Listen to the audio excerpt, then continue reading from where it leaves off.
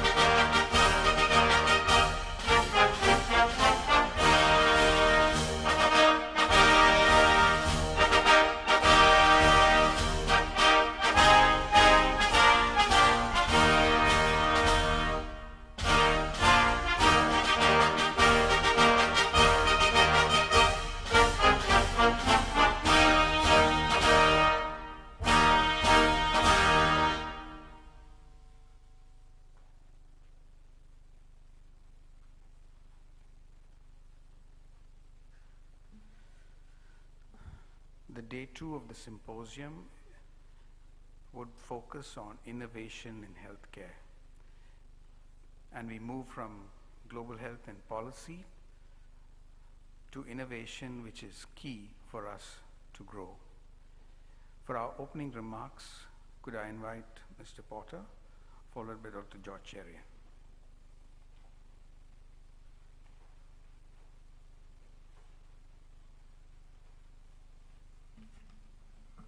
Good morning, and thank you again for coming back. This is a very exciting day, as exciting as yesterday was. It's hard to be that we can even be more exciting, but innovation is certainly more exciting. It is the future. It's what keeps us all growing and moving forward in the direction of change. And change is something that is inevitable. It's with us every day of our lives. So if we can embrace it and accept it, then we all benefit from it. And today we have some incredible topics and speakers, starting with, of course, building tomorrow's global healthcare system, which is something that I think we all will embrace and certainly accept. We look at what is really what is innovation? Well, innovation is not just about technology, it's about our minds, and it's about looking at the future, and it's about taking visions that we can then adapt to solutions. And if we can do that, then we know that we are really changing in the positive direction that we want to move everything forward with. So we have smart hospitals, which is certainly key to everything. We have what I think is now trending, and we all agree, is certainly something, AI. It's everywhere. It's going to touch our lives in the most positive direction and the most positive outcomes that we could ever have imagined.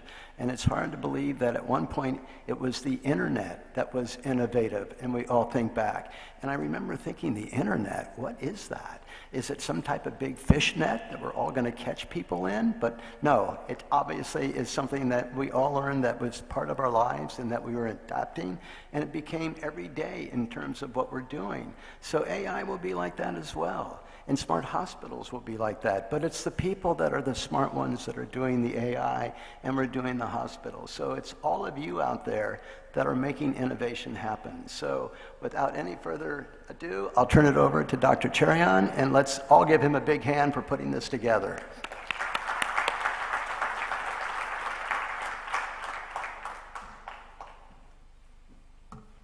Thank you, Ransel. Your Excellency Sheikh Mohammed bin Abdullah bin Khalifa, the Chairman, Supreme Council of Health, and Your Excellency Jaleela bin Said Al Hasan, the Minister of Health. It's wonderful to see you both back here, because in most conferences, the real VIPs show their faces and then you don't see them again. Trust me, they were with us last night till 10:30 at night, and we were discussing a lot of interesting issues, so thank you. We had a wonderful start to the conference, and yesterday there were some amazing sessions that was mainly geared around policies. As Ransel alluded to, innovation is key to the future of how we see healthcare into the future. But before we go into the future, I'd like to spend 30 seconds on policy. The question is, who creates the policies? And every set of leader comes in and says, you know what, I inherited these policies from my predecessors, so this is policy, we just carry on.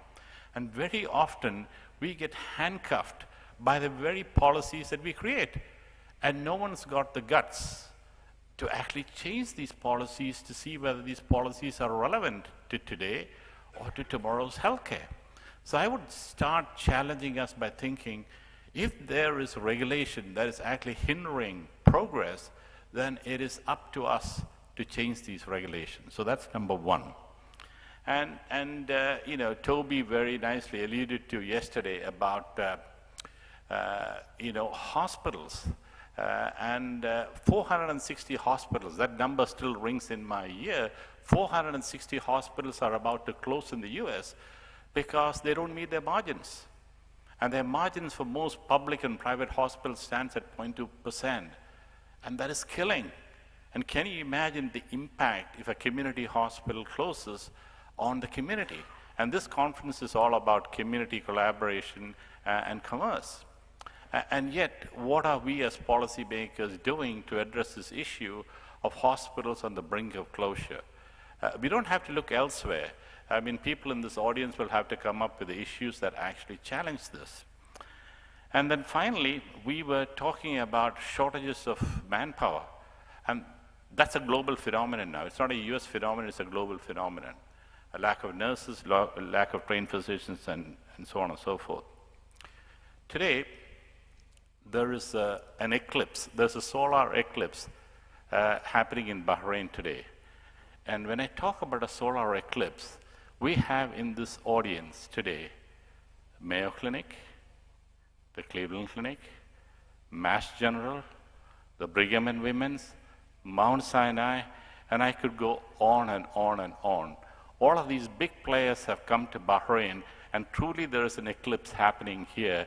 And eclipse for sometimes gives us a set of energy that drives us to dream big. And it's not just about dreaming. I always say that when you dream, dream with your eyes open. Most of us dream at night, and when we wake up, the dream is gone. Healthcare leaders need to sort of dream big and look into the future. And ultimately, it is about breaking the very barriers that stand in the way of why or how data can be shared. And we heard about genomics and how that is completely going to transform the world that we are in. And for that to happen, we need to collaborate across borders without being suspicious about each other. So unless this transparency and honesty comes together for the greater good of humanity, pretty much what we do in our silos will stay in our silos. Today, global health is not about being excellent. I've got Mayo there, I've got Cleveland sitting here, and you could be islands of excellence in Rochester or Ohio. But unless this excellence transcends the globe and makes a difference to the very people who look up to us to make this care both affordable and accessible, pretty much what you do in these ivory towers of excellence will just remain there.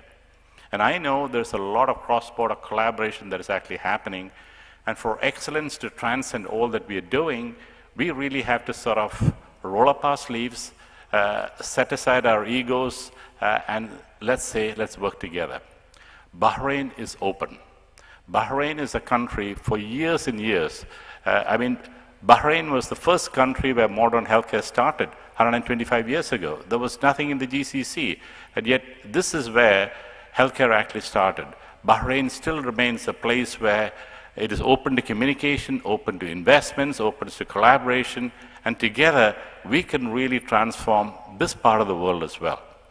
So I can stand here and talk the whole day on how my mind works in transformation, but I'm going to invite Her Excellency, the Minister of Health, to address the audience. Thank you.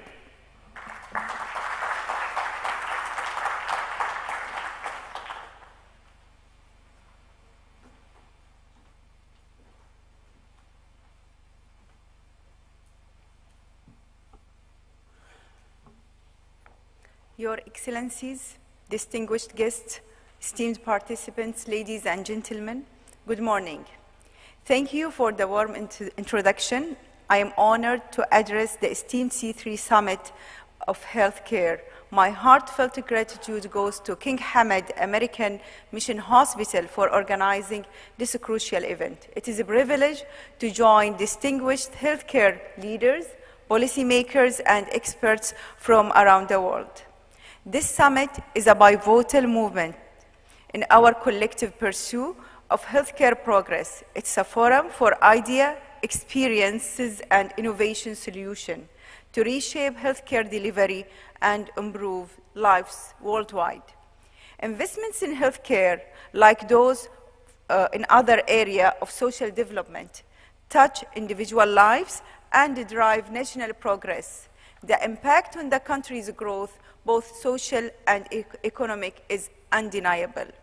Today, we will delve into the forces reshaping healthcare. As healthcare leaders, I'm deeply committed to accessible, equitable, and patient-centered healthcare for all and by all. In Bahrain, we aspire to lead in developing a smart healthcare ecosystem, one driven by technology, yet always centered on the compassionate human element of care. Yesterday, we heard how Bahrain is creating a paradigm shift in creating health and wellness through preventive programs to minimize downstream effect of ill health. This kind of forward-thinking approach, along with collaboration, knowledge sharing, and innovation, is a key to realize our vision. This summit represents a unique opportunity for meaningful dialogue, the forging of partnership, and shaping the future of healthcare together. We gather today to build upon our success stories, identify challenges, and strengthen collaboration. Our shared goal to enhance healthcare system worldwide, directly benefiting our local communities. I extend my sincere appreciation to the esteemed CEO of King Hamad American Mission Hospital. Your institution dedication to exceptional care and advancing healthcare standards inspire us all. I wish you all a productive forum. Let's actively engage, share insights, and learn from each other together. Let's discover innovative solutions, exchange best practices, and chart a course toward healthier future. Let us commit ourselves to working tirelessly to make quality and accessible healthcare a reality for everyone. With the leadership of His Excellency Sheikh Mohammed and the partnership of the Ministry of Health, with the implementation through the primary healthcare as the gate for health, and proper referral system to the secondary and tertiary health system, we create a change for everyone without forgetting community engagement and shared decision-making. Thank you all for sharing your knowledge and experience to our beloved country, and hopefully you find time to enjoy Bahrain while you are here. Have a good day, productive for all. Thank you.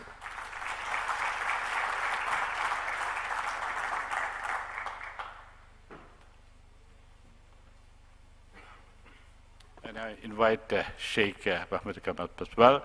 Just a moment of appreciation, Your Excellency, for all the support that you give us in making this possible.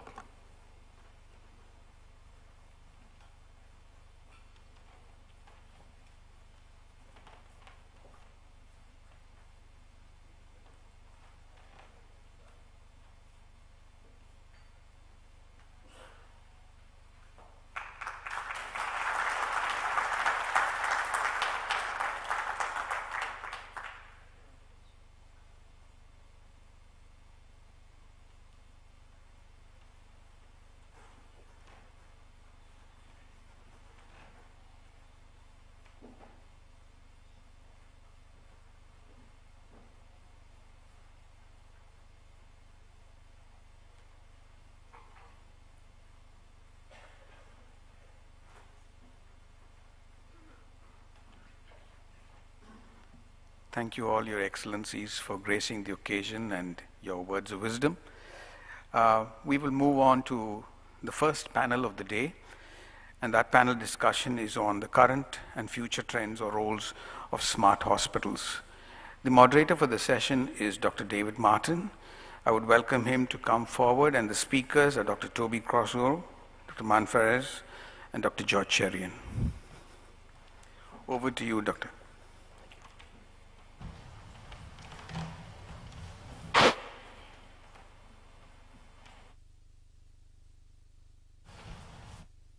Ladies and gentlemen, good morning. My name is David Martin from Boston, Massachusetts, where I have the privilege to work at Brigham and Women's Hospital and Harvard Medical School. It's my privilege to moderate this session, and I'd like to start by thanking our hosts for the very warm hospitality here, and I want to particularly thank George, who is here with us, and Ransel in the audience for the invitation to be here this morning. So by way of introduction, we talk about smart hospitals. It's a buzzword in the industry in which we have the privilege to work. But what does it really mean? And it means, I think, different things to different people, and we're going to start our discussion this morning on that very topic. I'd like to introduce my panel members, who I'm sure need not much of an introduction. Toby Cosgrove, who's sitting immediately to my left, is the cardiothoracic surgeon and former president and chief executive of Cleveland Clinic. Manfares, who's sitting to his left, is a cardiologist like me and who leads the Cleveland Clinic Global Patient Services Organization. And George, who is our host, is kindly joined the panel. Thank you, George. So our first question, and I would ask everyone in the group to address this, is what do you mean? What do we mean when we talk about the smart hospital? What does it mean to you in the context within which you work and practice? Toby.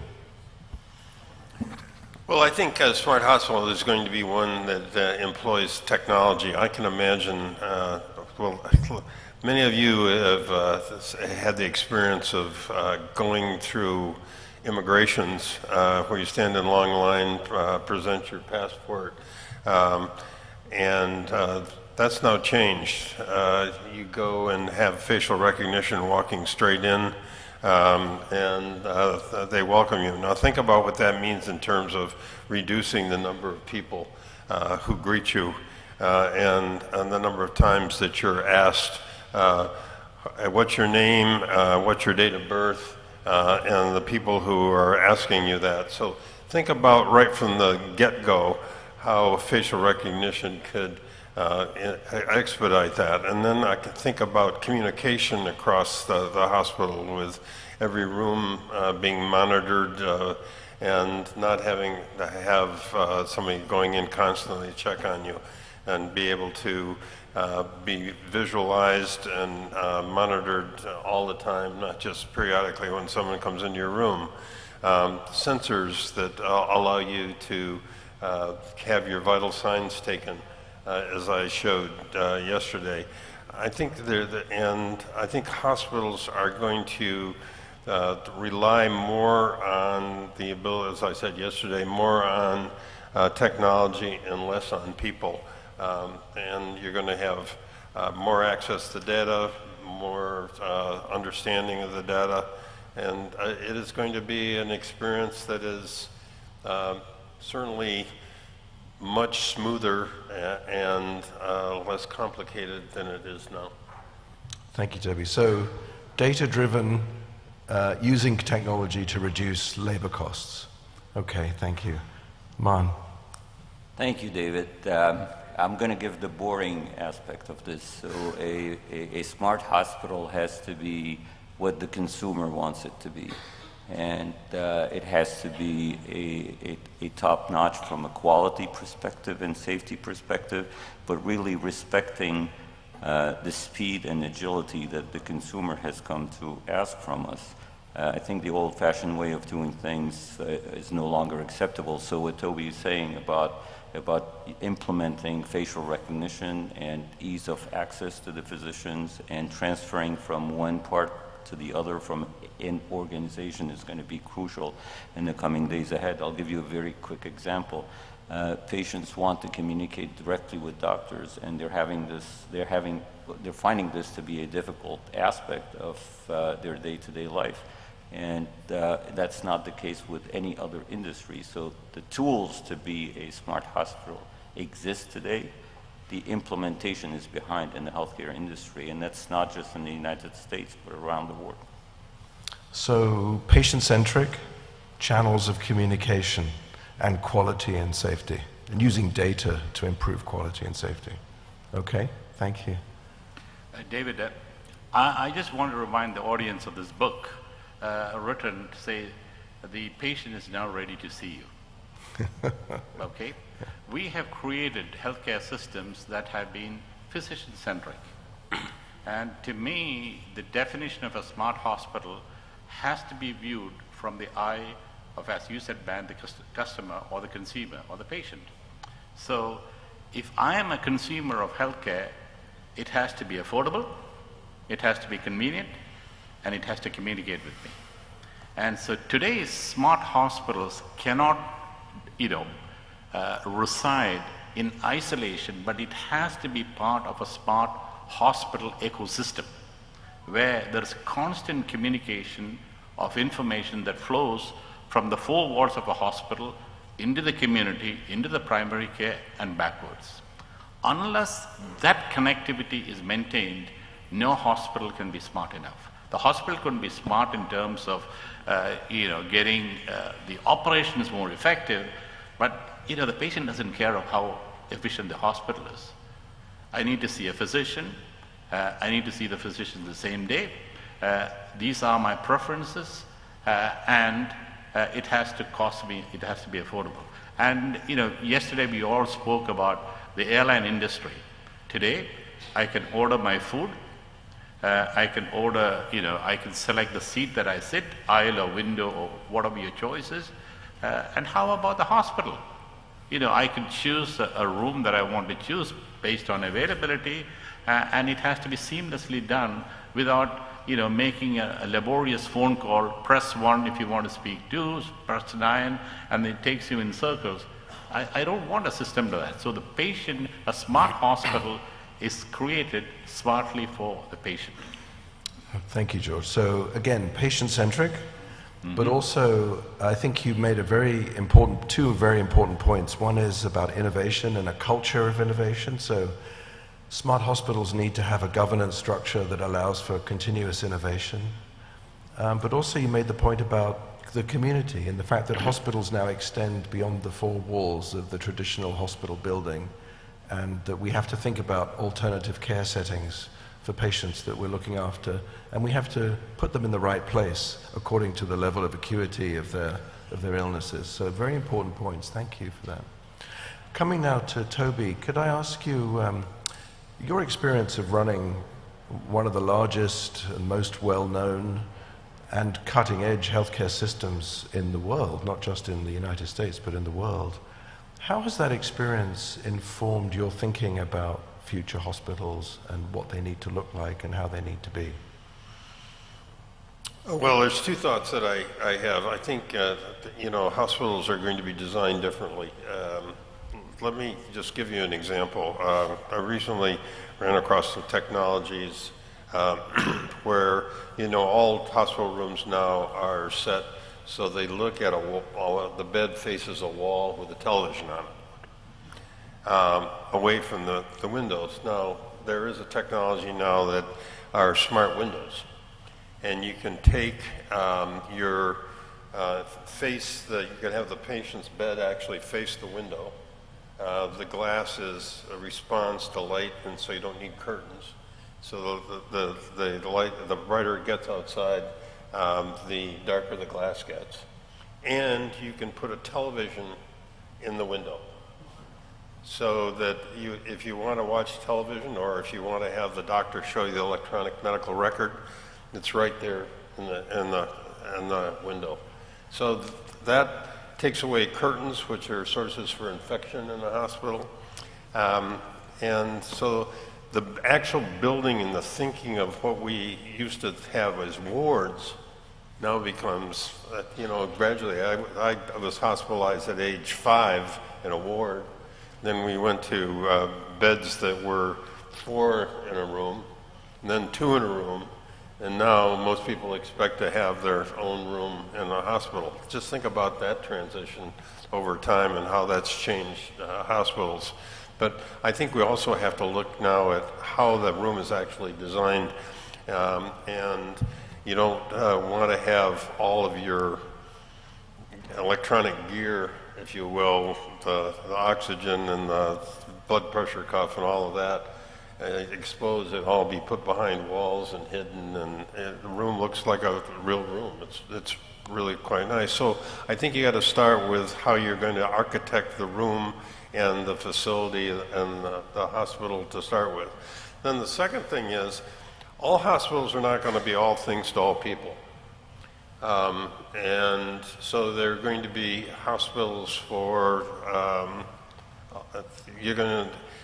hospitals are now coming into systems, so that there are going to be hospitals which are low acuity, and there are going to be hospitals where you consolidate all your neurosurgery and your cardiac surgery and your complicated things, where childbirth may take place in the local community.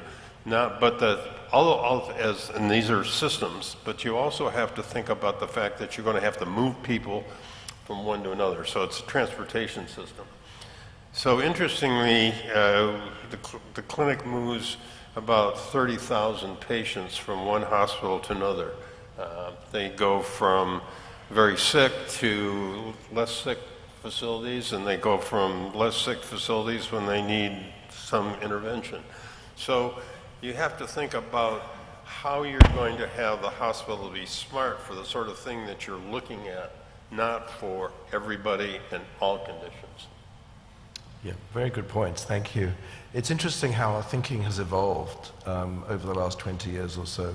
We have a cardiovascular center at Brigham and Women's Hospital, purpose-built, built about 20 years ago.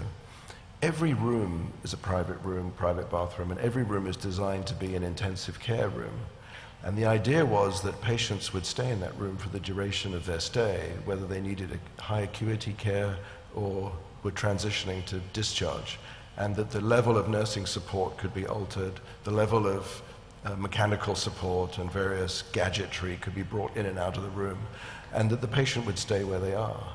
And that was a great idea, but it cannot work in practice because of other imperatives within a hospital system, such as staffing, the different degrees of nursing competencies, and the nurses moving around buildings. And so patients still move. It's interesting how the ideas, great as they were, have not been practically realized, at least in our experience. I'd like to come to George. George, you have a background working with the Institute for Healthcare Improvement, Boston-based and very well known around the world for important work in quality and safety. Could I ask you, in terms of the smart hospital concept, what particular quality and safety aspects and challenges do you think the smart hospital is designed to fix and will fix? Traditionally, quality metrics was always retrospective. Yeah. At the end of the quarter, you dish out a report, and up it comes on the dashboard of the CEO, and we all pat ourselves and say, look here, our NPS scores are high, infection rates are low, and that's great. But that's not how smart QI works today. Smart QI works. Smart QI is real-time QI. The data, the moment a patient is admitted in, because the physician and the nurse that enters the data of the patient knows what that patient is at risk for falls, at risk for infections, and the system automatically will make it visible for all of the staff that the risk that particular patient poses, not a patient, that particular patient poses.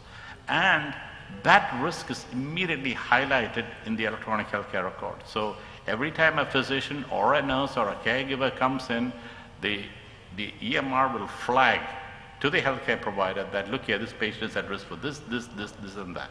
In addition to that, the average patient now that is admitted into a hospital is looked after by 9 physicians. 9 physicians and maybe 5 nurses. other than all of the other support, the nutritional support, the pharmacy support, and so on and so forth. So each one would see the physician from their acute angle. Whereas making visible for everybody who comes to that patient what is at risk for that patient immediately elevates. See, traditionally, quality was hidden. It was what happened under the surface of a patient's care. And when something really badly went wrong, a near miss or an accident, it would actually surface. And so it's a question of making visible what is hidden for the patient right at the outset, so that any patient that is being tracked through a healthcare system alerts the physician, the nurse, the healthcare provider that, you know, this patient has got specific requirements. I'm allergic to peanuts. Please don't, you know, bring peanuts as part of my diet. And now, you know, airlines pay attention to that. Yeah. Trust me, hospitals don't. Yeah. Because even though the allergy might be flagged somewhere else, the dietitian in the kitchen who prepares the meal for that patient might not know about a peanut allergy. I mean, thankfully, you know, the patient is in a hospital, so if something bad goes wrong, you could still intervene, but you can prevent that. So this is what hospital, you know, smart hospital QI systems are. We have currently a system in our hospital where pretty much all of our QI data is live. If there is a patient complaint anywhere in our system, that pops up live into the customer care's phone, smartphone. And whatever the level of risk is, that is immediately notified to the QI department. And if it's a very high thing, it is elevated right up to the top of the head of QI that has to immediately close it, investigate it and close it. So this is what a smart QI system would look at. Fantastic. That's very good. So moving from retrospective to prospective. Absolutely, prospective. Yeah, prospective. Or predictive to predictive. Yeah. Very nice. Thank you. Coming to Marn now, I'd like to ask you, what do you think the adoption of the smart hospital, what will the impact of that be on the flow of patients who travel internationally for care? Thank you. I want to go back to the first thing we talked about, and then I'll get to the international aspect a little bit. And I'm so glad we continue to use the airline industry as a platform or as a standard by which we really should live up. So take, for instance, we should really trust the consumer. I've heard Toby and I've heard Dr. Mihaljevic as well talk about, if you are calling the Cleveland Clinic to ask for an appointment, I think the menu of appointments is in the thousands, if not 30,000. So, you know, a patient calling a call center, there will be, the call center people will have a menu option in the thousands. And invariably, the patient will not fall in front of the physician they need to see or the caregiver they need to see the first time. And that creates a lot of frustration, especially if the patient is taking time off, taking kids out of school, or so on and so forth. And as much as we say we are patient-centered and the patient is first, I think there's still a lot of work that needs to be done to reach that reality. We continue to cater to the healthcare industry more so than to our primary reason for existence, which is the patient. Yep.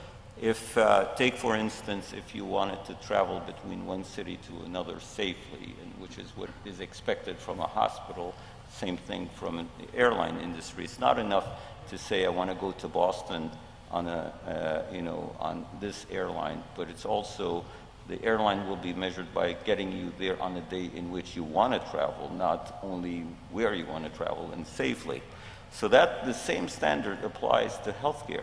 And to this point, we have not trusted the consumer. The technology must exist. If there's plenty of smart people here in the audience and around the world, if we were to tell them, please devise a system for me where the consumer can go online and talk and choose where they need to be seen, by whom do they need to be seen, and give them a couple of options, simple options to choose from, time-wise, date-wise, and whether it's in person versus virtual, and pilot this, I will bet that the consumer will do the right thing. Now back to international, You know, when I first started to work with international patients, unfortunately, everything was paper. And I said, this is a nightmare. You know, when someone like Toby, for instance, is seeing a patient for 15 minutes prior to a scheduled surgery a couple of days later, and the patient walks into Toby's office and they don't have any papers with them, and Toby's expecting them to bring whatever they came to see him for, and vice versa, the patient is expecting those files to be with Toby, that creates a little bit of an angst, as you might imagine.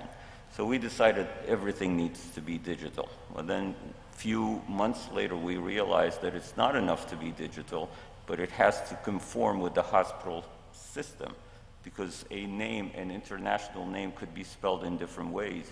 So we decided everything has to be digitized. This helped us. And then it turns out that the consumer is asking for more. How do you connect with the hospitals abroad? I'll give you another example. You know, the implementation of technology for interpretation of patients.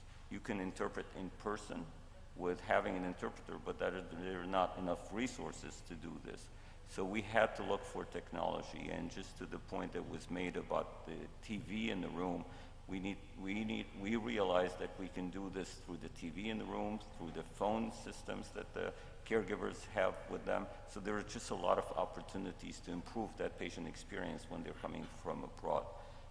One last example, we at the Cleveland Clinic have different hospitals in different continents. Well, it turns out that we still don't have the same electronic medical record for those patients in different places. This part of it is regulatory, and part of it is probably us not really realizing that we need to get to that point. Just imagine if your frequent flyer mile, which transfers from Lufthansa to United to others the same way, well, why is the medical record not the same in the same hospital system across continents? I think there's a lot of work that needs to be done.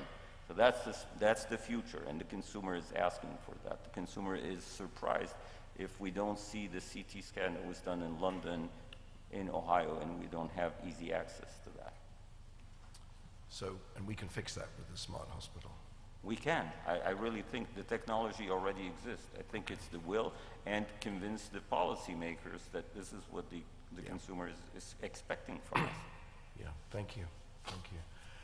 So Toby, you spoke yesterday about the financial challenges that hospitals are facing and the 400 more hospitals that will be going out of business. How do you think the smart hospital, the sort of tech-enabled smart hospital, will help you as the CEO to meet the financial challenges of healthcare in the modern era? Do you think that this will be something that will be a cost benefit, or would it be a cost premium? Will it be something that we can't afford to do, or will it be something that we can't afford not to do? Well, I think it's something we can't afford not to do. The reason is that it will decrease the number of employees, and it will make people more efficient, and improve the quality.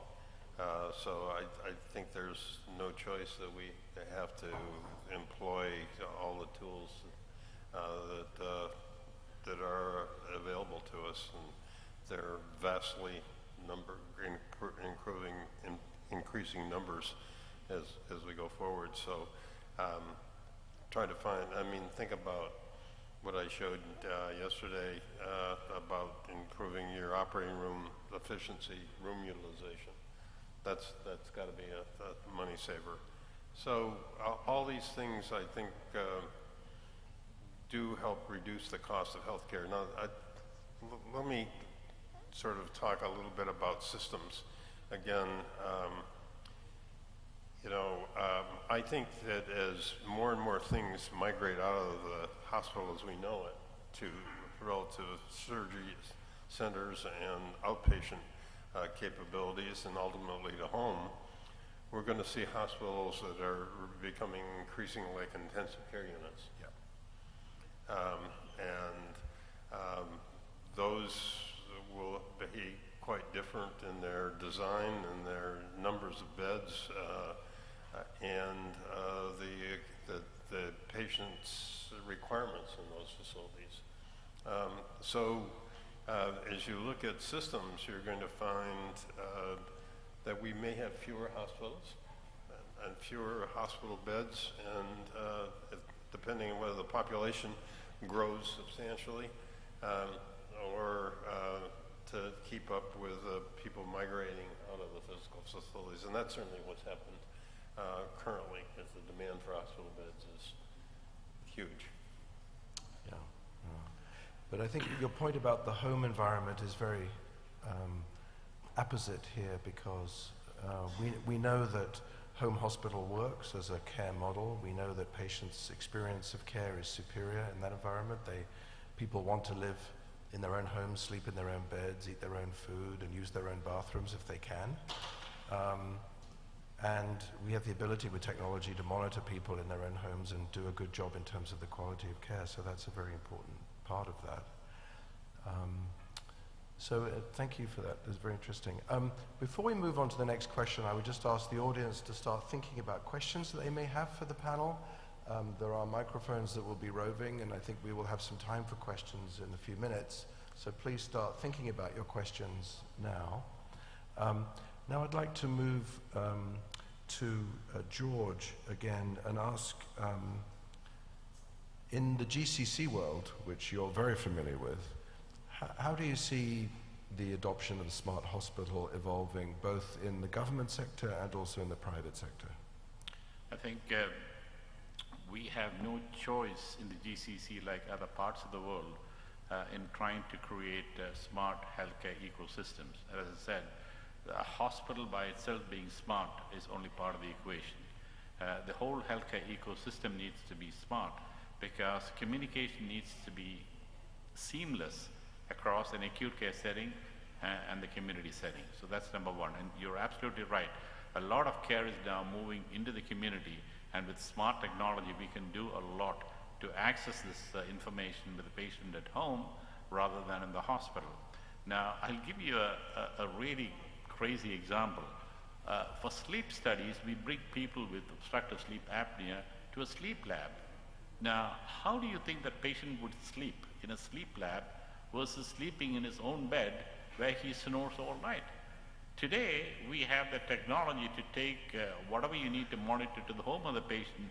He sleeps his own bed, and however that data is acquired, that is much more sensitive to that particular patient, and bring in the hospital to a bed, charge him for a hospital bed, and then have a poor sleep study.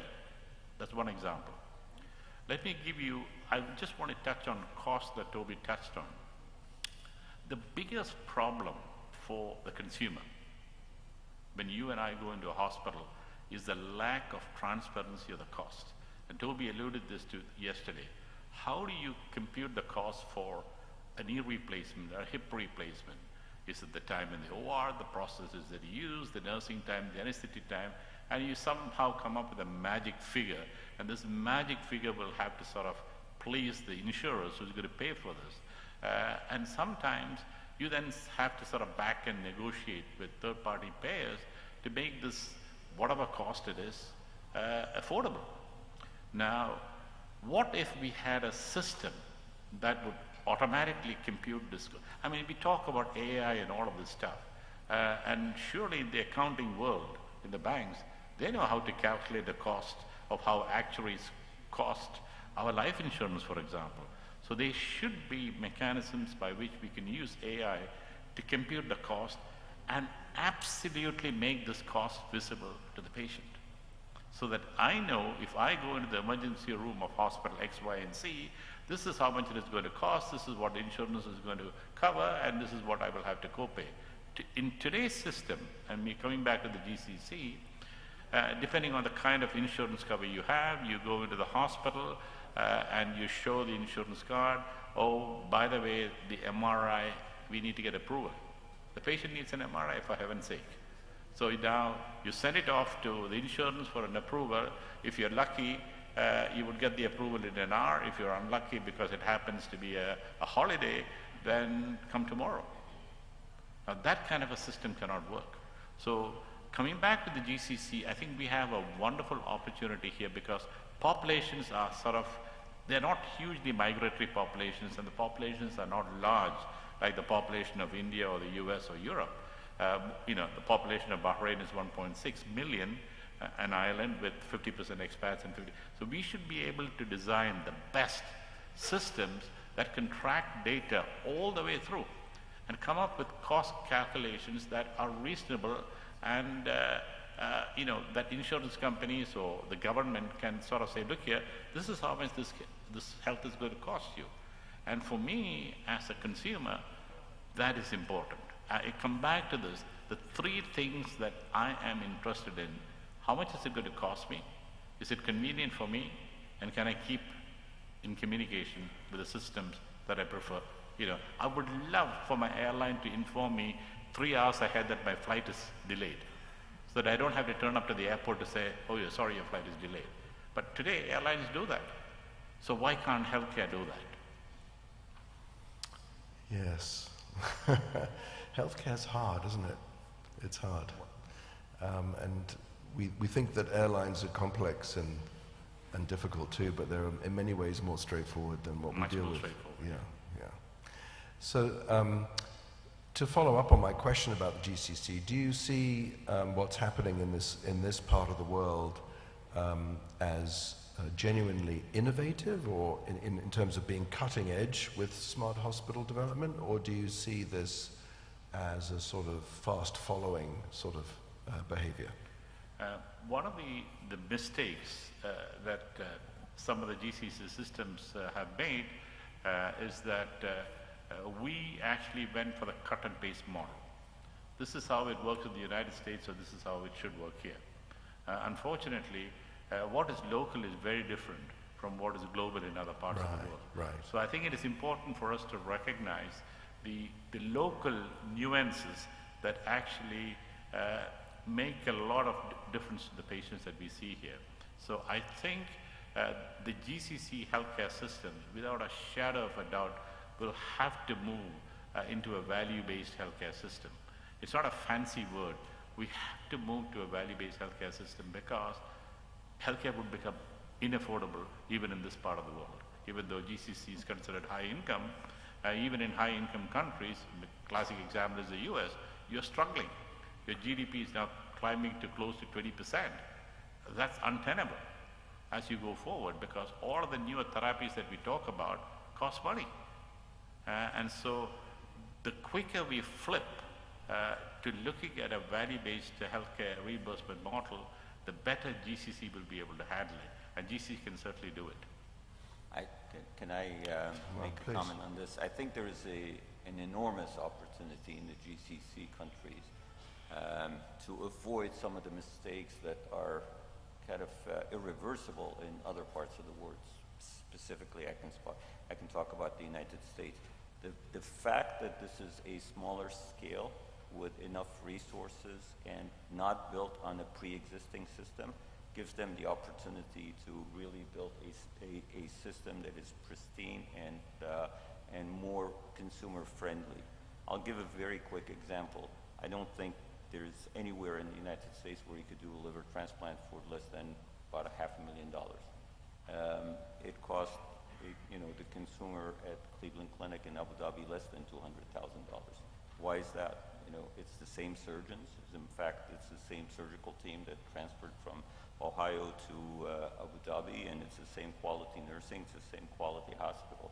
So it must be that the cost structure is easier in a place like, so there will be a day perhaps where a consumer might fly from Europe or from North America to somewhere in the GCC countries to get those high quality procedures, very technical procedures at a much lower cost and with the same safety standards, essentially. So we see this obviously with medical tourism as a common scenario. That's right. I think the consumer will decide where they want to go, especially as there's more and more out-of-pocket expense from the consumer, and they will decide. I mean, I'm struck, George, by the point that you made about cost here, even in this environment, being a major driver of decision making. independently of the way healthcare systems are financed around the world, whether you have value-based systems, in most European and the UK sort of system. You have fee-for-service systems, obviously, in the United States and here. But there are features of these healthcare systems that are common to them all in terms of significant problems with labor, significant problems with burnout, morale, and all of these issues that seem in many ways to be independent of the mode of financing of the particular healthcare system.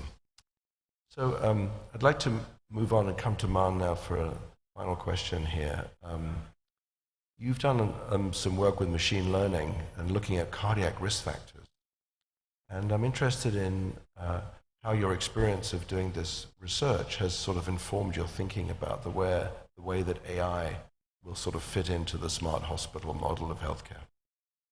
Thank you. This was really tipping our toe into the world of machine learning. Yes. We've lived under some notion that having cardiovascular disease or coronary disease is a major risk factor for a patient going through liver transplant. And what we've noticed in our program in Ohio, that a lot of patients are rejected in different organizations or hospitals. They end up being referred to us for simply because they had pre-existing coronary artery disease. And we challenged that notion. And then we ultimately asked 3 different programs to look at the risk factors for liver transplant. And after extensive work, we actually published a paper, and it turns out that a simple, very logical thing drives the outcome. It's the patient's age, if the patient is on dialysis, if the patient has severe pulmonary hypertension. And it turns out that coronary artery disease is actually the 5th or 6th and sometimes down at the bottom. So diabetic patients, older patients, patients with chronic kidney disease were the ones that we should try to avoid perhaps or pay special attention to. But if someone had prior bypass surgery or stent, those are probably the safest patients to operate on, and they'll do very well if you were to take them to liver transplant. So I think the point is that we have to relook at a lot of data that we lived by. It was looked at from a different lens and different perspective. And there is an opportunity to relook at medicine in the next 10 to 15 years and dispel a lot of notions or misconceptions that we lived by. The other aspect, it sounds like, is that your experience has mirrored certainly my own with AI, which is that many of the answers that we get from these machine learning processes are not necessarily intuitive, and we don't understand what the machine is looking at and in terms of generating that output. In fact, I did not trust the answer. Yes. To the point that we had to send all the data to Singapore to be reassessed by an independent statistician that came back and said, your study is valid, and go forward with it. For a clinician, obviously, that's a difficult mindset to be in. It's challenging to be told by a machine that you've been doing things wrong your whole life, but not why, and not understanding the mechanism of why it is that we need to make that change. But I think this is going to increasingly be an issue in terms of healthcare administration and design, that we're going to be doing things differently in a way that is going to be revolutionary, but at the same time we don't fully understand exactly what the imperative is underneath it all. So I'd like to open the discussion at this point. We have a few minutes left in this session, and we have some hands going up in the audience, so I think the microphone is going to move. I'd like to ask anybody who asks a question to please introduce themselves first. Thank you. Hi, I'm Dr. Gailan Carter. I have a question with the evolving of the AI and the excitements about utilizing the data in the AI for better diagnosis and treatment for the patients. How can we maintain a balance between this great positive and the negative of the ethical dilemma of the patient privacy or being in risk, or the algorithm itself, it can get into a bias and give us a wrong diagnosis or management for the patient. It's exciting in one hand, but it's also risky for the ethical dilemma of the patient privacy break and the wrong algorithm in diagnosis. Okay, so that's a question about the tension between the enhanced accuracy of machine learning and the privacy concerns. Right, okay. Maybe George, would you like to take that? Yeah, I'll take that because at the end of the day, it's going to be augmented AI. It's not just going to be a machine, that's going to sort of decide how your treatment algorithms go.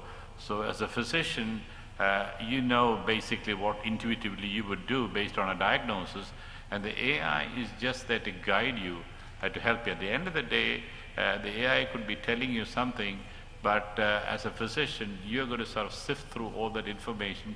Some of the information, as I said, patient preferences. The AI is not going to know. The AI will simply run the algorithm, and you as a physician will ultimately have to take the decision of how you are going to sort of interpret and use that data on that moment. We all have gone through BLS and ACLS training. There's an algorithm that will take us and tell us how we need to do it, but there are situations where what you see on the ground is totally different from what the algorithm says, and so you as the physician will have to take the decision. That's number one. The second thing is, I don't think privacy in any way is actually compromised because you're using that AI for a particular patient that you're seeing. So whatever protects that patient's data and privacy is still there. The AI is just there to help you. Okay, thank you. There was another question. Yes. Good morning for that wonderful and interesting discussion. My name is Dr. Bramara. I'm a pediatrician, consultant pediatrician. Going back to the definition of health, which includes social, emotional, as well as spiritual well-being. In my understanding of a smart hospital is something that not just integrates technology, but also looks at holistically, not just patients, but also the caregivers. So what are we doing to take this forward in the best way possible that reduces physician burnout? So are we creating places of health excellence, which is only technology driven, or are we also looking at the softer aspects of life, which ultimately I think go a long way in the definition of health and well-being? Are we having places where people can relax, maybe take a breather, maybe meditate, or include prayer into their treatment? So I mean, this is open for discussion. These were thoughts in my mind, and I thought I'd share them. I think this question is for Toby, since his, I was going to say, yes. Since his speed is responsible for some of the physician burnout. Yes. Toby, give us an answer. He has made some contribution to that. That goes along with my first name being goddamn. So we did think of this, as a matter of fact, as part of my introduction to being CEO, I went back and looked at a history of the organization and noticed that there were pictures of doctors and nurses and patients out on a rooftop terrace. And so when we built the new facility, we put a terrace on the top floor where patients could go directly up with their families, look out over the city, have a time away from their room. Caregivers could go there during breaks, etc., to try to eliminate the business of being caught in the same room, etc. So, there are opportunities, and for example, all of our facilities are designed with glass that looks out on a green space. So we are trying to make this a friendlier physical facility for patients and for caregivers across the organization. And there's, I think that goes right along with putting art on the wall and trying to make the place more interesting and less threatening. at the risk of being somebody from Harvard giving a plug to somebody from Cleveland Clinic, I would urge everybody in this audience, if you haven't seen it, to look at the YouTube video that was produced at the Cleveland Clinic about empathy and about the identification by the organization with suffering. I don't know if have you seen that? Yeah. We saw it yesterday. Yeah, that's a very, very moving video which has been viewed, by millions around the world, and I think not just exemplifies the ethos of that organization, but it's something that we should all aspire to in terms of the way that we approach that situation. If I may just make a comment, and we've seen this in this global patient services at the Cleveland Clinic, that it's not only the patient experience that we should measure, but the caregiver experience. Yeah. We want to make sure that when a patient is put in front of a physician or a caregiver, they're satisfied as well, and their ease of taking care of that patient will be reflected on the patient. So this is actually an evidence-based practice. We heard in the introductory remarks this morning about policy and complaints about policy not being evidence-based, but I think we pride ourselves as physicians in practicing on an evidence base. And this is one thing where the evidence is not well known, but it is there. That patients who are looked after by doctors who are unhappy or depressed or burnt out will have worse health outcomes. Absolutely. And that has been shown in multiple studies. There's no question about that. So it is very important that we focus, as you say, on the caregiver experience, not just the physicians, all the caregivers on the team. Yes. Thank you. Back to your question, another sort of small thing that we did is we opened the hospital, so there's no visiting hours now. Anybody can come anytime they want and see their loved ones. And we opened the medical record a number of years ago, so if you want to see your medical record, it's there for you to look at it. So it's trying to incorporate the family and the patient in their care journey. Thank you. Let's move to some other questions. Yes. Thank you very much. Good morning. Dr. Aladdin, presently retired, but passed the Johns Hopkins Aramco Hospital in Khobar, Saudi in Bahrain, Saudi Arabia. Thank you very much for the talk. I'm agreeing with everything that's being said, but now I'm trying to look at it, since I'm retired, I'm trying to look at it as a patient more than a physician.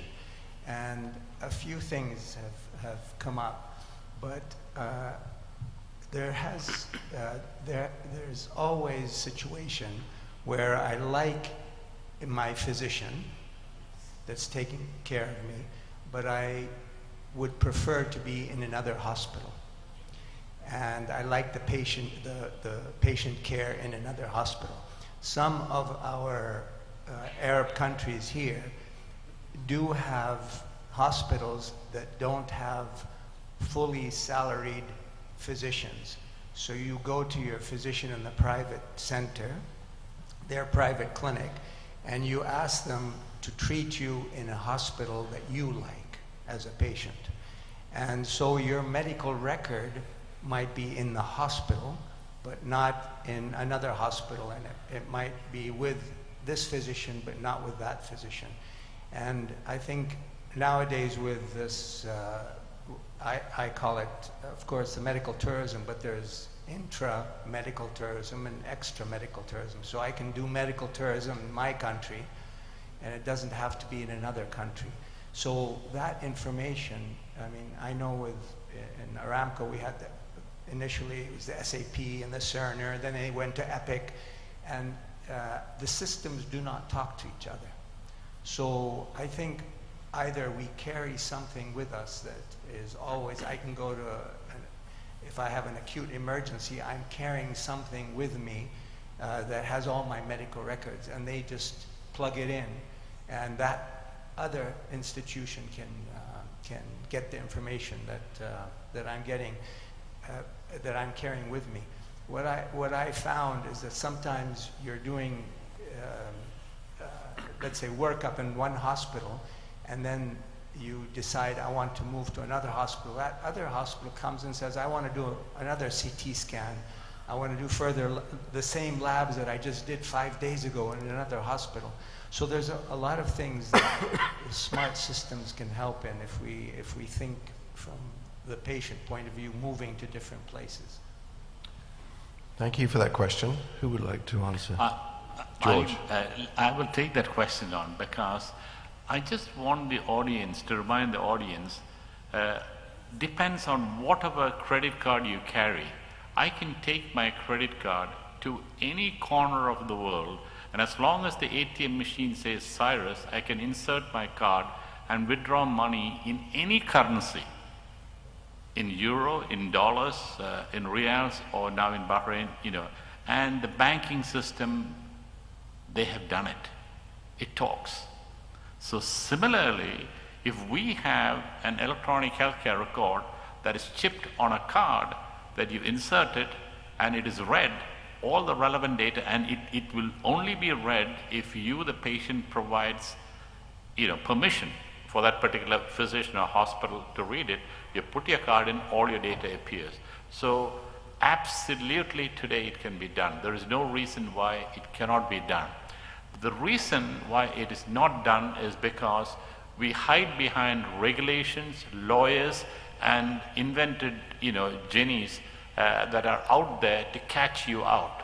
So we don't do it. And yet when it comes to your credit card, all your private details are in your credit card, and you're happy to push it into an ATM machine and withdraw money. So it is as simple as that. But somehow in healthcare we have become kind of gods in our own temples, that we are afraid to share the data and put it onto the chip of a card. But the future is all your healthcare data will be carried on a card. Well, I would say that there's also an API now that will take Cerner and transfer it over to Epic and back and forth. So it should not be a limiting factor in most places.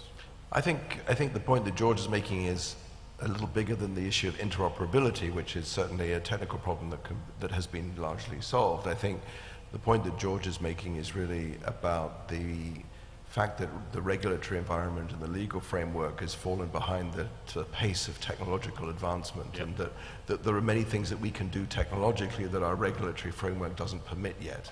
It takes time for the regulator to catch up to the technology and what the consumer expects. Right. And it's up to two things, like you said, it's up to the regulator and it's up to the consumer. So the technology in the consumer environment has moved a lot more quickly and has been adopted much more quickly than it can be in some medical places. That's right. Yeah. Any other questions? Yes, I see a hand here. We have 3 minutes remaining. First of all, thank you for this very informative panel discussion. My name is Sara Murad. I work in Bahrain's Economic Development Board, and my question is tailored to Dr. Mann. You mentioned a very interesting point that you can't have access to a uniformed healthcare data when you travel across continents. So is a global healthcare cloud a feasible solution, regardless of the fact that different parts of the world have different regulations and use different systems? Thank you for the question. Absolutely. I think the technology, as I said, exists, and a way to give each individual the option to participate in a system where they can upload their clinical data, their imaging data, and that could be shared and transferred easily between one system and the next is actually crucial, and I can see it coming. I mean, the banking industry example was just giving, and we hide behind. I think it's a lot about competition that drives the current environment, and hospitals are not willing to share information while the consumer is asking for sharing the information. We can't say that it is all about confidentiality when people care about their bank account as much as they care about their x-rays. And again, the technology does exist. So the cloud is perhaps one of the solutions. I'm not as technically savvy as some of my other colleagues, perhaps, but there may be some other solutions as well. And carrying this information in a portable format is going to be very, you know, I still wonder why our phones have different, you know, plugins, and how come the European community and others don't mandate that they should all be the same? Well, they have. They have mandated. I know. It's true, but I think in healthcare, this has to come as well. Yes, USB-C. So we're almost out of time. I want to thank the panel and thank the audience for their engagement and participation. This has been a very interesting session. So smart hospitals are certainly the way for the future and will incorporate cutting-edge technology, but it's much more, as you've heard, is much more than technology. It's about where the care is delivered. It's about how the care is delivered. It's about a governance model that encourages innovation and thinking about how to incorporate this in a thoughtful way. And one of the things that we didn't talk about is the sort of strategic planning process that has to underlie all of this, and how decisions need to be made, very difficult decisions about adoption of technologies in the formation of the smart hospital. But I think some of these topics will come up as we go through the day-to-day in some of the other sessions. So thank you all for coming.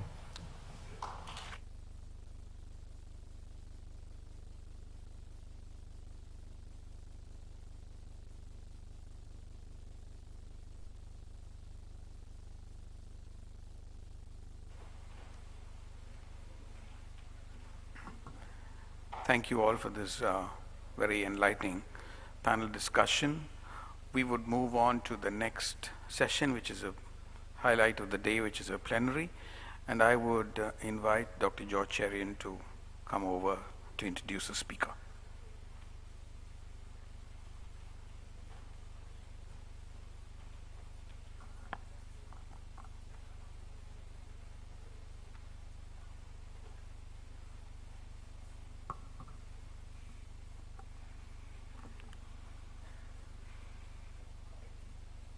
As I started in my opening address, there is an eclipse happening in Bahrain today in healthcare with Cleveland Clinic, the Mayo Clinic, and Brigham and Women, and all of the other hospitals being here in the audience. And now it gives me great pleasure to introduce to you all Jaleela Farrugia, President and CEO of the Mayo Clinic.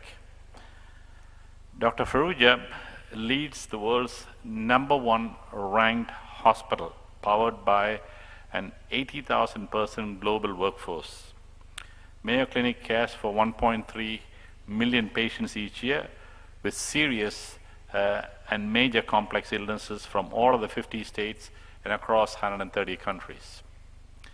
Jaleela, he runs a National Institute of Health funded translation laboratory. He is a gastroenterologist by his training, and this is part of a neuroscience program that the Mayo Clinic runs. So as he's being wired up there, it gives me great pleasure to welcome the Mayo team today. You guys have just arrived, literally flown in for this session, so we thank you for your presence here, and I welcome Jaleela onto the stage. Thank you. This is a keynote plenary session where we normally don't allow questions, but there will be some time at the end of his presentation where I will come onto the stage and there will be a few questions allowed from the audience, because it's very rare that we get him here. Thank you.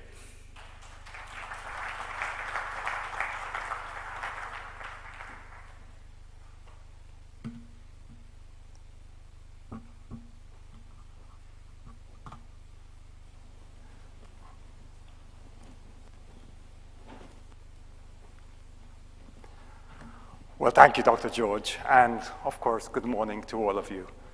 So thank you to Dr. George and the American Mission Hospital for bringing together so many international leaders and visionaries in healthcare, and really for your leadership in creating a collaborative, innovative future for healthcare. Now, more than ever, we need to collaborate as a global community to achieve greater health and wellness for the world, for patients in need. As you've heard, as healthcare institutions, as nations, and as a global healthcare system, we are at a moment of reinvention and unparalleled discovery.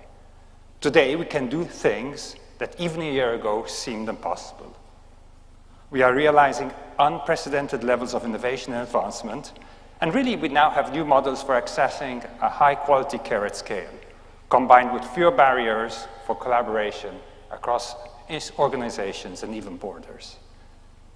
And yet, at the same time, the divide between the best and the worst healthcare is actually growing globally and even within individual countries. There's still way too much pain and suffering, there's too much hardship for patients, and it is a struggle for organizations and countries to provide the care that is possible today to everybody as inequity grows and costs escalate. So, across the world, we are seeing that we simply cannot continue in our current model. And as a result, we're finally seeing an openness to new approaches to transform healthcare for all. We can all see that practically no national healthcare system, be it fully public or private or hybrid, can deliver on what their population needs and wants and take full advantage of what is and will be possible as the pace of innovation further accelerates.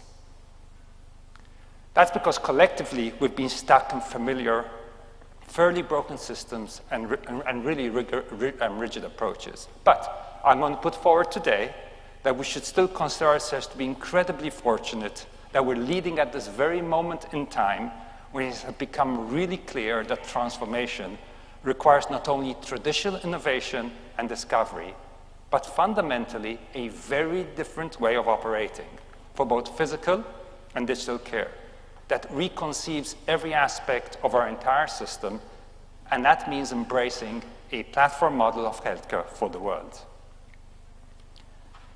As all of you here are aware, the challenges facing our global healthcare system are long-standing and endemic and persist across every healthcare system in the world.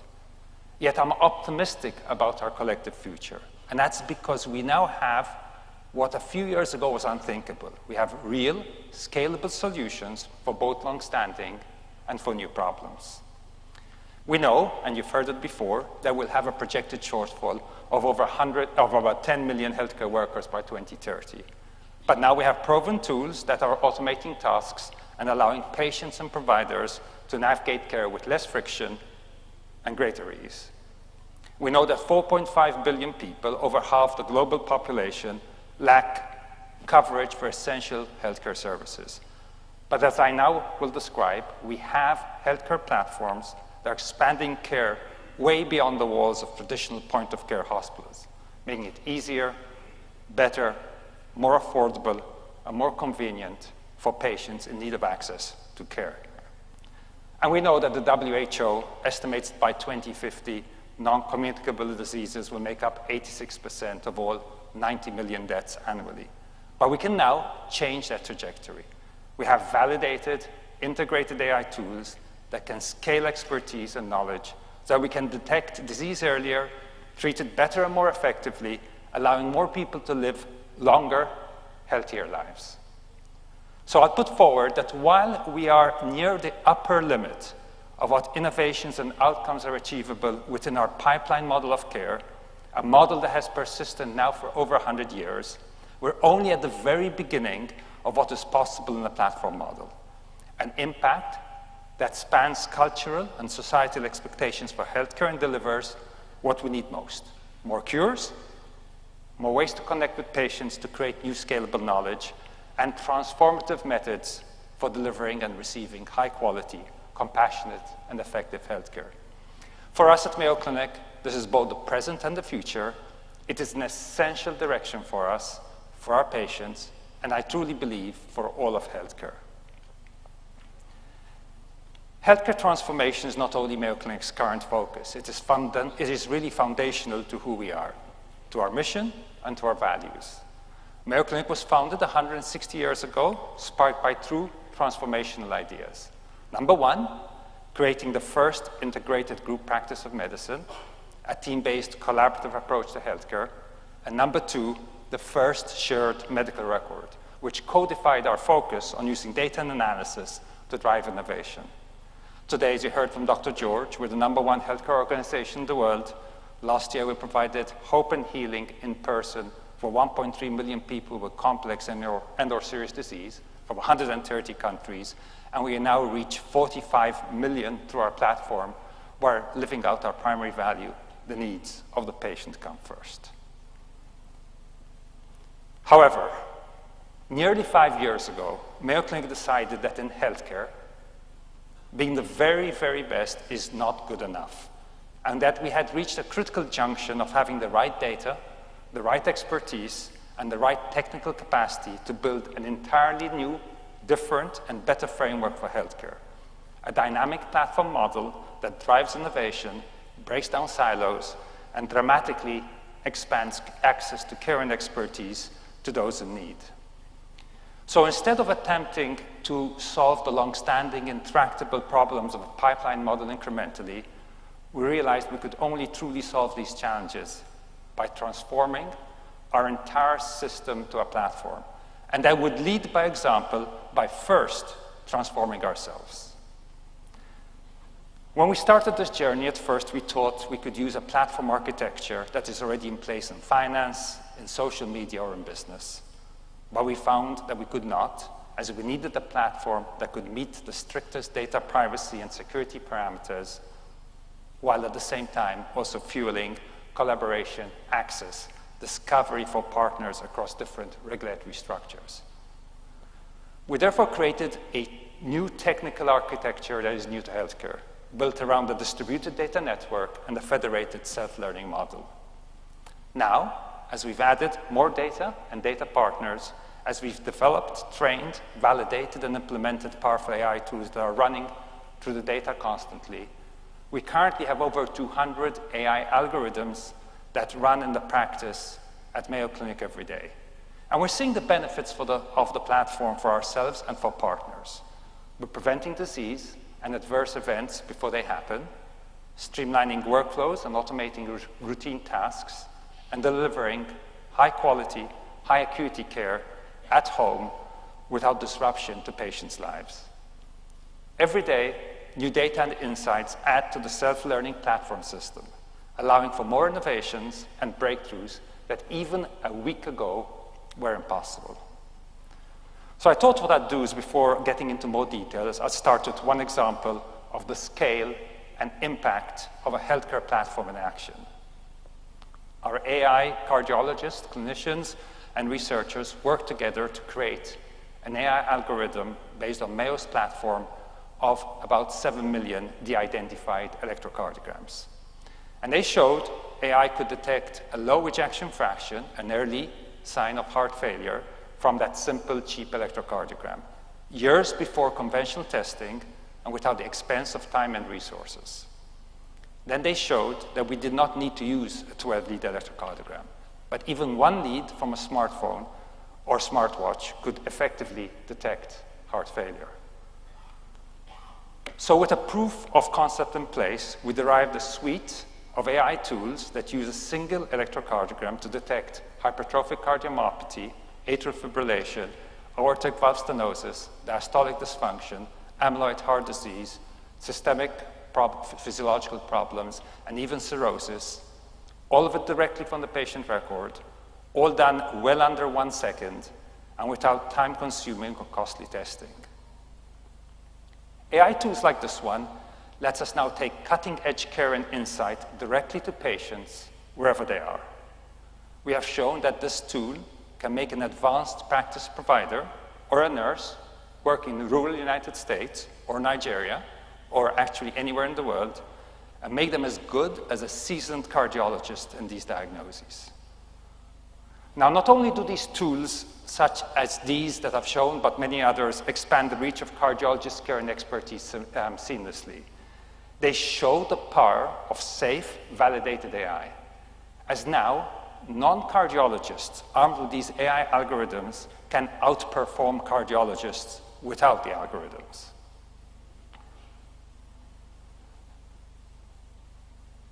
And this is, of course, possible because a platform gains its strength not only from an innovative architecture, but from the collaborators, partners, and data that are part of it.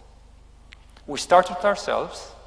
2022, we added our first platform data partner, Emcee, which is a large healthcare system in the United States.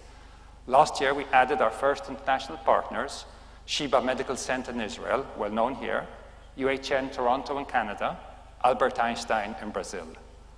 Last week, we added more leading international healthcare providers across the United States and the globe, bringing a diverse breadth of data, insights, and expertise that will continue to strengthen and inform existing and future AI-powered tools and innovation. Each of our international partners are highly ranked hospitals in their respective nations and internationally. And we'll keep adding additional national and international leaders and entire countries to the platform as we scale transformation for the good of patients everywhere. Importantly, the platform was not built. The platform was not built for Mayo Clinic. It is built for countries and organizations as a scalable global model for healthcare. So now going back to the platform. To create a true platform for healthcare, we had to solve two challenges. The first technical, the second philosophical. First, the technical, which we call data behind glass. How do you collaborate across highly sensitive patient data and also protect IP? Under the federated platform architecture and distributed data network, the data are de-identified, encrypted, and secured by their home institution. That's important. It's a home institution that does this. The home institution maintains control and responsibility, and by using federated mechanisms, our global network of platform partners can functionally collaborate across the totality of the data without jeopardizing privacy. In healthcare, we have to create and maintain trust that will look after and safeguard every patient's individual data, but also that will unlock that data for innovation at scale.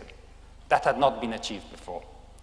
And you have to do it not only for structured data, you have to do it for complex data, for images, for voice, for other unstructured data, and of course that varies across institutions, across note takers, across languages. This was done using a rule-based heuristics that target standard personal data identifiers.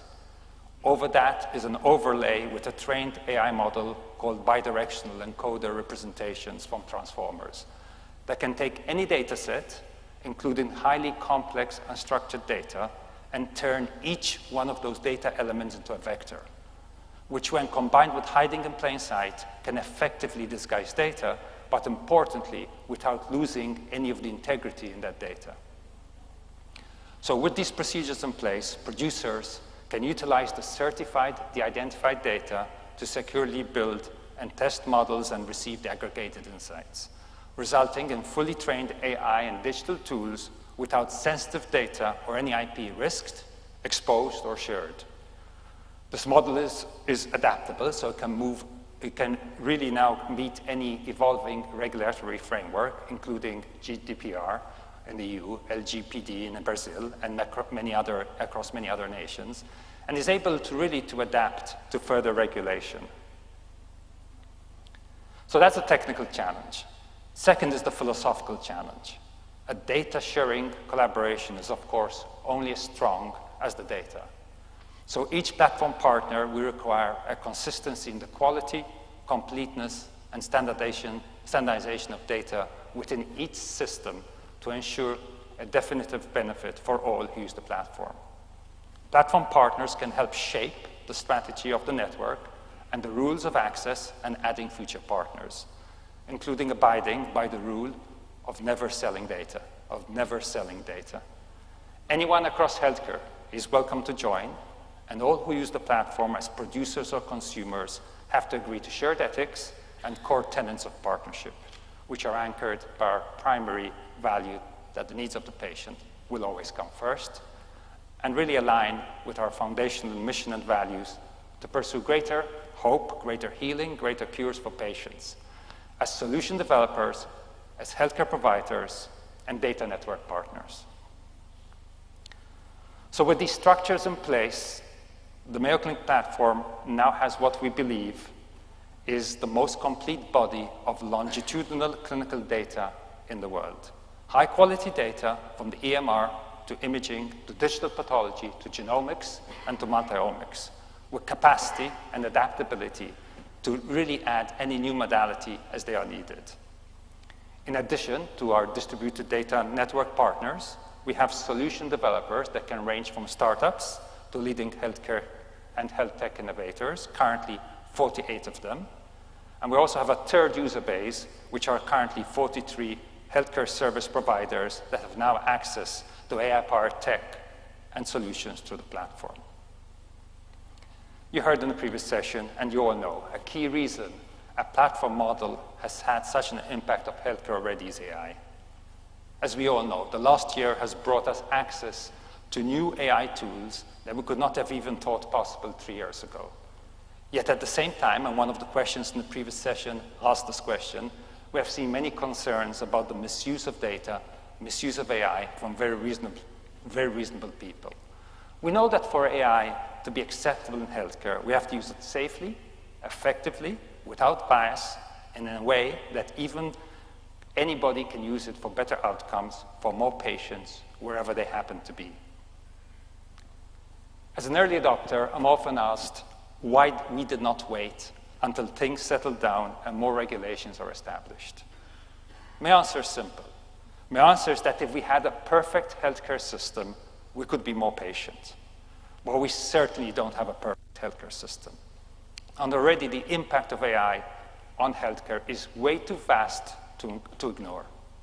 We are therefore committed to leading on innovating and integrating AI into healthcare, and at the same time, also lead in creating the rules and tools that are necessary so that every algorithm can be fit for purpose for every patient.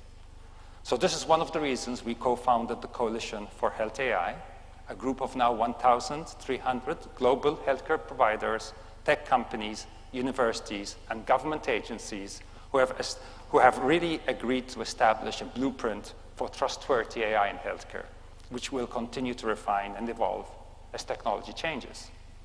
We're also co-chairing a committee for the National Academy of Medicine in the United States to establish an AI code of conduct and continue to consult with policymakers to make sure that AI policy is safe for patients and healthcare organizations without really stifling much needed innovation. So this brings us to deploy.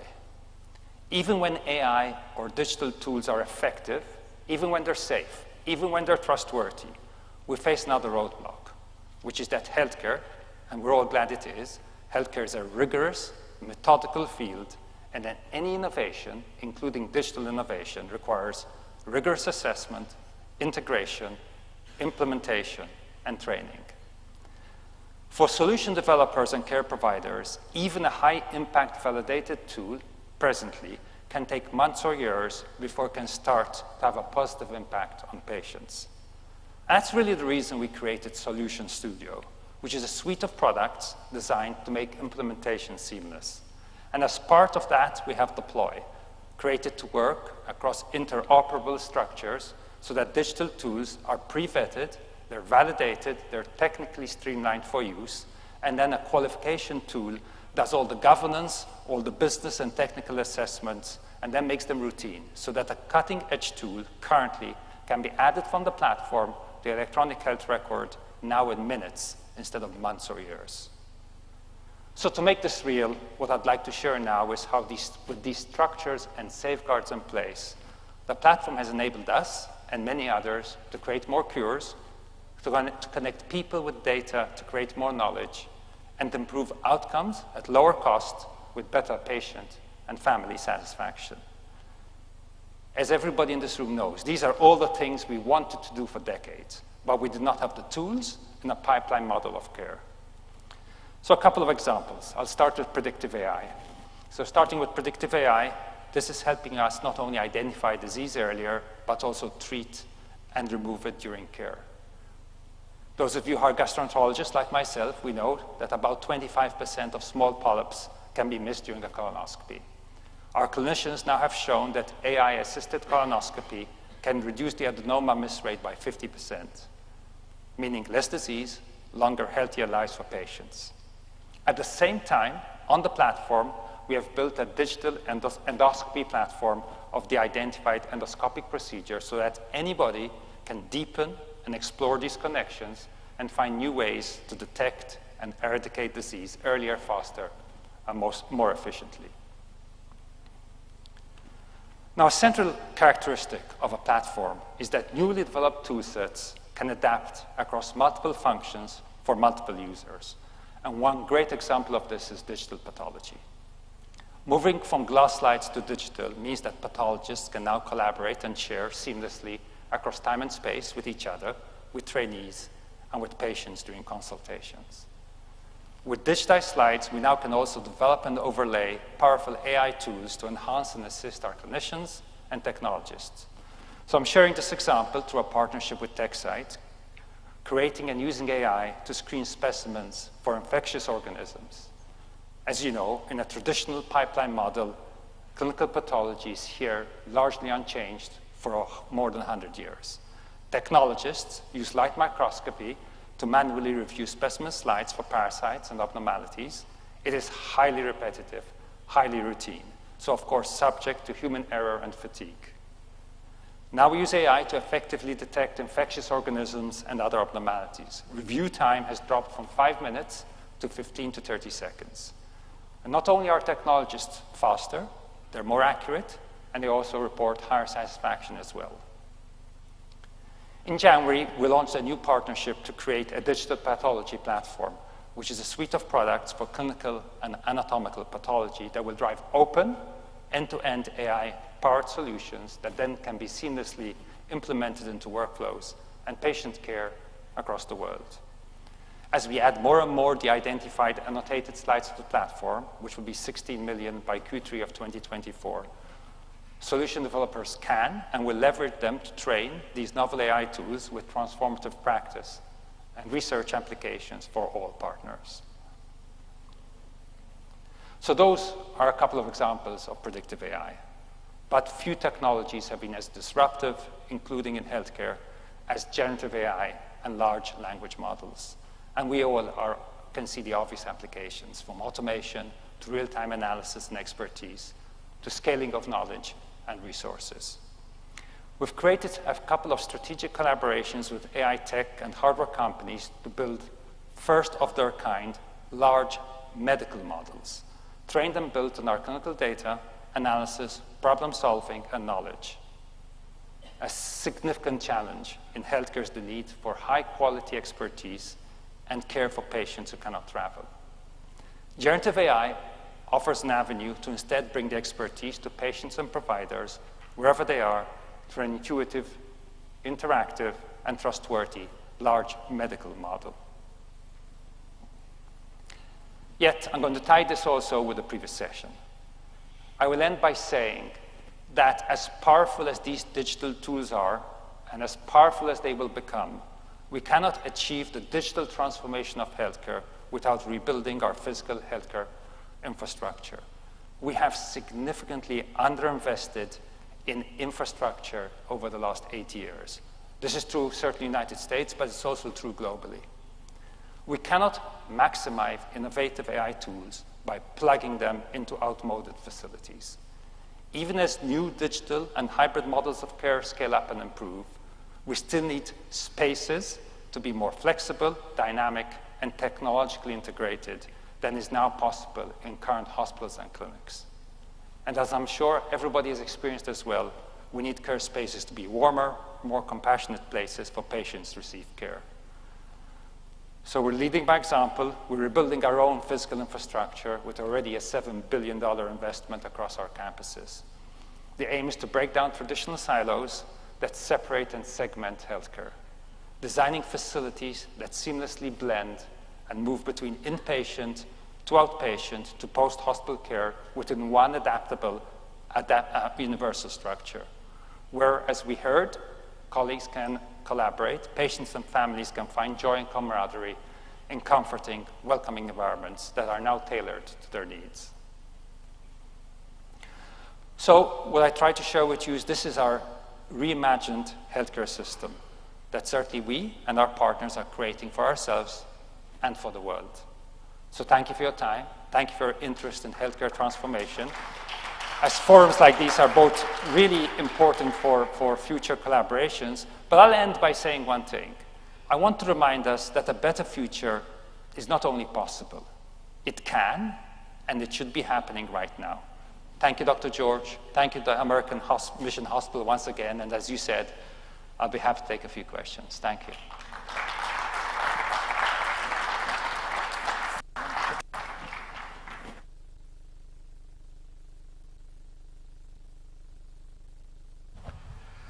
So now you've heard it, and we have about 10 minutes to take questions, so I open it up for questions. I think the first question is here. Just raise your hands and the mic will come to you.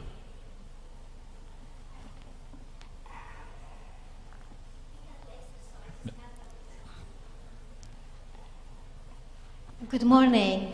Thank you very much for this very, very innovative presentation.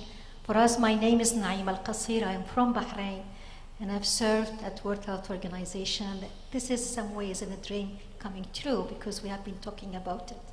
Coming from Bahrain, we talked about this as innovation. This was early 90s, trying to see how can we talk to each other. My question to you, with all this achievement, how much of health diplomacy and politics was used to reach the countries? What kind of approaches, and this is something that we are lacking.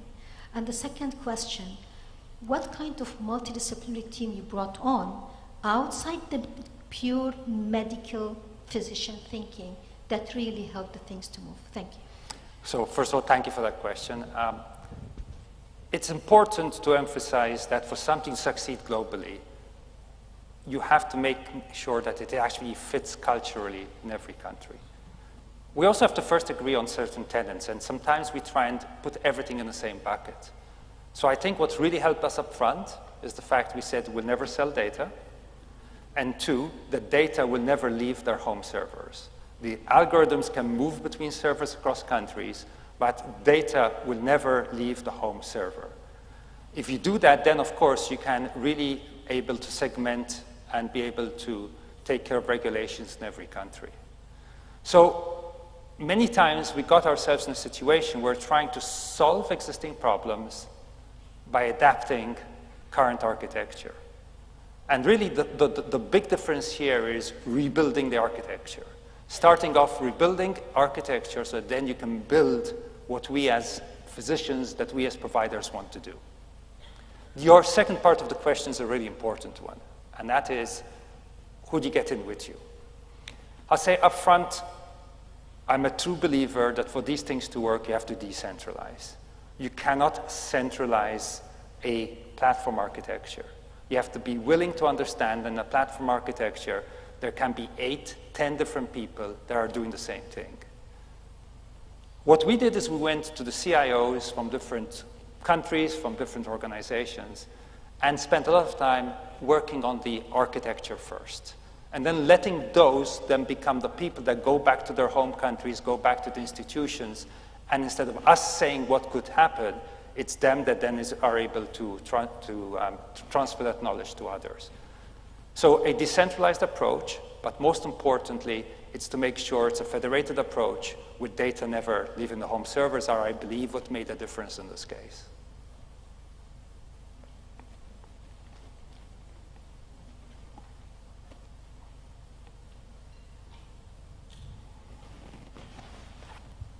I'm Arun Govind. I'm a healthcare consultant. Yesterday, we have heard from Dr. Toby saying that there are 460 hospitals to be closed down due to profit margins. And you have mentioned that you have underinvested in infrastructure. Is it paradoxical? No, not at all. It's real, and that's a reality we're going to have to deal with. The issue is, if we think you're going to incrementally solve the financial, the socio-economical, and the true disease-related issues that we currently face on the same pipeline model of care, then it's no wonder they didn't get the results you just spoke about. So what we have to do is the leading healthcare organizations, there are several in this room, Cleveland Clinic, Brigham, ourselves, and many others, have to be able to create structures that others can use. So by making our algorithms available for others, then you truly can make a difference and be able to provide better healthcare at lower cost. But if you think for a moment that you're going to be able to do it on our existing infrastructure, I'm not talking only about the US, I'm talking globally, it is not going to work. And secondly, yes, you need to be able to consider the hospital facility as a member of the care team. What I mean by that is, as a member of the care team, that is helping the care team themselves, helping the family, helping the patient.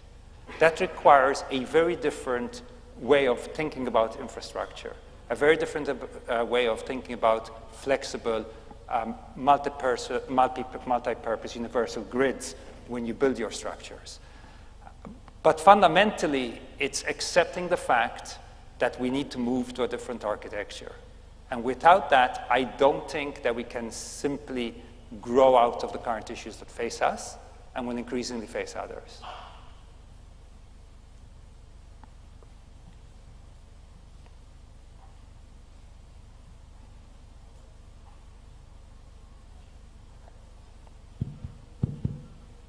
My name is Dr. Sunil Chandy. I'm from India in medical leadership. Thank you, first of all, for that fascinating talk on what we can expect. My question is partly from a global public health perspective. How do you see, sir, this model that Mayo Clinic has demonstrated panning out globally? Because on the other side of the world, we hear WHO occasionally coming out on news about cholera outbreaks and malaria outbreaks. So when you look at it from the perspective of a country like South Sudan or Nigeria or India, Pakistan, Bangladesh, where this kind of architectural transformation is not easy to do because of the interactions of economy and socio-economic structures and all that. So from that perspective, is this going to widen the gap between the haves and the have-nots? Because, you know, from the part of the world that I come from, I see there are so many gaps, and it's getting worse because as NCD escalates in one part of the world, there's a triple burden in India. It's NCD escalating, and the communicable diseases are nowhere near gone, along with the periodic yearly outbreaks of now viral pandemics. So it's a huge crisis. So that's the first. And we never talk about what cost entailment this would do. In the West, we're fortunate to have funding that is very generous, which is not the case in the third world and other developing parts. So what's going to be the cost burden of a fully evolved smart hospital or a transformed healthcare system from a global perspective? Thank you. Thank you, and thank you for those insightful comments.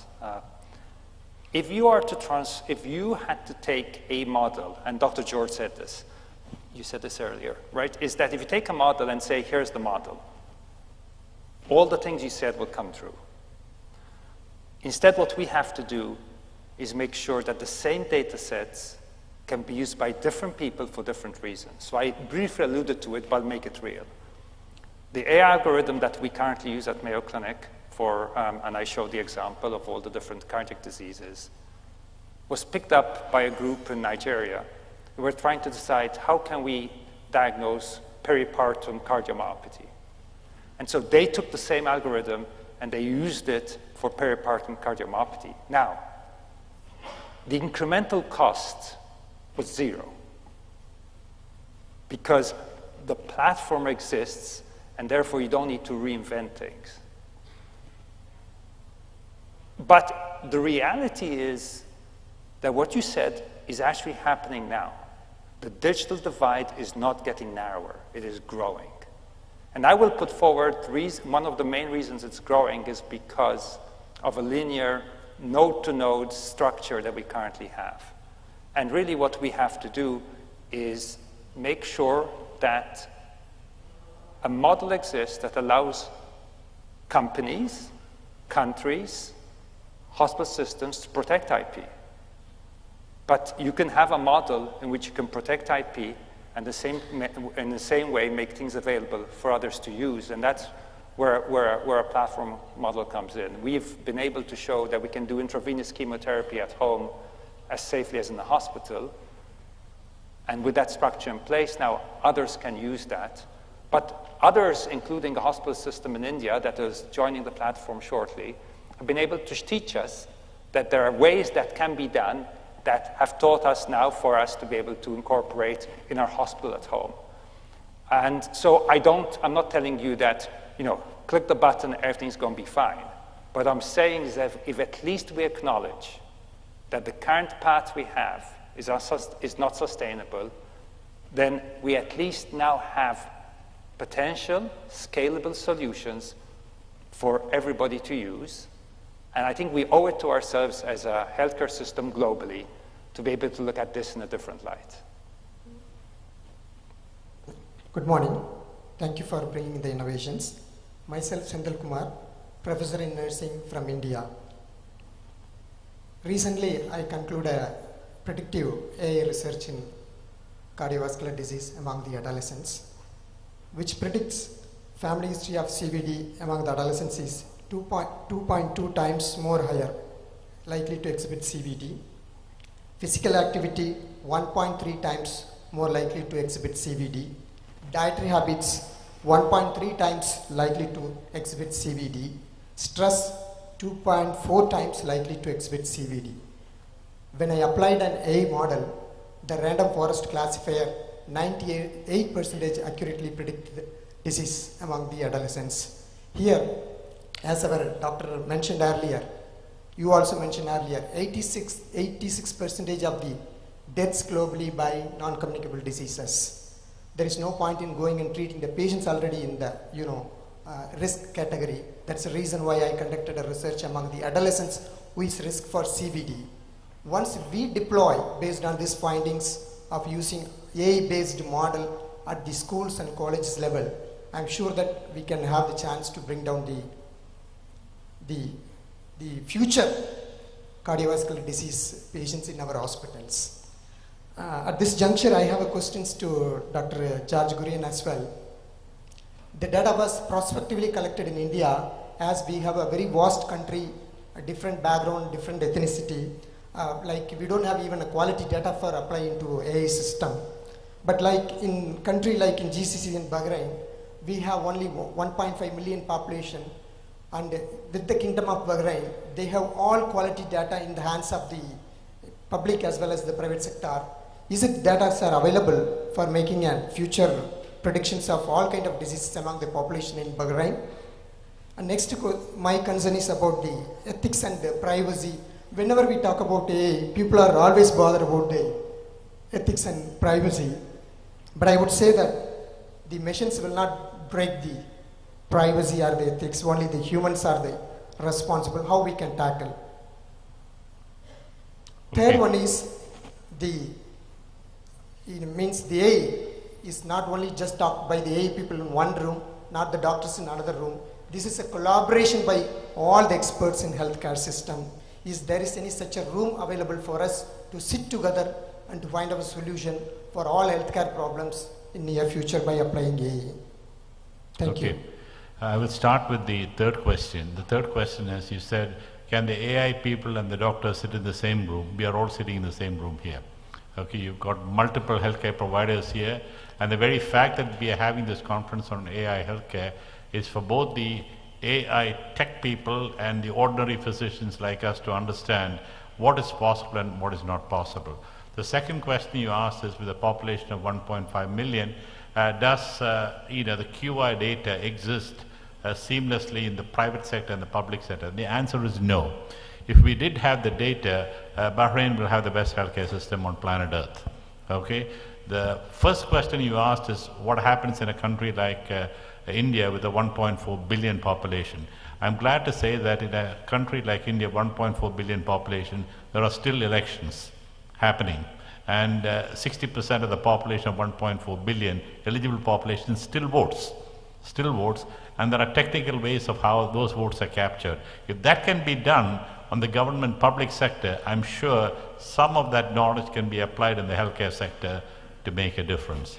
I have one further comment before we are over time to make is when you were talking about a platform, my mind was thinking about how the Wikipedia was created. Previously we grew up with the Britannia Encyclopedia, and we used to buy these 20 volumes and put it up on the shelf and never look at it. It was a decorative piece. And then the Wikipedia came in, and then soon people were giving information, and then the whole Wikipedia generation grew up. But Wikipedia is free generation, anyone can actually put into it. Now I suppose in your generative platform model, what could be done is, as long as international collaborators have a robust platform in how this data is actually added on, then that data becomes clean data.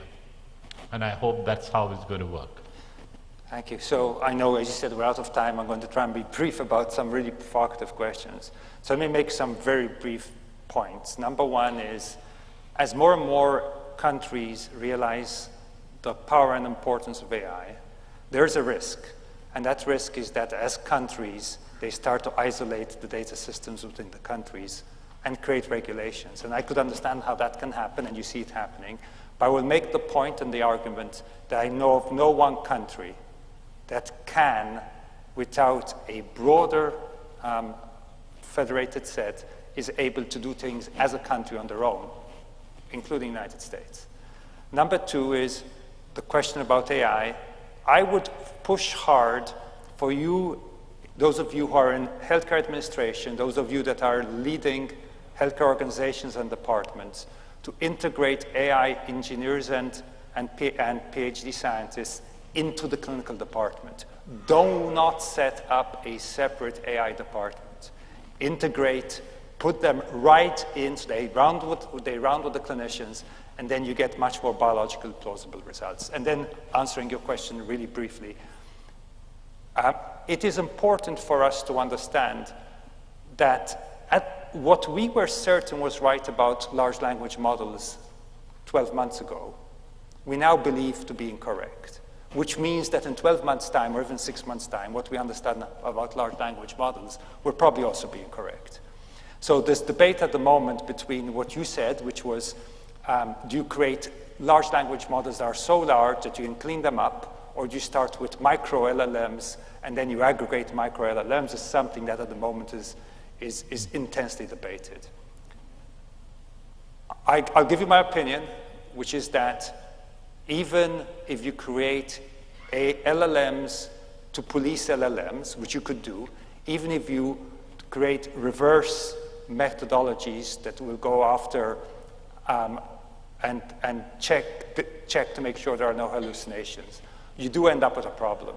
So I think, unlike Wikipedia, I believe that in healthcare, where the risk of being wrong has such remarkable consequences, that starting off with cleaner data sets that are curated and then building up may eventually become a better model for large medical models. But, as I said, this is something that is evolving. So I do not know which will win at the end. But I do know for sure is that any healthcare organization that is not thinking of how to introduce healthcare, AI into healthcare, is going to find itself at the shorter end of the stick very soon. And therefore, the plea is collaborate, let's build this together, because we can make healthcare better for everybody. Enrico, thank you so much. Thank you. Thank you.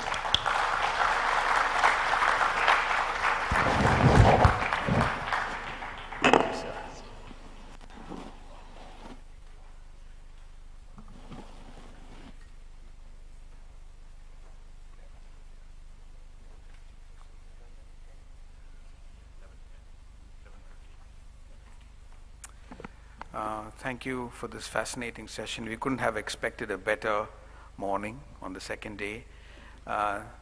We would reconvene at 11:15, so you have a little long break, but it's time for you to stretch and come back. I would ring a bell outside to time keep and get people in. Thank you and have a good coffee break.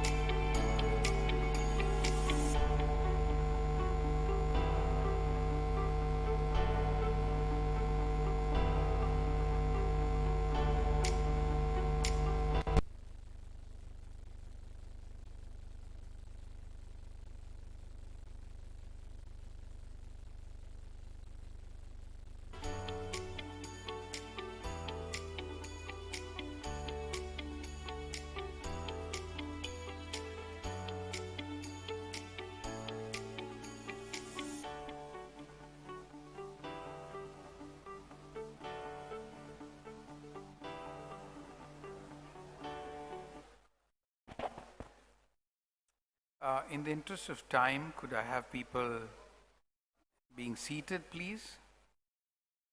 Thank you.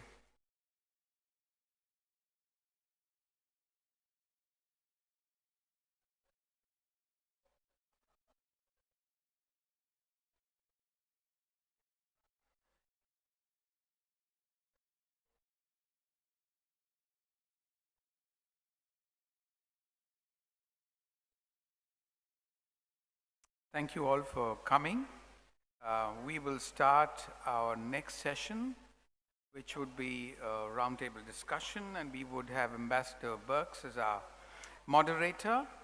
The topic is importance of women leadership in global healthcare, and it's very important that this sits behind where we are today in this talk, and that was after what we heard at Mayo.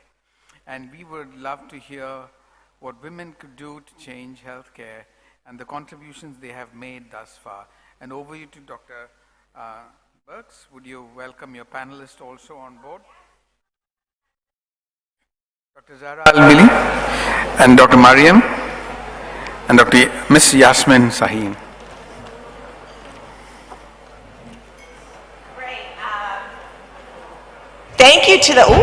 Thank you to the AV team. You've done an extraordinary job, and I just really want to thank you for everything you've done during the conference. It's been seamless and grateful. Yesterday, we were, as a group, all really inspired by the panel that Dr. George had, because without any planning, probably, Dr. George, there were 3 senior female leaders who came up here with confidence and were extraordinarily articulate, and all of us were really proud. And so thank you. And this is going to be just a continuation of that. We're going to start out with some personal stories about how we have found our career in the science and medicines. And I will start because I'm the oldest. And I'm hoping that the next generation has a different experience, because I went to medical school about a generation before and went to college and did science a generation before all the other women on the panel. And we were talking yesterday about what's changed and what hasn't changed. And I was hoping things would have changed a lot. My medical school class was about 15% women. That was very common in the early 80s. And women were almost tracked into certain specialties and subspecialties. So you were kind of like told, well, if you do internal medicine, we expect you to be a rheumatologist or an oncologist. I mean, it was very interesting. And they said to me, you should not try to be a cardiologist. That's really reserved for men. Which was very, I tell you, just to defy them, I did a fellowship at, when you can do that transitional fellowship in cardiology, and I couldn't figure out which way the table was going. It moves opposite to the way you think because you're looking at the fluoro and it's backwards, and I couldn't adapt. So they were right, I shouldn't have done cardiology. But these women have chosen very different careers, and the significant experience that I had, and I've had for the last 40 years, is we're still spoken about in adjectives that are never utilized for men. If we're confident, if we're assertive, there's very different adjectives that are used to describe us in the workplace. And unfortunately, that continues. What happens, though, is they don't often say it to our faces because they know they can't do that any longer because of EEO complaints, but we hear about it through the grapevine that we were referred to, usually with the B word, that we were too direct.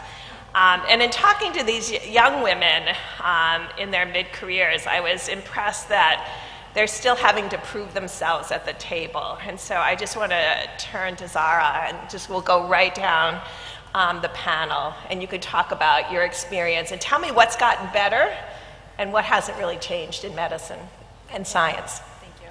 Well, first of all, I want to thank all the organizers for this opportunity. It is truly a privilege and honor to be part of this panel, and then most importantly, to be here in my hometown, Bahrain. I am a breast surgeon at Cleveland Clinic. After completing my high school training, I trained in Dublin for medical school, completed my training, and then moved to Mayo Clinic for my fellowship, and then to Cleveland Clinic. I'm currently the interim director of the Breast Center at Cleveland Clinic as a way of background, and also the co-director of the breast program. I'm active in research and also involved nationally in several committees, surgical societies and surgical oncology societies, as well as clinical trial groups, and sit on the guideline committee for the National Comprehensive Cancer Network for the hereditary breast, ovarian, and pancreatic cancer. So there's a lot of exciting work that I'm part of and very privileged to be part of. I chose a career in general surgery, so this is a career that traditionally is predominantly men. At the time that I started, it was exactly that. Now in medical school, we have more women trainees and more women going into surgery, but this still exists, is that some specialties may predominantly be male as opposed to having a more equal or a different distribution. Although, as you all know, most of healthcare is women today. Over my training, as I mentioned, predominantly male training. General surgery is quite tough. But as I finished, I had great mentors and great trainers that I worked with. By the time that I finished and chose to specialize in breast surgery, most of the surgeons in Ireland were men. But when I moved to the US, it is very different. Most of the breast surgeons in the United States are female, which is great. I got to work with great mentors and trainers, and really now get to collaborate and network with some of the best minds in the field. And really how we do things today is really due to the work of a lot of amazing women in the area of breast cancer. Great, Sarah, that's a beautiful story. Miriam. Thank you. Yeah, again, I echo a lot of what Zara was just saying. First of all, this is such an honor and privilege to be here, and I'm really thankful for all the organizers for inviting us. And so to begin with a little bit about my journey, so I think a lot of it's reflecting back as I draw upon my experiences, was based on living in a society and growing up in a society that valued women in a much different way from a lot of other countries. Bahrain had always been at the forefront in leading women's initiatives, and I was given a lot of opportunities as well as I was growing up to lead and inspire, and I took that upon me to continue that as I continued my career. So similar to Zara, I trained in Dublin, Ireland, in medical school, and then I went to Mayo Clinic for residency and fellowship in obstetrics and gynecology, and then subspecialized in gynecologic oncology. And similarly, while I was in training, a lot of my mentors and my senior consultants and staff were male physicians, even though this is a female predominant specialty in many parts of the world. But as time went by, I did notice that there was a shift, and there are a lot of more females in the medical community around me, as well as female leaders. So at Mayo, that was we had a female chair for the first time.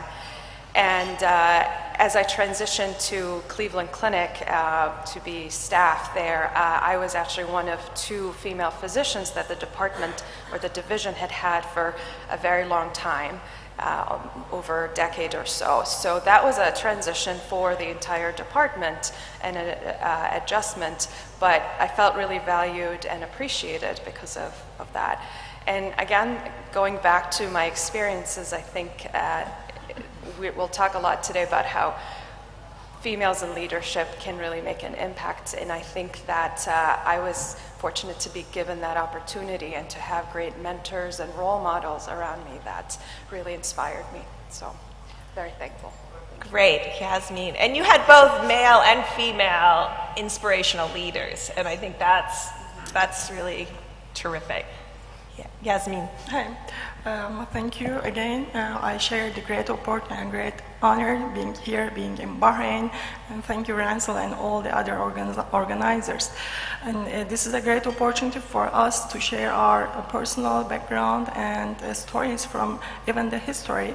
And as other members, these powerful ladies said already, we have impactful and great stories in the history and in our lives.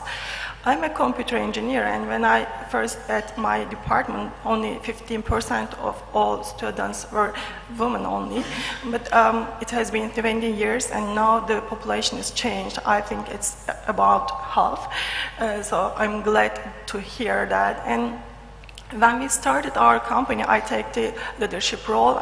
We are 2 partners, and we were going to take 2 internships as a start, and we decided to make a positive discrimination for women, because I know that there are a few computer engineers in the department, and we got 2 interns, one man and the other was woman, and we started to keep that way along, and now we are more than 100 people, and I'm glad to share that we have more than 50% female workers in our company. So this is my story, but I would like to share other stories in time. Great. You know what's been exciting for me when I go around the world is you all provide really role models to young girls for them to really see that everything is possible. And I think that ability to provide that kind of hope is so important. Now we're going to turn to the question of, when you're in a discussion about healthcare provision or IT and coding and its role in healthcare, is there a difference that women bring to the table in that discussion compared to your male counterparts, or is it the same? It's a great question. I think everybody brings something to the table. I think women uniquely, and it has also been shown in many studies, bring a lot of compassion, a lot of empathy, a lot of collaboration. And this is very important if we're trying to achieve diversity of thought, inclusion, and also innovation. I think it's very important to include everybody, especially as we mentioned, healthcare, impacts male, females, predominantly female workforce. I think it's very important to take all of that into consideration. Do you think when you're in a discussion, do you ever have an issue with people not hearing your voice and listening, and do you think you bring more listening to the table, or have you ever had that experience with your patients or in a discussion? Yeah, absolutely, and I also like to hear from others too. Women tend to listen as well. I think sometimes, especially as you're starting out early on in your career, women might find in general that they might be spoken over or not be able to really give thought. But I think it's really the environment that we're building around us. I think women really tend to be coming over-prepared. I think a lot of times you need to over-prepare and know your data, because you want people to know, that you know your stuff. It's a constantly need, not a verbal, ever, described, but it's this need to have to prove yourself. And I think that occurs in every, path of your career. Still, today. Still, absolutely. I mean, I'd like to share a story, actually. Oh, go ahead. But, I have had great mentors, both male and female. I've had some male mentors that when we talked about career progression and career goals, I constantly heard from a few of them, actually, you need to prove yourself, and then you will get X, Y, Z. This is something I've never heard from a female mentor. They always have the attitude of take it and run with it. And I think that's very important. Now, not to say that male mentors are not that way. I've had some amazing male mentors. One that uniquely stands out has always said to me, you don't need permission to lead. And I think this is very important for anybody in the room. You don't need a title to lead. You don't need permission to lead. You just need to go and get it done. Wow, that's really sage advice to all of us. Miriam. Yeah, I completely agree, and I have my role model and mentor here as well. So in a lot of environments that we live in, yes, we do have to prove ourselves, and we do have to realize that we do bring a unique angle to and dimension to the table, but also to patient care. There have been studies and research has shown that outcomes for female surgeons tend to be superior to male surgeons in terms of complications, readmissions. That's just an example, but it's been shown across countries and across different Why do you think that is? Diseases. Yeah, that's a very interesting question, and I think it probably has to do with the approach and the possibly attention to detail, the time spent, whether that's with patients or with surgery. It seems like that might be one of the factors. I think it has to do mostly with approach, and women a lot of times when we may think through things a little more or be more thoughtful. Now, not to say that our male counterparts don't do that, because I've had, obviously a lot of great mentored surgeons over the years that have exemplified that. But I do think that there's value to having female physicians taking care of females as well as males in terms of compassion and empathy, listening. That is something that really we can provide to patients uniquely. Great, Yasmin. Yeah, talking about boundaries and limitations, I think it's not limited to women only, and all the success, path to success goes from thread, blood, and sweat. So we need to break those barriers. Maybe I can. I'm always inspired by Florence Nightingale, and she is standing in the intersection point of healthcare and technology, and I would like to share her story. It's really inspiring. Do I have time for that? Yeah, like a couple of minutes, yes. Yeah. As I said, I'm a data scientist, and she is known to be the founder of data science, but well known for nursing.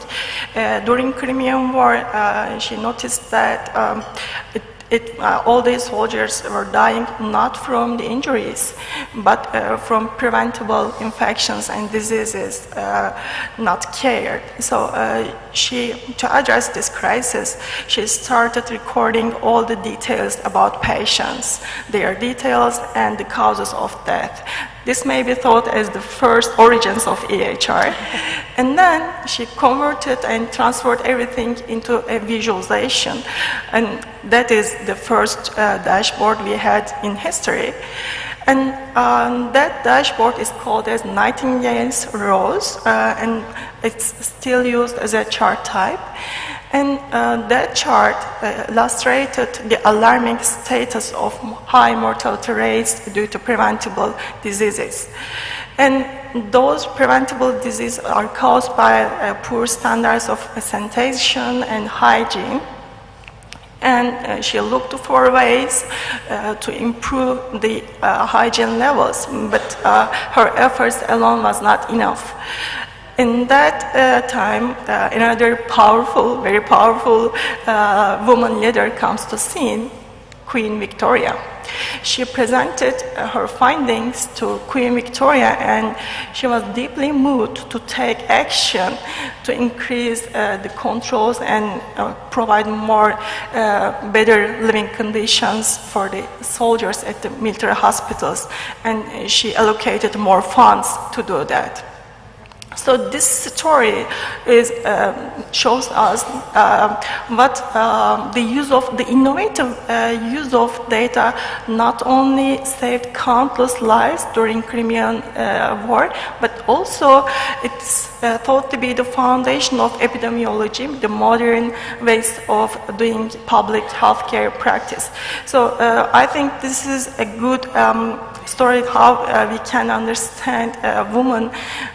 In this story, I shared two powerful women, Florence Nightingale and Queen Victoria, and how they impacted new generations. And still, we are inspired by these ladies. Yeah, let's talk about the other side of that coin, and we're going to get into the importance of women's research and inclusion of women in clinical trials and why that's so important. But I was reminded when I listened to many of my long COVID patients that a lot of what they described is very similar to chronic fatigue syndrome. But those of you who are practicing medicine in the 80s and 90s remember that chronic fatigue syndrome was labeled as a fake disease, primarily of women, and that there was some mental health issue with the women. And imagine if we had actually taken those symptoms seriously, we may have found that those were post-viral syndromes, and we would have had the drugs, the insight, and the ability to deal with the dysregulation that we see post-COVID. So when we trivialize women's symptoms, and I was thinking about what was presented this morning and integrating what Toby talked about yesterday about the qualitative data that could go in from that ambient listening linked to actual definitive diagnosis, and comparing females at different age groups and males in different age groups to how they describe their symptoms, which could be very different. And when you write a clinical trial that's based on qualitative and quantitative data, and you ask for these specific level of symptomatology, women may not qualify for those specific research studies. And so we are littered with this evidence base that we've discounted a lot of women's symptoms, whether it's cardiovascular diseases or others, because they had different symptomatology. But we've also probably not explored the science that we needed 20 years ago about chronic fatigue, and maybe that was our first evidence of a post-viral syndrome. Many of you are doing research now. Talk about how I was kind of inspired by the announcement that President Biden and the Biden administration's about women's health and women's health research, and maybe you could talk about engagement of women in research and what that's really going to take across all these different diseases, but certainly in where you work, and what will be the benefits to women around the globe to have that kind of additional data available. Miriam, do you want to start? Sure. Yeah, so I think you highlight some very important points, because traditionally women and conditions that specifically affect women, like endometriosis, or conditions that affect women predominantly more than men, have been understudied and underfunded in research.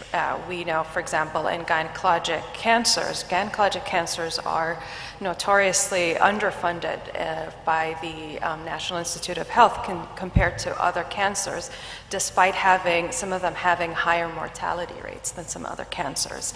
And I think by highlighting these disparities in how our cancers are, or not only our cancers, but female conditions are understudied, was the impetus for the Biden administration recommending the funding and assigning funding for women's health and women's diseases. And I think that women are the foundation of society, and as you said, a lot of the treatment, the therapeutics couldn't be discovered without investing in research in these areas.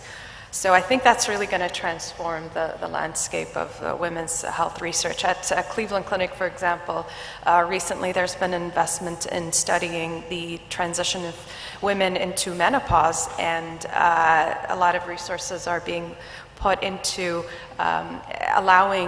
giving patients the resources, and women the resources to be able to do or proceed into their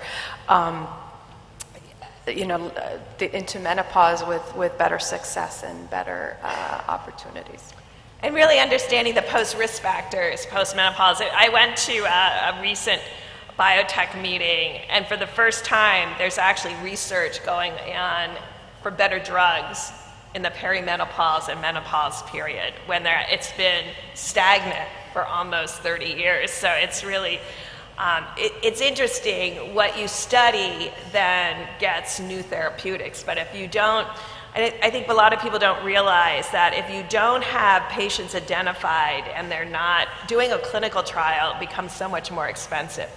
But when you have patients in the system that have been identified with their specific symptomatology, then enrolling patients becomes much easier, and then drug companies are willing to do the studies. But if you don't have those things, and I think the FDA in trying to protect, and I know we're going to talk about pediatrics later today, and I think that's going to be really exciting because there's some real revolution in pediatric research, but the exclusion of pregnant women, I think you all know, expanded to women of childbearing age.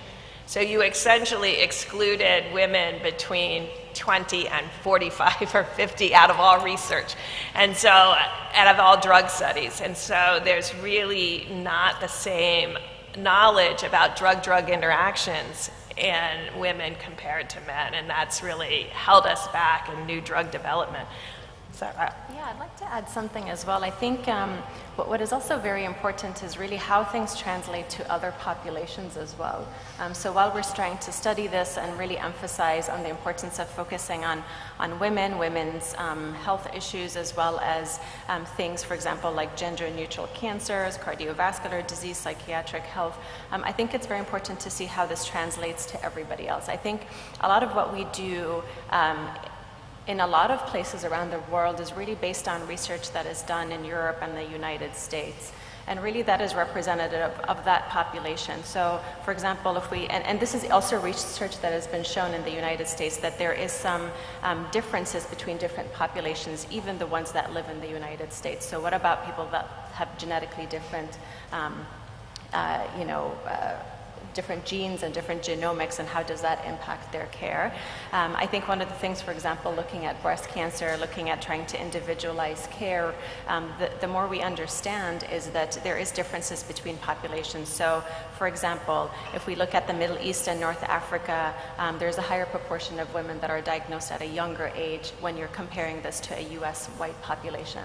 But as well, in the US, you can find that white women have a different age of diagnosis that is older than other populations. So I think it's very important to understand, and there's a lot of research on genetics and genomics and how that impacts not only individualizing care, but also outcomes.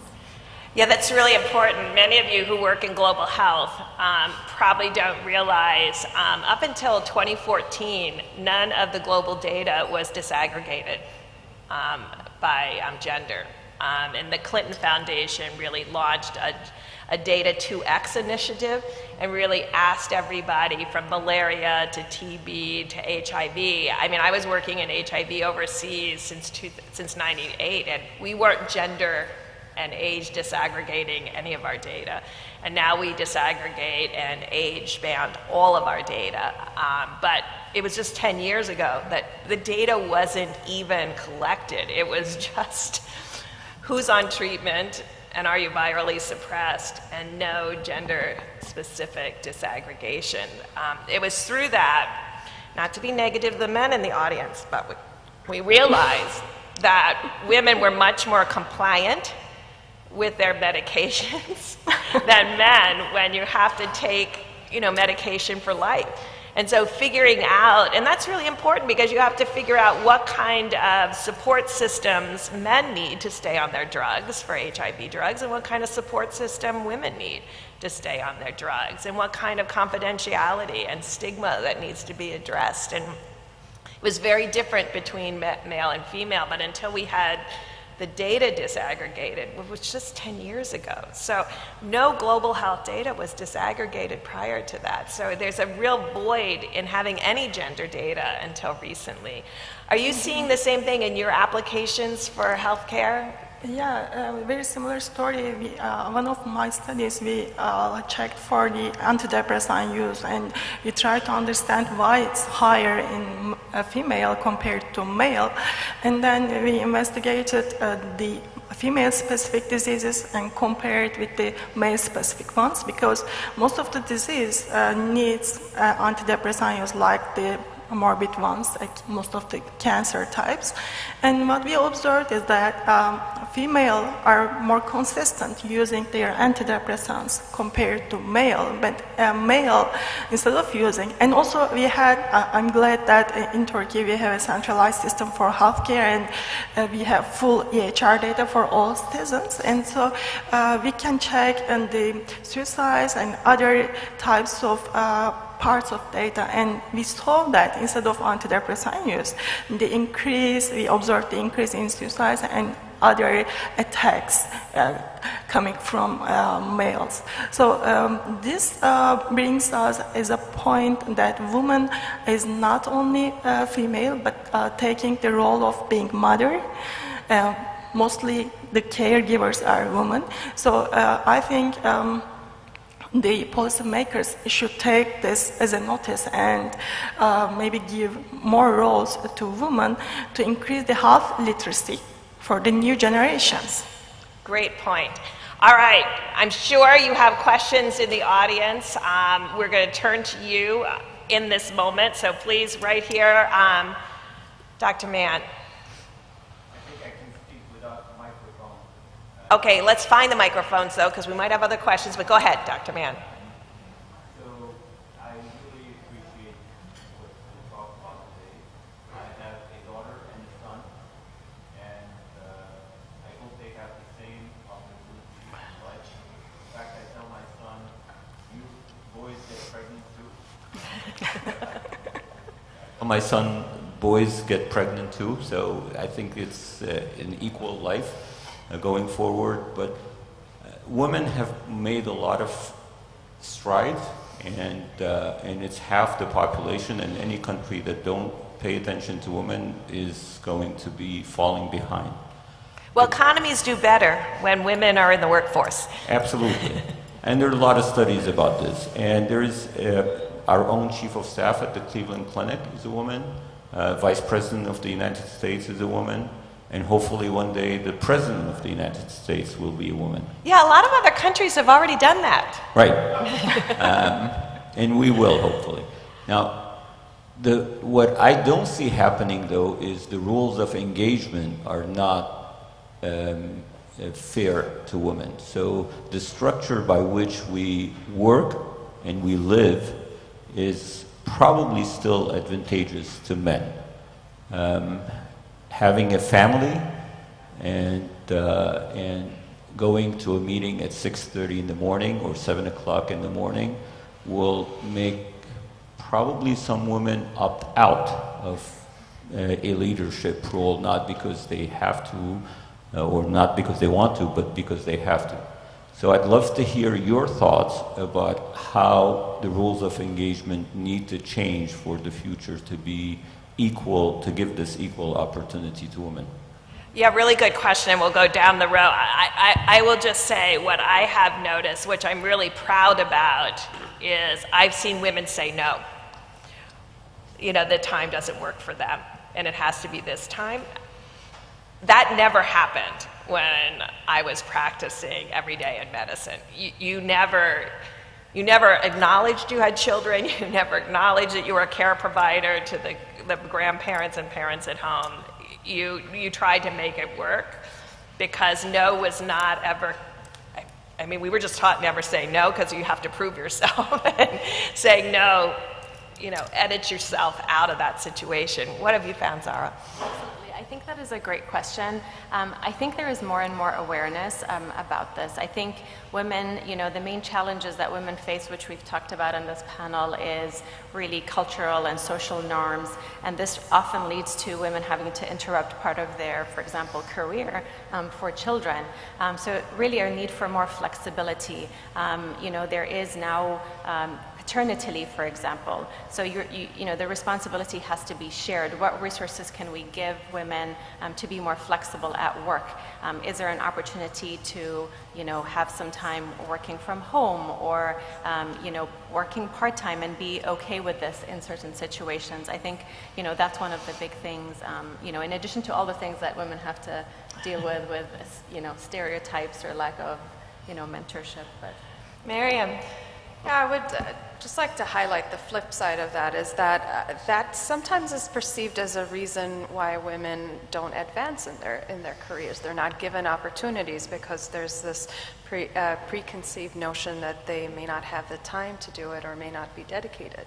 But I think when you dig deeper, a lot of women are willing to or would be able to find the resources to be in those positions if given the opportunity. I think, but to your point about the flexibility, I think that's extremely important, and we're seeing that. And the only way to see that is to see more and more women in leadership and advocating for other women.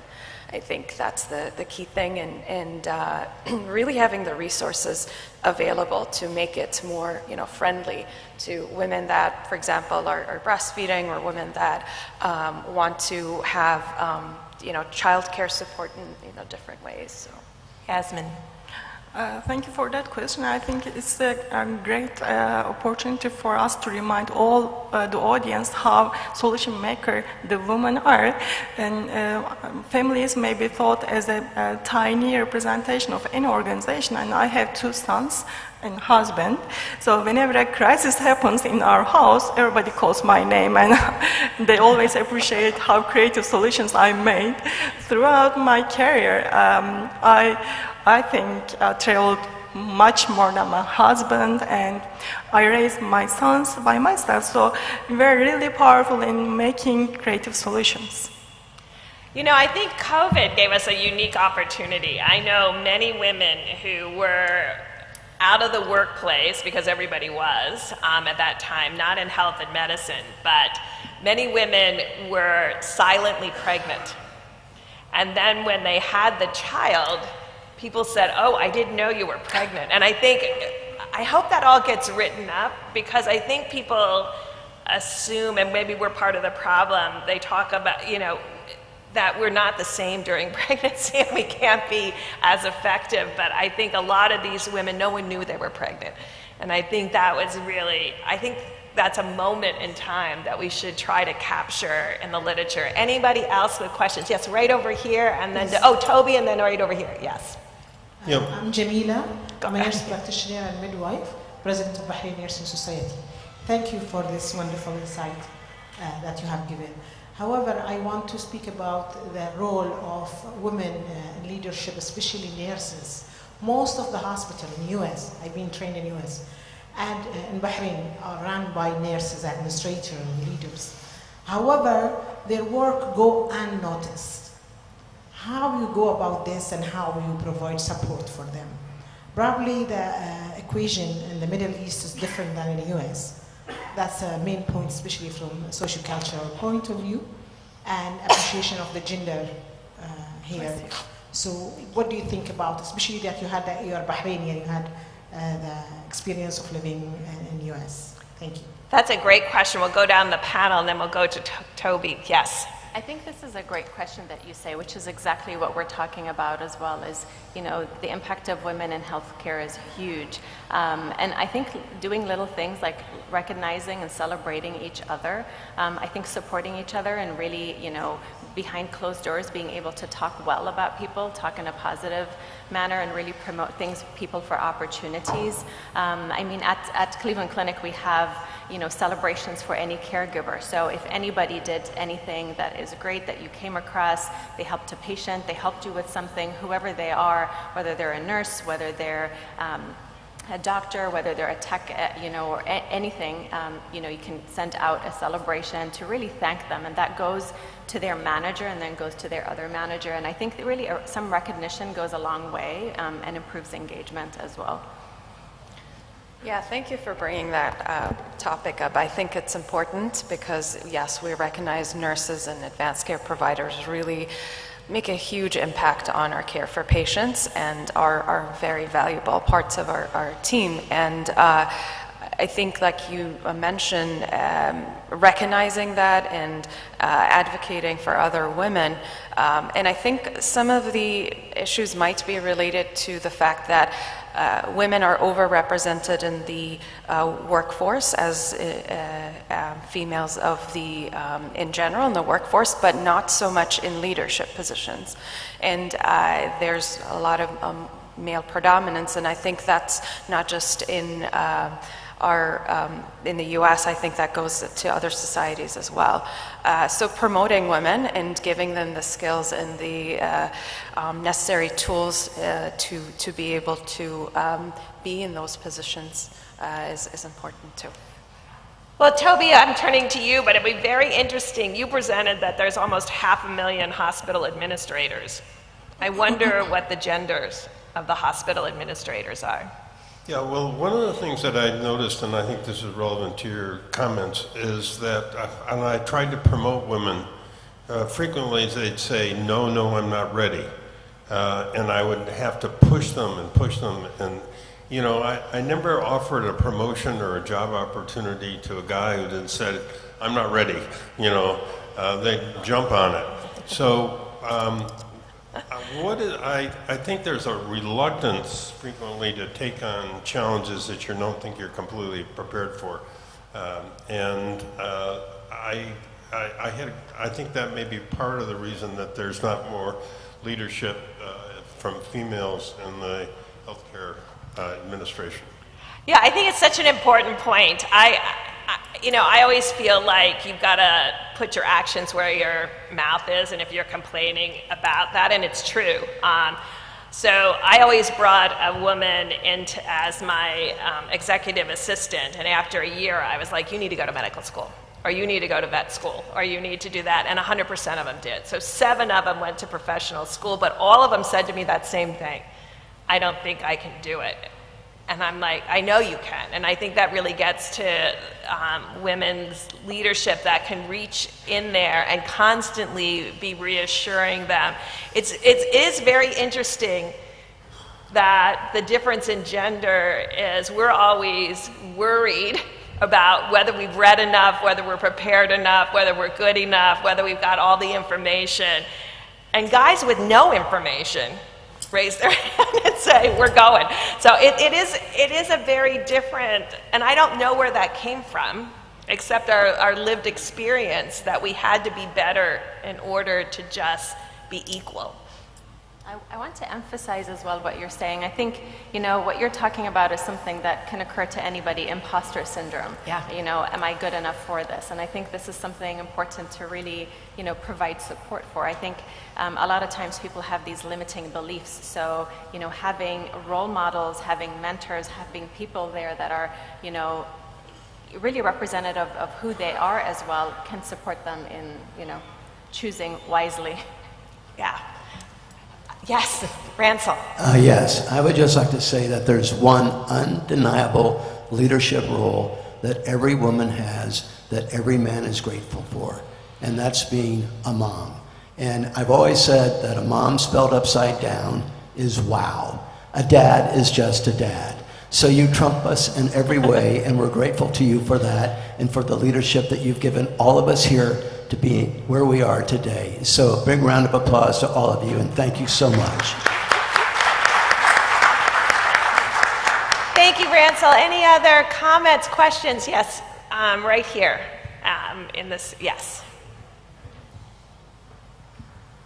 Hi, just I want to acknowledge that Bahrain actually was the first country in the Arab world to have a Minister of Health, a female Minister of Health, Dr. Nada Hafaz. Now, discussing this, I'm more of economic-based guy. So how can we be sure that utilizing women leadership globally can give a very significant impact on the global health? Is there any areas with your vast expertise you feel that women leadership in health can have a vast impact, globally speaking? It's a great question. Go ahead. Yeah, I'd like to refer to your video yesterday, and Toby showed, I don't know if you were here or not, about empathy, how empathy plays an important role in caregiving and treatment. So when compared male and female, there's no doubt that female are better in empathy. So if we give roles like Minister of Health, and we are glad to hear in Bahrain you have a female leadership, it will be better on the empathy side. So the most impact will be empathy. What would really help is people like Dr. Toby going out there and talking about how empathy is important. Because some of these soft skills are completely devalued. I mean, I'm just being honest. It's not valued in the same way as an EKG or, you know, highly technical talent in the OR.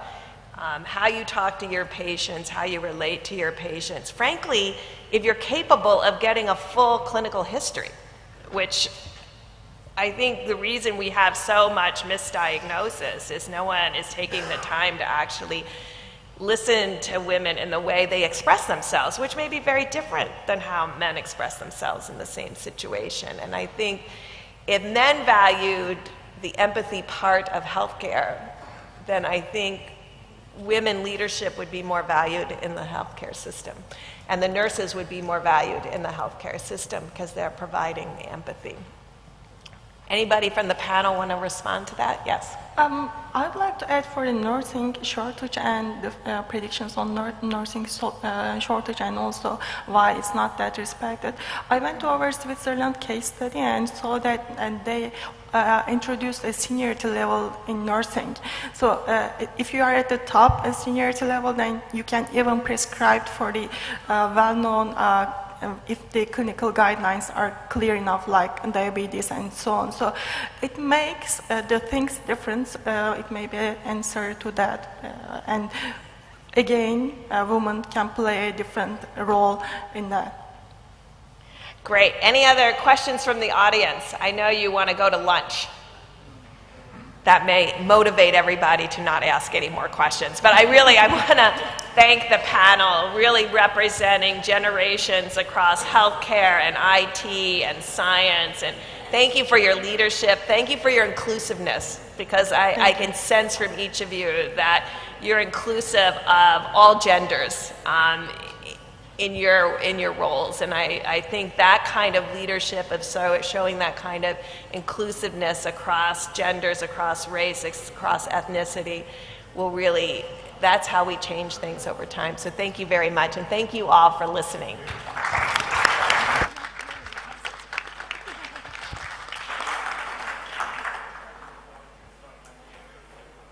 Thank you so much. It was a wonderful session, food for thought. And as I was thinking, the most important aspect would be how do you treat women at home would reflect how you would treat women at the workplace. And it's important for us to remember that human beings, irrespective of the gender, is valuable. So with that, we'll go into the next session, which is, I'm sure, much awaited for many who are in the audience today, and that was the role of big data and AI in healthcare. And to lead that session, the panel, may I request Mr. Essam? Mr. Essam Al-Gobesai is from Saudi Arabia. He was on the panel yesterday, and today he would be moderating this session. And we would bring the other speakers on, Jasim Haji, Otto Metzger, and Ronald Razmi. Right, I would leave it to Essam to moderate and take them through, introduce the speakers or the speakers of the panel, and we would have time till 1 p.m.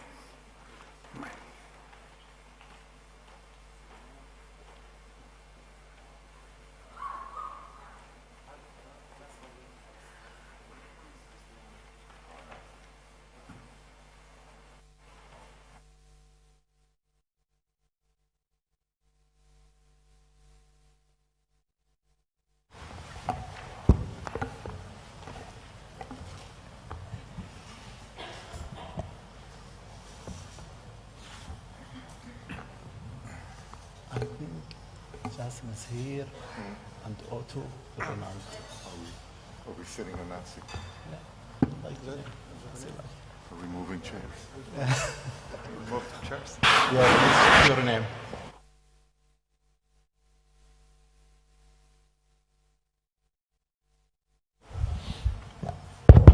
Good afternoon.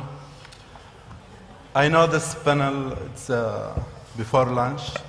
Don't worry, I will try the best.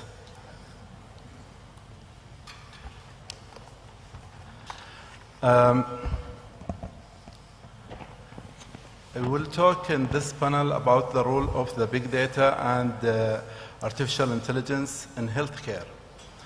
The panel will explore the healthcare data, which includes statistics data from patient records, diagnostic, image, and report, and dynamic data from best monitors or remote patient monitoring is largely unstructured nature. That said, it goes beyond the capability of the traditional analysis tools to handle such complex. In this panel, we have our expert. It's Dr. Jasim Haji from Bahrain. Dr. Jasim, President of International Group of Artificial Intelligence. Also, his executive advisor to His Honor Sheikh Nasser Artificial Intelligence Research and Development Center. Hi, Dr. Jasim. Thank you for that. Also, we have Dr. Otto Metziger,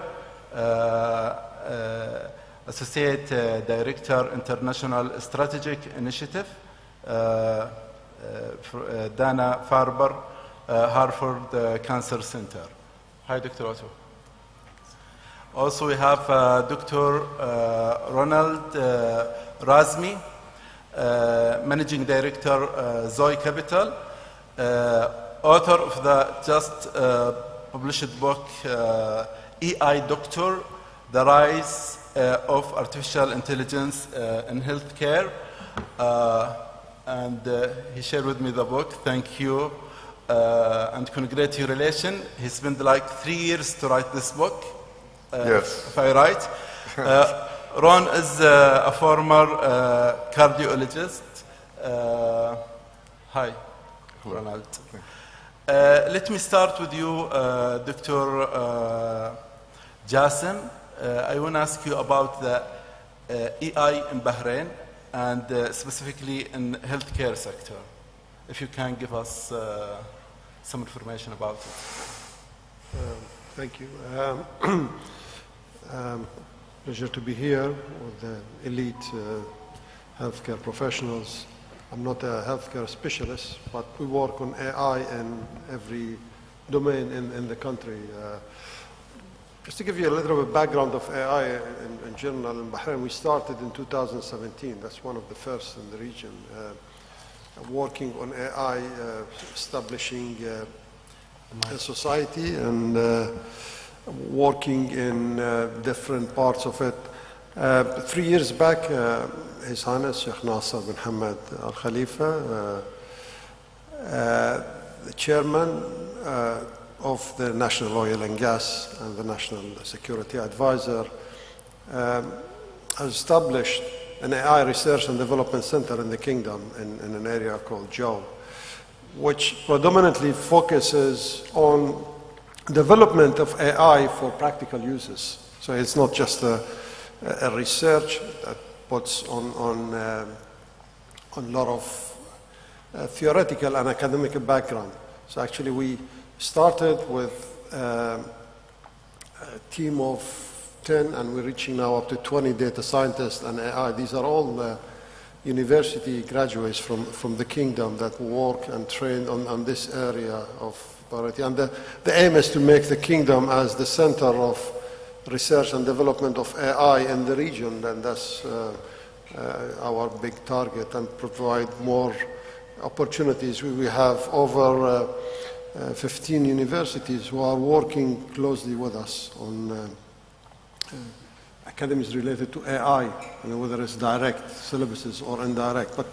But we managed to implement 65 projects in general in artificial intelligence and over 38 entities, be it in the oil and gas in general, in financial sectors, in education, in banking, insurance, and the government entities in general. But in healthcare, we're also working with different entities, whether it's government hospitals, there's Nahra, a few private hospitals, and Supreme Council for Health.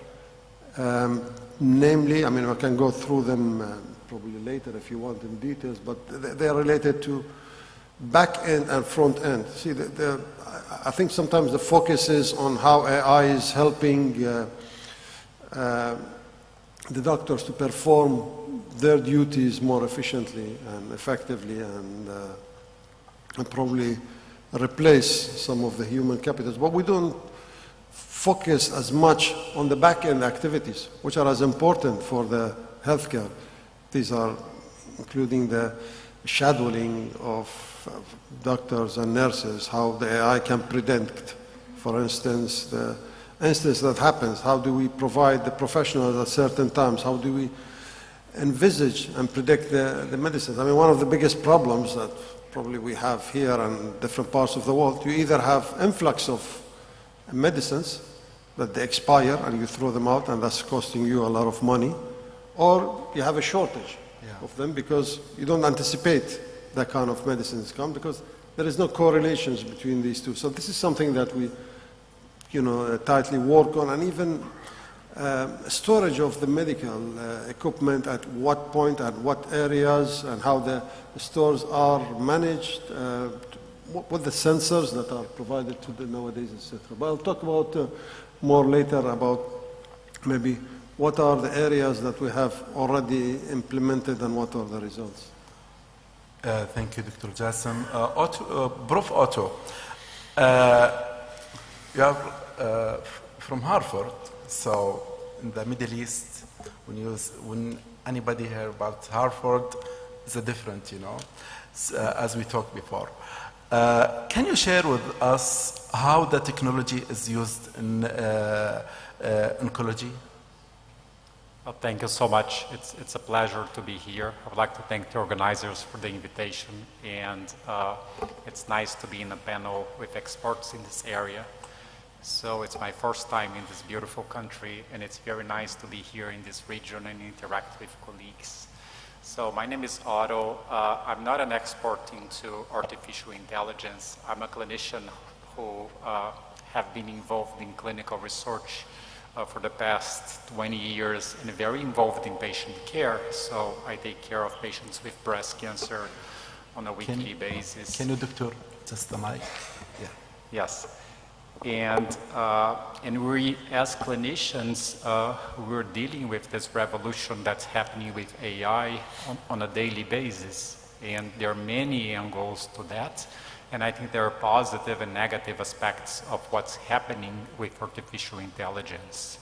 So we're starting from the good and the advantage of technology and the implementation of artificial intelligence in our clinical practice. I would start by saying that this has a lot of value in terms of clinical research, and we're using these tools in our daily practices.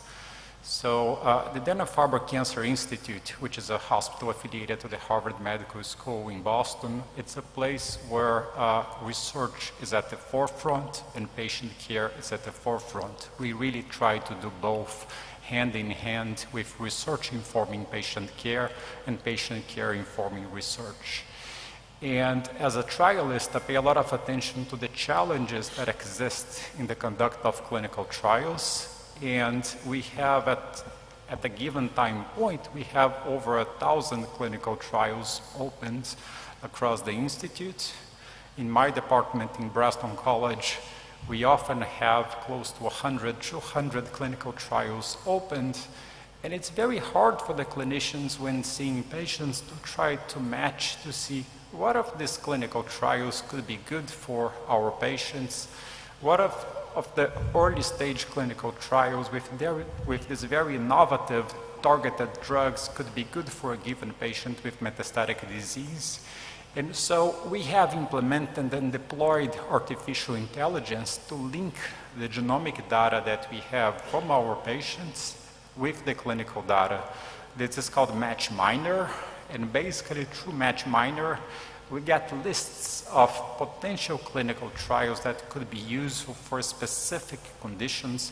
And this has been a transformation because through the capabilities of artificial intelligence, we have potential studies with target therapies that could be useful for specific genomic characteristics, which as a human being, it's very hard. It would be extremely time-consuming for the clinicians to go and try to find all this data and match things correctly. So I really feel that artificial intelligence and all the capabilities that exist are going to be really very useful for us. There are many aspects that are still in the early days, but as an example, we deal with electronic medical records in the United States that are extremely time-consuming. The time that we have to spend in documentation, ordering tests after we see patients, it's a lot of time, and we're hoping that with this new technologies, all of that is going to be automated. For instance, the medical notes itself, when we talk to patients after we finish an appointment, we have to document all this conversation. So we have a pilot ongoing at the moment at our hospital where the computer is listening to the conversation and it auto-generates a note summarizing all the conversations, the decisions that were made. And this is beautiful because we as clinicians, we want to spend time with patients. We don't want to spend time with a computer doing documentation. So I think that there is a real revolution happening. In terms of the things that are a little bit more challenging and sometimes complicated is how our patients itself are interacting with these tools. So we take care of a population that's highly educated, that basically come for second opinions. A lot of times they come from overseas. And sometimes they interact with these technologies like ChatGPT and they get responses about potential treatments. But we have to understand that medicine is complex. And I don't think that the machine in itself is going to replace us. It can be very useful once you have a professional in the back end that's able to digest the information. But patients are interacting with these tools and they're getting information that are not necessarily helpful for their management because even within oncology, there's a lot of variability from patient to patient. There are a lot of intelligence that goes behind clinical decisions that cannot be done through machine today. So there are many aspects that are complicated, but in general terms, I see this coming as tools that are going to be very useful for us in our clinical practice. And as I said, some of them, they are already a reality today. Thank you, Prof. Dr. Ronald, I know you have your book, it's like the new baby. Can you tell us what are the key learning from the book eDoctor about the current and future use cases of AI in healthcare? Yeah, thank you for the question. So it's important to understand the context of sitting down and writing a book for 3 years. And the context is that I was a cardiologist. I mean, I'm glad to see the CEO of Mayo Clinic here today because that's my alma mater. And, you know, after I finished my training, I decided to go on the business side of healthcare. After spending all those years becoming a cardiologist, I went back to business school and then joined McKinsey in their healthcare practice. And then I saw the digital health revolution coming back in 2010 and 11 and left McKinsey to start a company. And I was running one of the first digital health, which later became a health AI company, for the next 7 years. What I saw was the meat grinder that a digital technology walks into when you bring it into the healthcare system.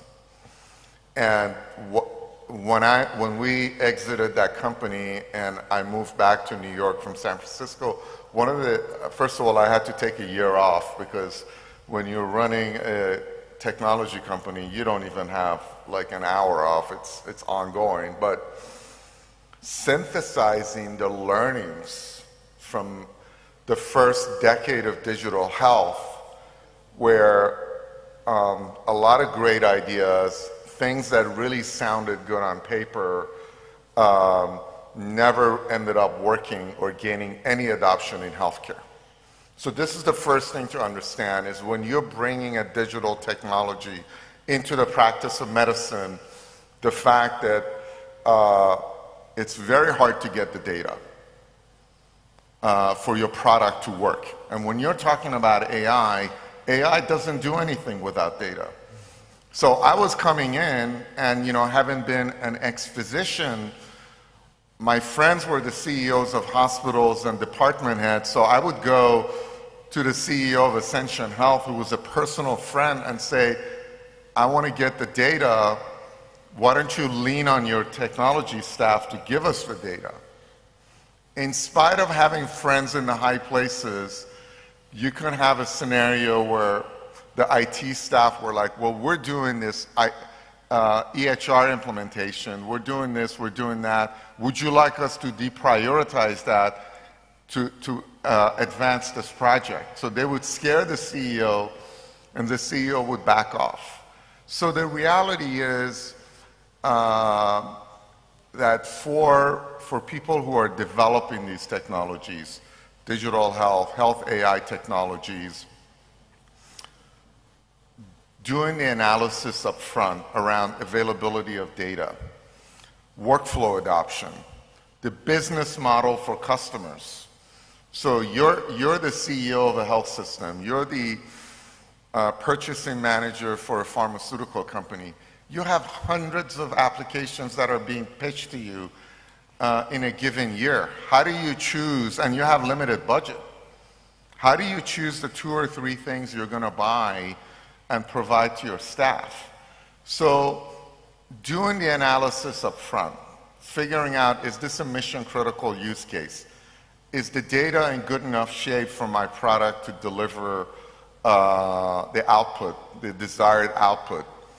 Will it fit into the existing workflows?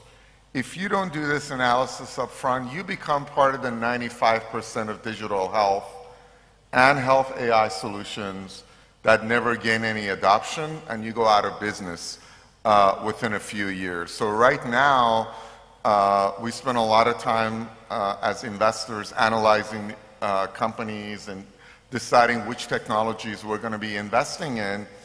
We have noticed that out of 50 to 55 companies we evaluate, only 2, maybe 3 end up making it through our selection process as this is worthwhile investing in. So you're looking at about 5 to 6% of the solutions being developed that have a chance in adoption and being paid for and long-term sustainability. So the book really is a framework for people who are developing, people who are buying these technologies, people who are investing in it, to figure out how to evaluate. Before you spend 3 years of your life building something, it's good to evaluate whether somebody's even going to be willing to pay for it. Thank you, Dr. Ronald, and I agree with you totally about the when we say when we have any machine without the data, it's not can't do anything. Yeah, so we should have the healthy data, and now we will talk about the big data. So if I ask you, Dr. Jassim, about the big data, I know in Bahrain there is a new technology, and there is AI technology, new technology. So let me ask you about the AI ethics and governance in the health.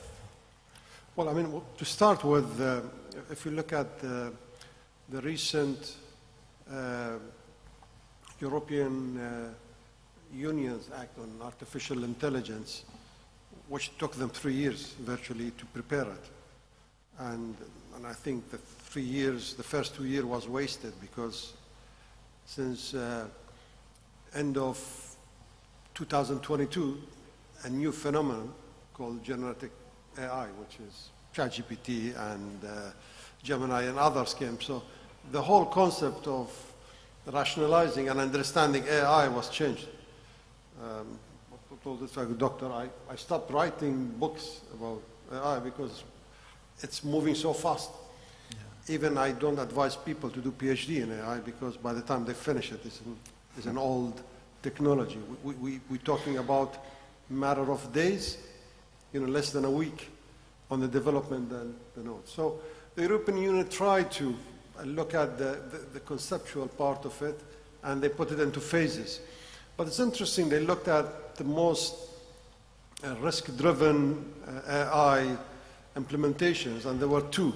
They said those two are on the red line, and one was the education and healthcare. Of course, healthcare in terms of criticality to the human is more important, but nevertheless, education, because we're talking about educating the new generation and how do we bring them to that level from universities, from which age you start. So the future of training and education is, by all standards, is going to be dedicated virtual lecturers in future, so that the children of the decades to come will be taught through individual one-on-one lecturers that will provide the data that is collected from each child, and they will be monitoring them and customizing the lectures to what is their strength and what are their talents. Now, this will continue through their journey in the school and universities, and they will be used as an assessment and development during their career at work. And now the same things will be applicable from the healthcare. So if you look at collecting data from the children from the birth, from one sources, and developing them to be able to analyze their entire journey. So you don't go and start testing them at every phase. Now I think this is a target that most countries trying to reach. And I know that on the high level, there are, for instance, United Nations also, they came up about 10 days ago with their own strategy on AI. And I know I'm part of it. The State Department of US, they have something that we are probably one of the first members in GCC, that driving ethics and governance related to AI, because everybody thinks that AI is a unique development of algorithms and you get a percentage, and that's the wrong conception.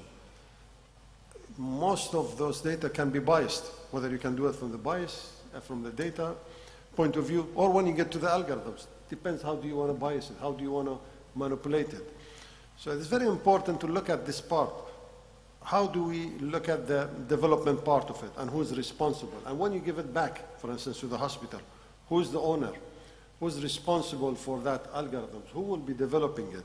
Now the same thing happens to the autonomous cars, to the other parts, but on the healthcare this is a very important, and that's why there's something new called explainable AI.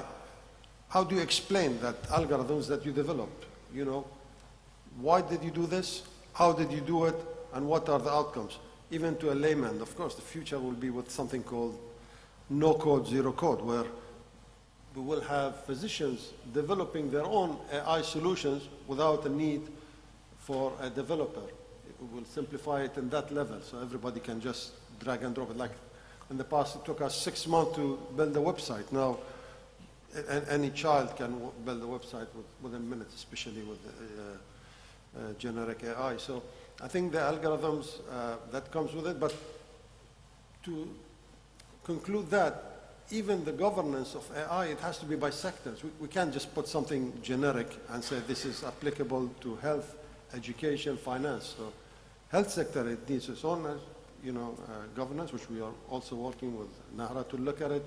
I know WHO, they have a policy and guidelines that's developed for AI, but still it is on a very high level. So countries, based on their specific requirements, need to customize it.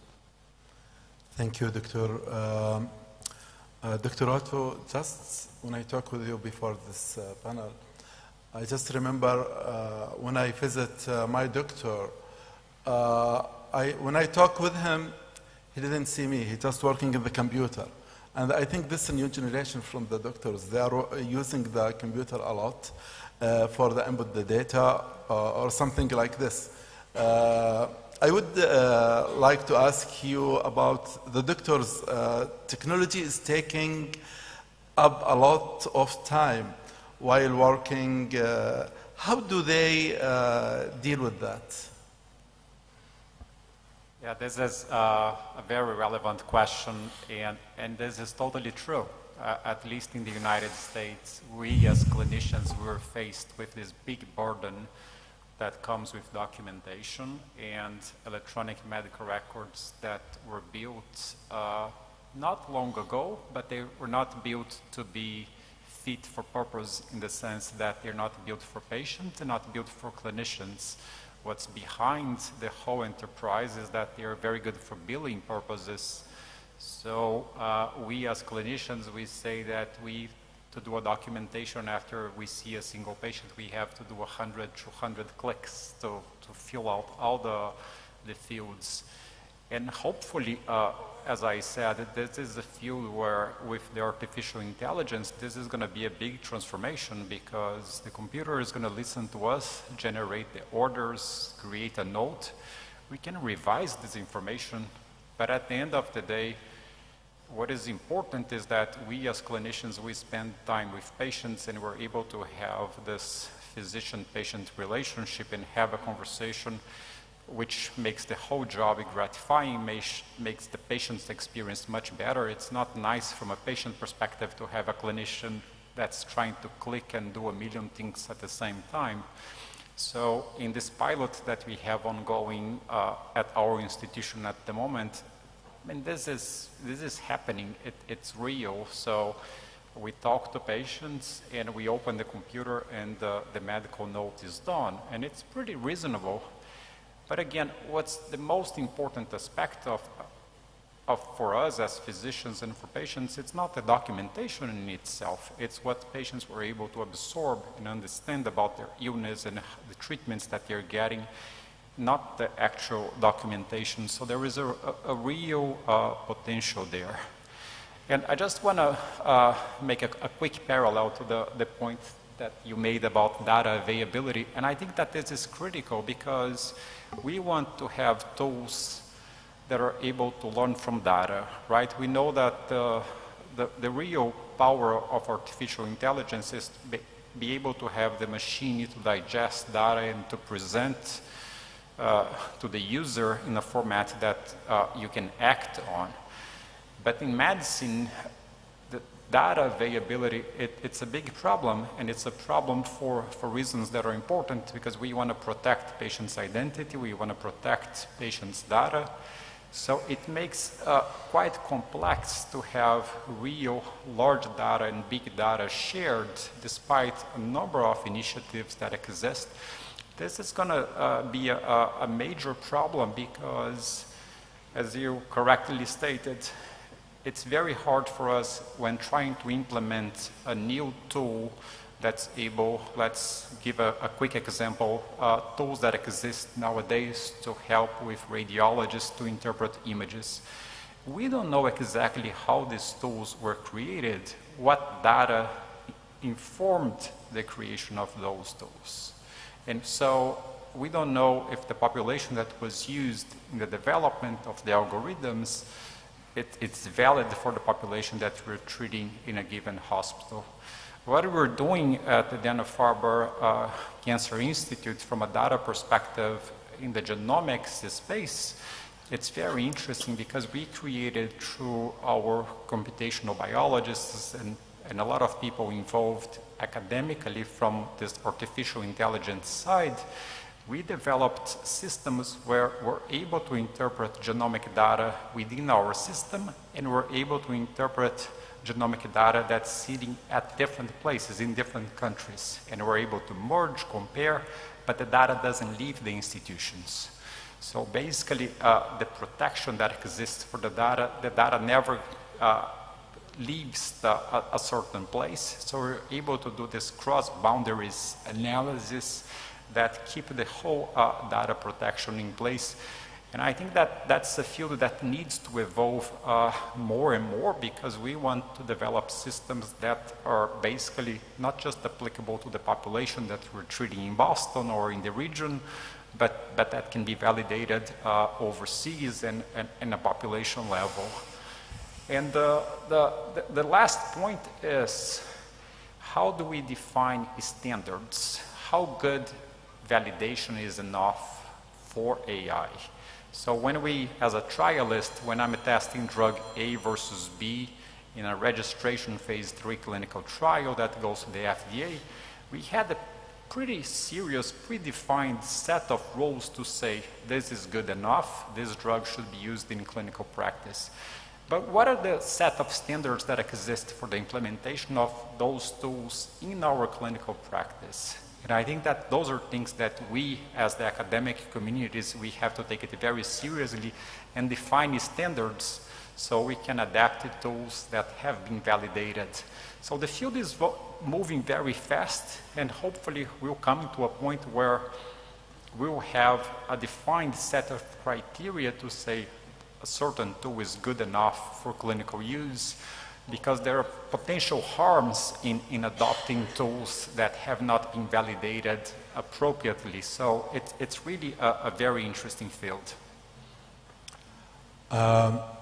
Okay, I think from your face, Ronald, you want to add anything for same question? Dr. Ronald? I'm sorry? As a doctor, what do you think about this? For the doctors, yours? Yeah, I mean, I think a couple of things to keep in mind is, number one, let me speak to this from a business point of view. If you can't get the data, and in healthcare, you know, let's say somebody's at Dana-Farber and is seeing you for an oncology issue, some of that data might be in paper they brought with them. So if you have an AI tool that's helping you make a decision and it's lacking critical data that's sitting on a paper, that tool isn't going to be able to help you. Okay. So that's one issue, is healthcare data is fragmented. It's in different formats. A lot of times you're getting the data in from a radiology facility, and it's in the form of a PDF. You have to first perform OCR on that, make it into structured data elements before an algorithm could run on it. So there are a lot of issues. These issues are investment killers. Like, none of those companies are going to live long enough for these issues to be solved. So that needs to be taken into account up front when you're deciding to invest, or if you're buying that solution for your medical center. The other thing is this issue of, if I have AI in the name of my company, I am now cool, I can raise money, and I can sell my solution. And the issue with this is, no matter, and Dr. Haji mentioned, you know, the field is moving fast, the technology is changing every day. We've seen what happens with what's happened with generative AI, and we have no idea how much more powerful it's going to be. What is not changing is the fact that no matter what solution you're building, it needs good thinking around fit within existing clinical workflows, business model for the buyers, data availability. The analysis is never going to change. Remember, in the early 2000s, when the .com era was happening, if you, pets.com became a multi-billion-dollar company with no business model because it had .com in its name. Yeah. Any company which was an internet company, and people were saying the old business rules are out. This is a new economy. Now you can build companies on the internet, and you don't really need a business model or what have you. All of that turned out to be a load of crap. You need a business model. You need good thinking when you're developing solutions for healthcare or other industries. I would argue healthcare is one of the most convoluted sectors of the economy because the user, the person who benefits is a patient who doesn't know anything about a tool that the doctor is using. The doctor is not the decision maker on who buys the solution. You have committees and medical centers, CIO, CMO, the business executive that get together and decide which technologies they're going to buy. And guess what? None of them are the payer. The payer is the insurance company. I mean, this is a very, the years that I was running Acupera in San Francisco, I had many technology entrepreneurs who had sold their companies. Now they had a lot of money. They were in their mid to late 30s, and they were looking for their second act. And they thought, I'm smart, I have money, I know technology, what can I do? And it was like, okay, let me go solve problems in healthcare, because healthcare is an industry that's really behind the curveball in terms of a lot of problems without a lot of good solutions. What I saw all the years that I was in San Francisco was every one of these technology entrepreneurs ended up leaving healthcare with their tails between their legs because they didn't know what they were walking into. Healthcare is different than a typical internet company because you have so many stakeholders, they each have their own point of view, and obviously I was speaking at the United Nations Gender Equity panel a few weeks ago. One of the things I mentioned is Netflix could have part of your data on what shows you watch. Amazon could have part of your data on what items you buy. That's enough for them to have a profile on you to do some good things for you, recommending products, recommending better shows and so forth. In healthcare, I can have all of your data from your entire life except a set of labs you had done yesterday. And guess what? In those labs, there was something alarming, like your creatinine jumped or something bad happened. It nullifies everything else. Incomplete data in healthcare is a real problem, and it could lead to catastrophic decisions. So one of the things that we possess is we can weigh the cost of making a mistake. We can say all the data is pointing in this direction, but my general intelligence tells me if I walk through that door, there's someone with a machete waiting for me. An AI algorithm can't weigh the cost of making a mistake. It just does what it's trained to do, and it does it every time. So that's a big issue. Yeah. Thank you, Doctor. And we have 11 minutes, so I want to ask you a question, and in 1 minute, if you can, for you, Dr. Jassim, can you share with us the role of the generative AI? Well, I wish I brought my Gen AI to answer in 1 minute, but I'll try to make it in saying that the large language model, which are the basis of the Gen AI, now it's an open training of that. We're using, as previous speaker said, that globally to train those data, and those data cannot be specific to use. And that's why we see a lot of tools that are coming ready-made are meeting no more than 30% of the medical centers, because whether they are made for, like an Oracle systems that's meeting the majority of the population, or it's meeting halfway to what you do. So the solution to me is countries are going more and more on closed data. So they take their own large language models and train them to what is specific to them, to what is specific to the hospitals. And then from there on, they can customize and develop solutions which are meeting that community and the patients. Thank you, Doctor. Dr. Otto, in 1 minute also, I know for this question it's need more than maybe 1 day. Can you share with us the last technologies used in the cancer treatment? Absolutely. So I am an optimistic by nature, and I think that those things are going to be incredibly helpful for us. I'm going to share briefly just like a quick experience about like using this chatbots that are able to digest data. So as an oncologist specialized in breast cancer, I treat just patients, women with breast cancer for 20 years. So no matter how much I try to study, I will never remember all that I learned during med school, and I won't be updated with the most recent information that exists in cardiology. So if I have a computer system helping me, and I'm seeing a lady with breast cancer, and the computer pops up and say, this patient have a genetic condition that may predispose to cardiac risk, for me this is very relevant. I wouldn't be able to get that. I wouldn't know about this new cardiac condition. So I may use this information to select a different type of chemotherapy. So it's really fascinating how technology can be in our favor. So I think that's one quick example of how these things can be very helpful when correctly deployed using the data that's available. Interesting. Dr. Ronald, also in 1 minute, what can the stakeholder, like policymaker, investors, do to accelerate to adoption of AI in the healthcare? Yeah, I mean, I think there are things that need to be done at the policy level. I favor a centralized, unified patient record.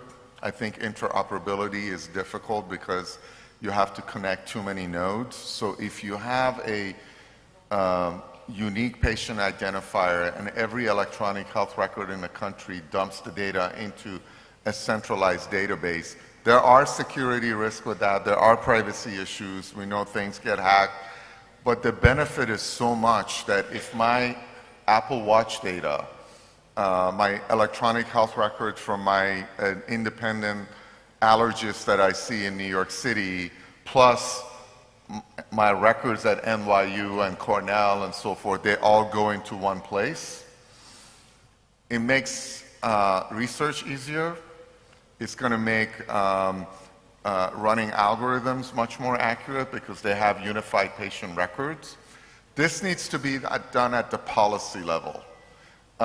If we've seen anything, it's the fact that medical centers who have the benefit of keeping the data within their own four walls and electronic health records that don't want to share data could block this kind of good policy that can improve patient care and make AI possible at a faster timeline. But you know, you need to muster the political will to push it through, which is very difficult. Thank you, Doctor. And we have like 7 minutes for the audience. If you have any question, yes, please. And your name, please, and the question for which one? My name is Dr. Rajal Youssef. I'm the Deputy CEO of Government Hospitals, Kingdom of Bahrain.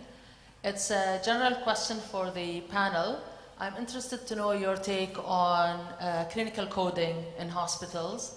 As you know, the process is long and there are chances of rejection of claim, and there's always room for improvement, improving clinical documentation, improving coding. How does AI help? What's around the corner in this area? The second question, if I may, is health technology assessment, because we, in our positions as decision makers, it becomes very challenging because you get bombarded by all sorts of technologies on a daily basis. Which one to choose? What's the algorithm? How AI can help? Thank you. Thank you, Dr. Raja. Anyone for the first question? I think you're talking about the insurance claims, right? Yeah.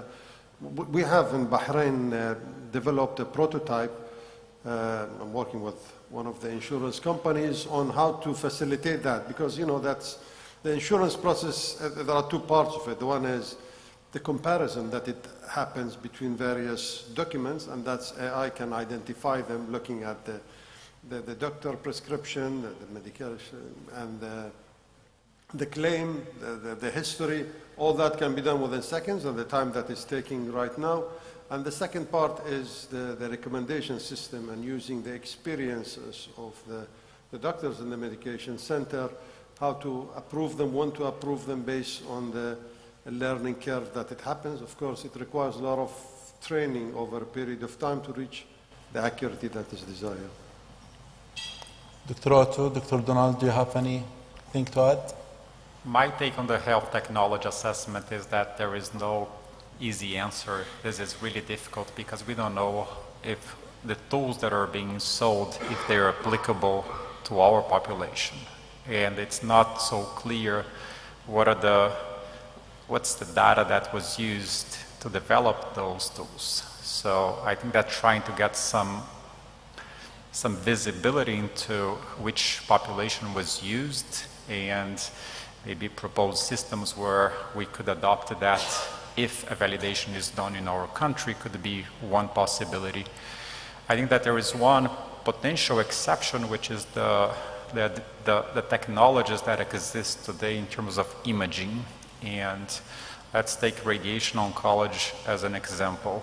So once we're doing a treatment planning for radiation oncology, we know that there is, it's a difficult process where we have technicians, radiation oncologists trying to map out organs to see where radiation is going. And there are tools that are being deployed and available today where the computer can do it. So those are tools that basically, they are well developed in the sense that imaging, it's a type of data that's easier for a computer to analyze. And again, this is not meant to replace the human being completely. You have a professional behind the scenes looking if the mapping that the computer made for an organ is correct, because this person has been doing this manually for 20 years. But if the computer does that in 1 second, this person can just verify that's done correctly. So I think that those are advances that we're using today, and they're easier to adapt as when evaluating this, like in terms of the health technology assessment. I'll quickly say that the AI-based coding is a here and now use case, because large language models result in a huge leap up in the capabilities of natural language processing, which has been a huge problem in healthcare because the notes full of acronyms, there's no standard way of creating notes. One of the beneficiaries of the large language models in healthcare is going to be automated coding. And then in terms of health technology assessment, obviously you said you're getting bombarded, and I have a full chapter on this topic in the book around, is it mission critical? Is the data available? Are the users going to use it? Because a lot of these decision support tools don't necessarily fit into the existing workflows, so they're not necessarily going to be used. So there's got to be a framework. There's a lot that are being built and pitched to medical centers and life science companies and so forth. Thank you, Doctor. Another question? Go ahead. Your name, please, and the question for which panelist? Hello, my name is Dr. Reyes. I'm a pediatric anesthetist at the government hospital.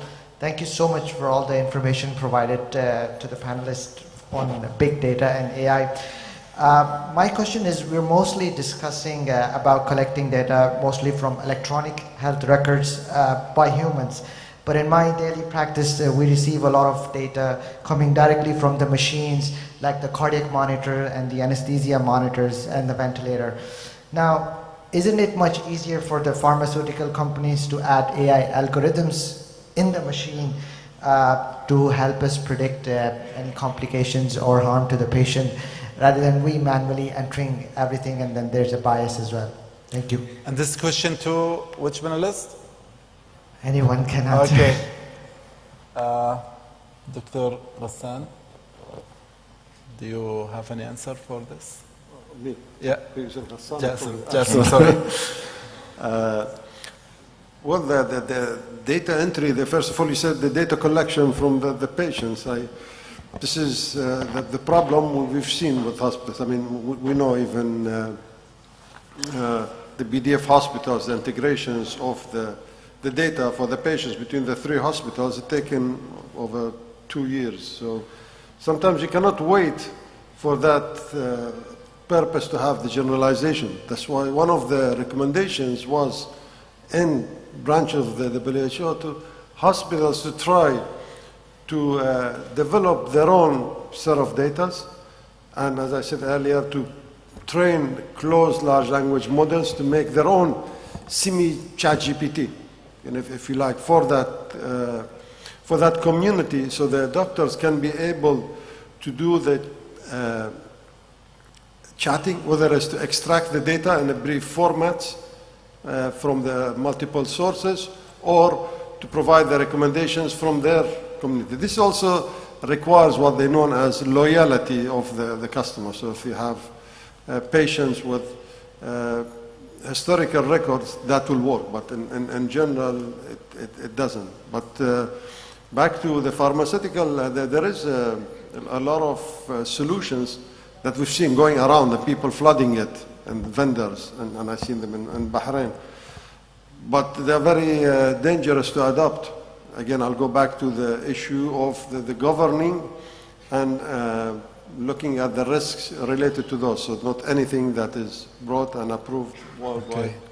Also, in terms of feeding directly or running an algorithm on the machine, healthcare data often needs to be combined with other data to make a decision. Data coming directly from an EKG monitor or a ventilator and so forth, in isolation, it may not be informative enough. So you need to combine it. So putting the algorithm in the machine in some cases could make sense. I understand what you're saying in terms of manually entering the data, and obviously there could be errors, but eventually connected machines where the data from the ventilator could automatically go in the electronic health record. There's data coming in from other sources, all combined. And actually, Ochsner Institute in New Orleans is running excellent algorithms in their critical care units that are running on top of the data, all the critical care data. They're anticipating developing sepsis or deterioration. And it's really been a good assistant to their critical care doctors. That's a model of how to do it. But putting algorithms directly in the machine, we might be too early stage for that. Thank you, Dr. Ronald. As I promised on the time, sorry, the time is finished. Dr. Ronald, Brofato, Dr. Jassim, thank you very much. That's our time. Thank you.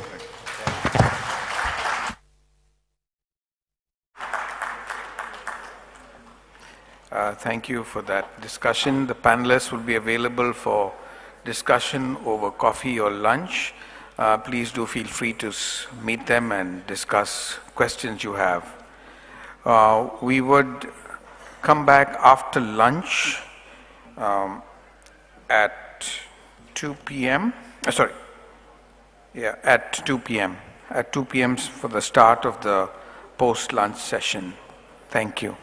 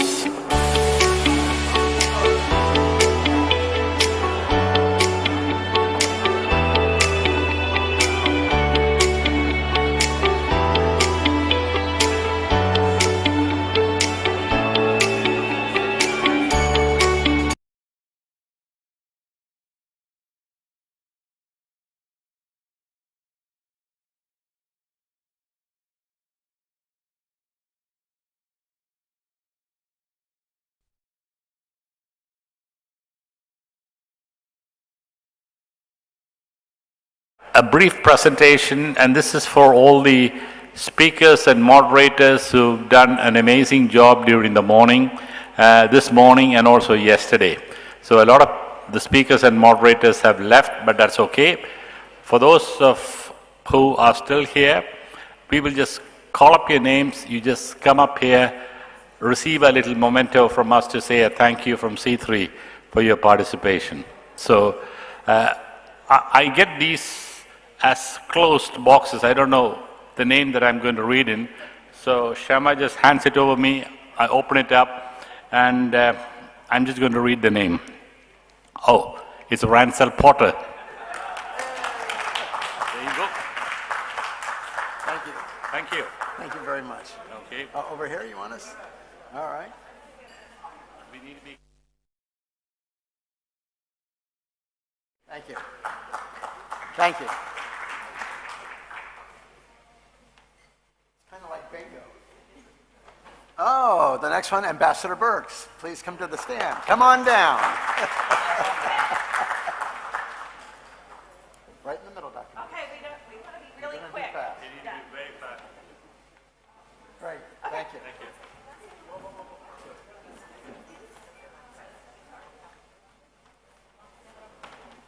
Dr. Mann-Ferris, is he in the room?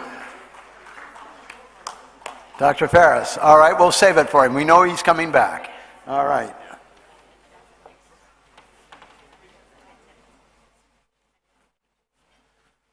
Dr. Toby Gosgrove, he may be with Dr. Mann-Ferris. Are they both missing? All right, we'll get it to him later.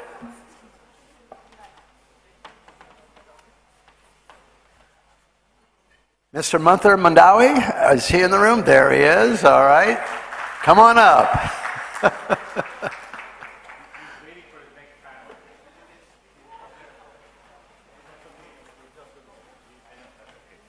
Right in the middle, Dr. Mark. There we go. Thank you. Thank you. We'll alternate. Jaleela.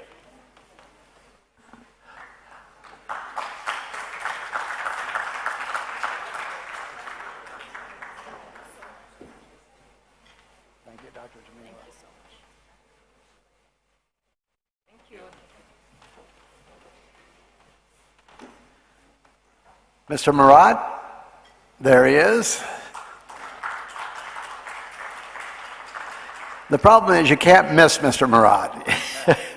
Come on up. It's like great. Come on in the middle. Thank you, Hans. Thank you. Didn't do my job yet, but I will try in 1 hour. Great. Thank you. Thank you,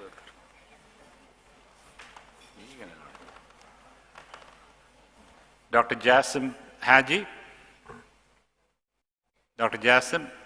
Okay. Not here. Dr. Sunil Chandy.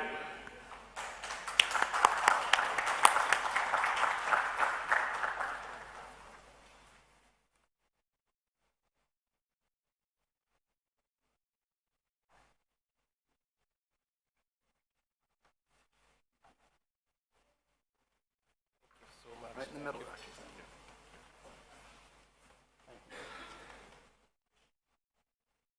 Great, thank you.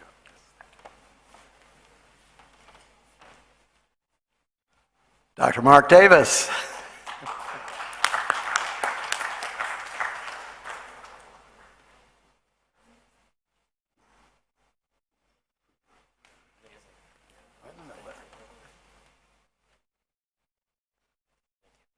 Thank you. Oh, I don't think he may be here. It's up. Is Dr. Sabi here? Dr. Sabi? Nope.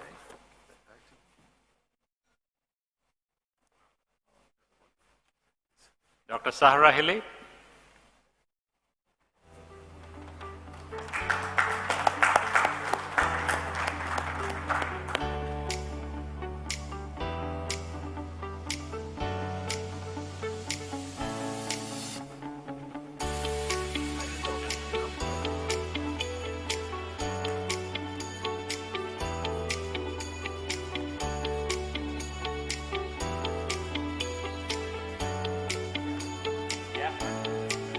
Yasmin?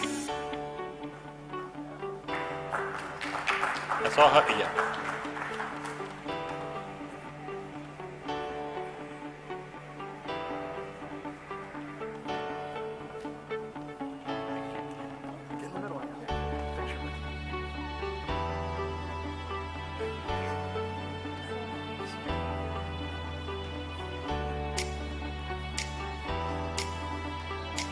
Dr. Jacob Sands? Dr. Sands? Oh, there.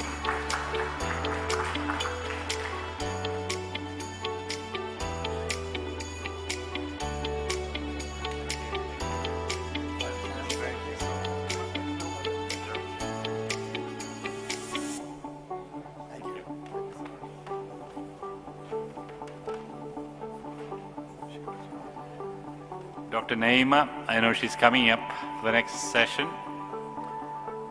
Dr. Naima. She's here. Yeah.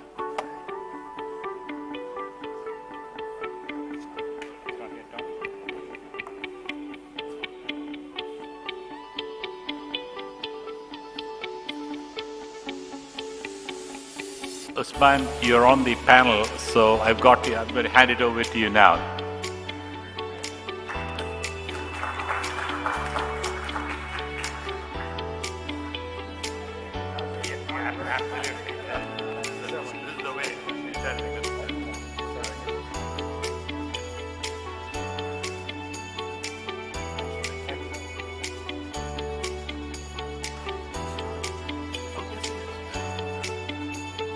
John Payne?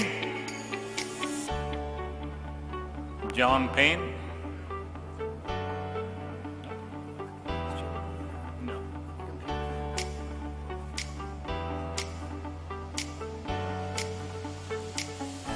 Isam? Isam? Cybersecurity? Maybe that will attract attention. No.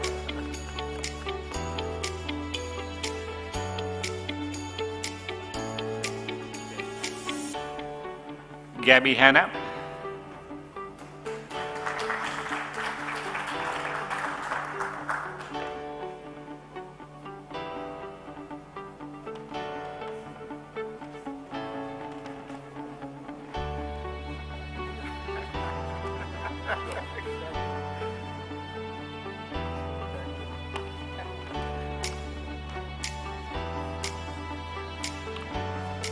The Hannahs always come as twins.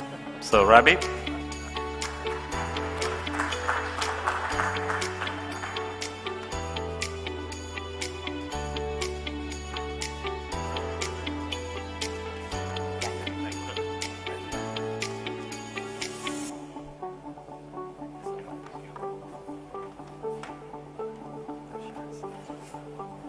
Leo Leslin? He's our IT guy here.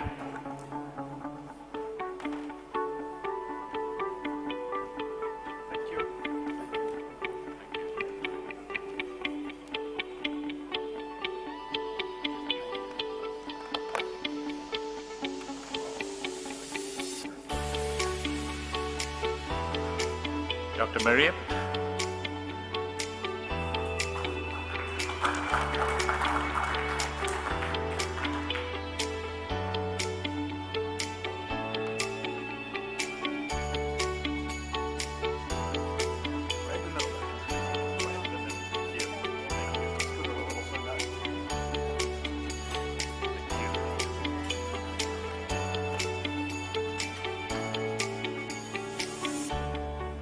Ronald Ramsey?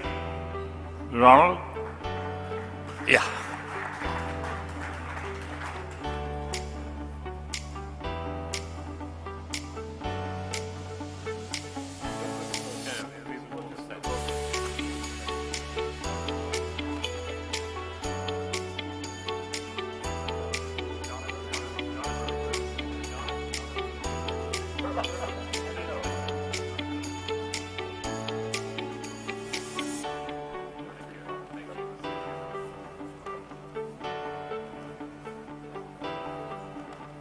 Dr. Otto?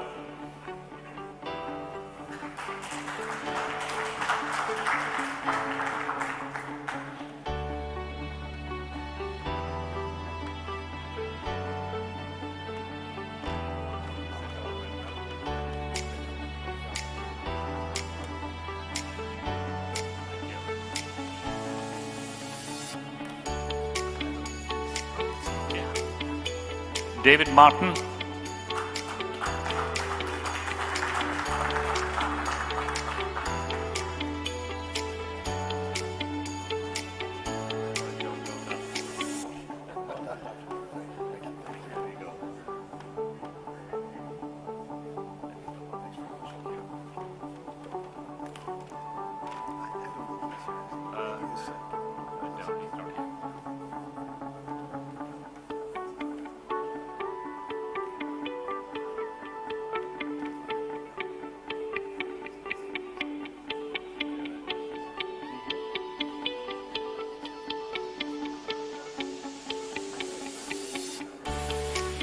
Mohammed Baydad. Mohammed.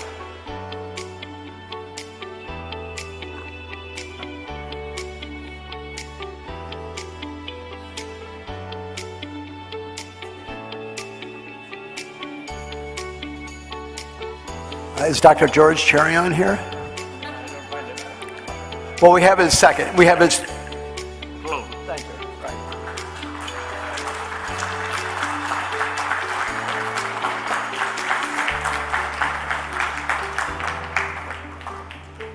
So Deepak, you can come up on stage and introduce the next panel. Thank you.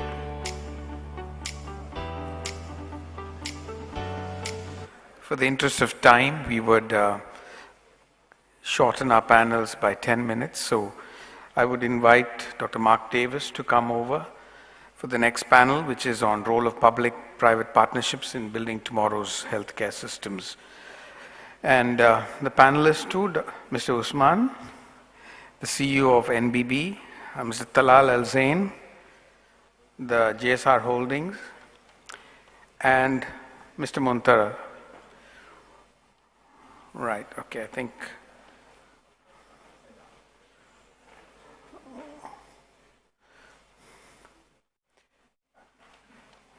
think you've improvised on the way to do it. Fine, that's great. Please, you could, we would finish by 3 or 3:05. No, Okay. 3. Okay. That's 45 minutes. So we'll dive right in. I am really super excited for this panel for many reasons. One, we have such a diversity of experience from different parts of our healthcare and external sort of systems from which we learned such a great deal. Very senior, very experienced people, and I've had the opportunity to speak with each of them. So really super excited for what we're going to hear today. What I'm going to do is start just by asking, in the interest of time, for our panelists to do a brief introduction as we ask questions. And I'll start with Mr. Usman. If you wouldn't mind introducing yourself, and I'll start with a question that, healthcare is under significant pressure around the world. What has been and what do you anticipate the role of banks to be in the growing healthcare system? How do banks work best with healthcare entities? Please. Thank you, Dr. Mark, for the invitation, and great to be here. Looking forward to a very engaging discussion. My name is Usman Ahmed. I'm the Group CEO for the National Bank of Bahrain. The National Bank of Bahrain Group has the largest conventional bank in the country, the largest commercial bank in the country, which is Bahrain-based and Bahrain-owned. And it also has the oldest and the first and one of the largest Islamic banks, which is Bahrain Islamic Bank. So we are very proud partners of the sector more broadly in Bahrain and with the American Mission Hospital in particular. I think coming to your question about the role of banks, so we see this sector as one that is particularly interesting for us as we think about how the contribution of this sector to GDP is going to evolve in the coming years. Today, it's about 4% of the GDP in Bahrain. It's below the sort of regional average, but we see great growth potential. And for us, I think the different ways that we can get involved is, of course, project type of financing, building out hospitals, similar to what we did, with the American Mission, the King Hamad American Mission Hospital, providing project type of financing for that in a format that is,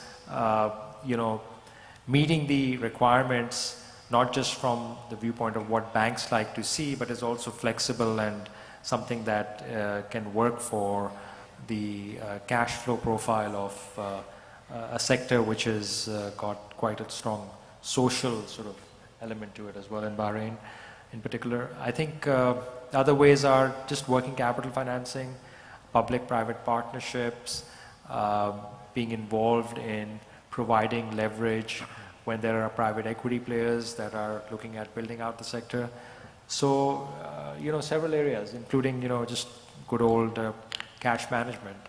So I'll stop there in the interest of time. And well, thank you. It's a great introduction to really the importance of this multi-stakeholder environment, how we understand how the role that each plays. Mr. Munther, very much interested from the government perspective. Where do you see the opportunities, and how do we think about healthcare working in this public-private partnership from your perspective? Absolutely. First of all, I'd like to thank the organizers for hosting us and inviting us to speak in this great event. An event that I feel is in line with the vision of the leadership of the country, especially when it comes to the development of the sector. My name is Mundar Al-Mudawi, and I'm the Executive Director of Tourism, Education and Healthcare in the Economic Development Board. And our role in the Economic Development Board is to attract and promote various sectors. The sectors that I've already mentioned are three sectors that we're focused on. When it comes to healthcare, the leadership in Bahrain have always treated healthcare as a matter of priority and as something that will no compromise is available to that sector, and basically the government looks at a number of priorities associated with the sector. Now, the Vision 2030 have always focused on enhancing the livelihood of Bahraini nationals. And core to that, aspiration is healthcare. And it was all about looking at efficiencies and looking at enhancing the quality within the sector.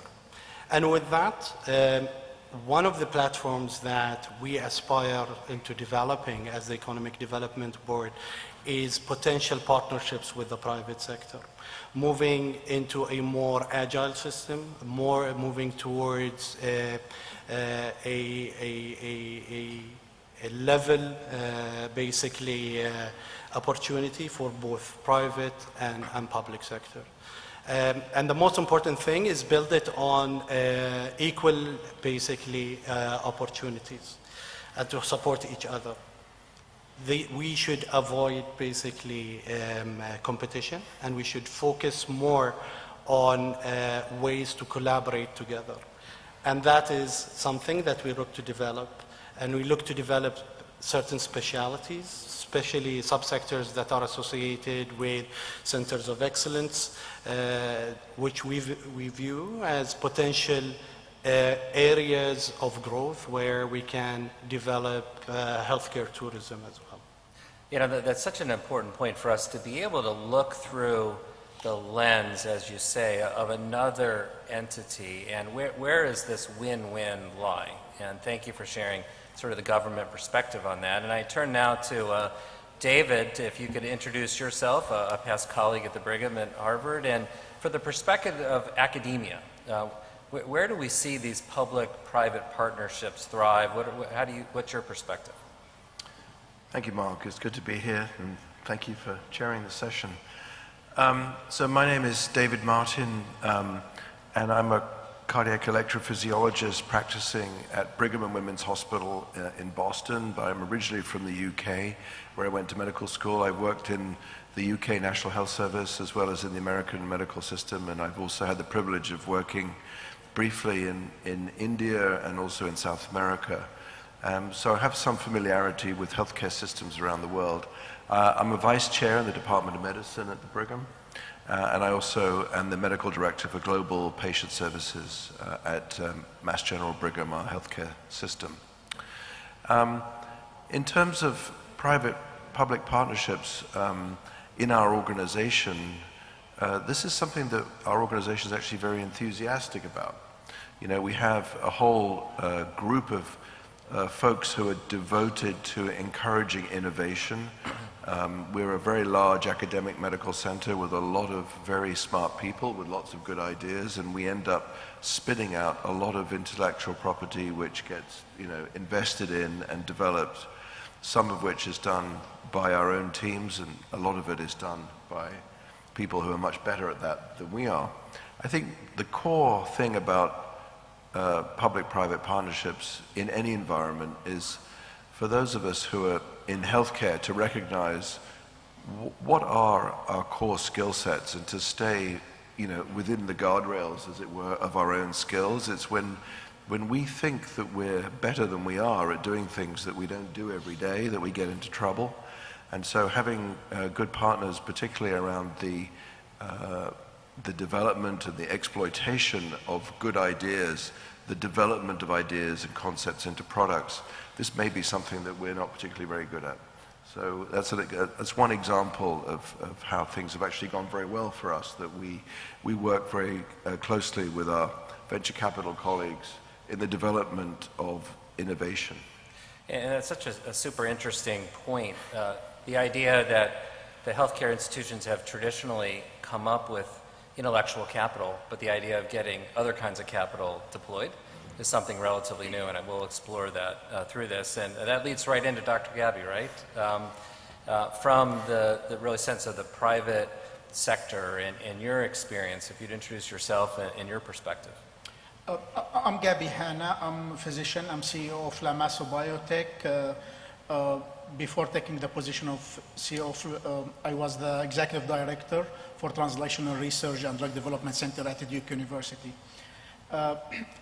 When you work in biotech, you work by definition, it is innovation and advanced knowledge. And I find it is must work with university, as the university is where the accumulative knowledge is. So I would say it is big liability for any startup in biotech if they don't work and utilize this university, whereas the public and the government kind of has that knowledge accumulated in these universities. But obviously always the question is how, as Martin say, how and how, what is the best way to be efficient and to get to your goal fast. So that's remained the question. Terrific, thank you. In order to help, we have a diverse audience here, and I think some of our sessions, it's just been absolutely wonderful, so interesting today. And sometimes very specific examples can be helpful for people to understand exactly what we're talking about more generally. So I'm going to ask and go down the panel this specific question. From your perspective, and we don't have to go in order, whoever wants to jump in first, what's most, if you had to characterize from your perspective, from your sector's perspective, what's most important to you? What are the 1, 2, or 3 things, if you were going to identify to the other players, the other stakeholders, what motivates you in decision making? I will take this one. So I think from my sector is get things done. You know, I mean, you work with the university. It is important when you work with government sector and university. I think the feeling of time is different from private sector to university to the government. It is very good to be very early, aligned on the time and the mission and the outcome and the time. Because if this is not aligned very early, it is very recipe for failure and dissatisfaction from all parties, whereas things fall apart. So I would say this aligning on time and outcomes is very essential to be aligned very early in any partnership. Well, yeah, that's really interesting because everyone does have their own perspective of time. And we think everybody else has that same clock, but it's not really the case at all, is it? Others, please. I think when it comes to PPP, especially to the region, PPP as a concept is relatively new to us. It's been in the grander, obviously, scheme of things. It's been, I think, 15 years since our first experience with PPP projects. And one of the most important things I feel when it comes to PPP is to focus on stakeholder engagement. Given, especially when we are looking at things associated with social infrastructure, projects that are associated with the, historically, with the delivery through the government. Engaging all stakeholders from the conceptualization stage is something that is mandatory, I feel. Especially the beneficiaries, the nationals and the citizens within the country should be engaged from the beginning, and then you build on the strategies from there. Another thing that I feel is mandatory in those conversations as well is clearly defined roles and responsibilities as well. What's for the government and what is for the private sector. And therefore, what does both bring to, or what do both bring into the conversation to the table within that partnership. And then we have also to have a clearly defined regulatory framework. And this is something that we've been working on quite intensively as a government, and a framework that has been launched 2 years ago, I believe, is so you have all the ingredients. You need to have engagement, you need to have defined roles, and you need to have the governance in place. And from there, it becomes not to belittle PPPs, but it becomes a project in general. And therefore, you offer and deploy project management principles to such projects. So we have so far, and we need to understand the time frame.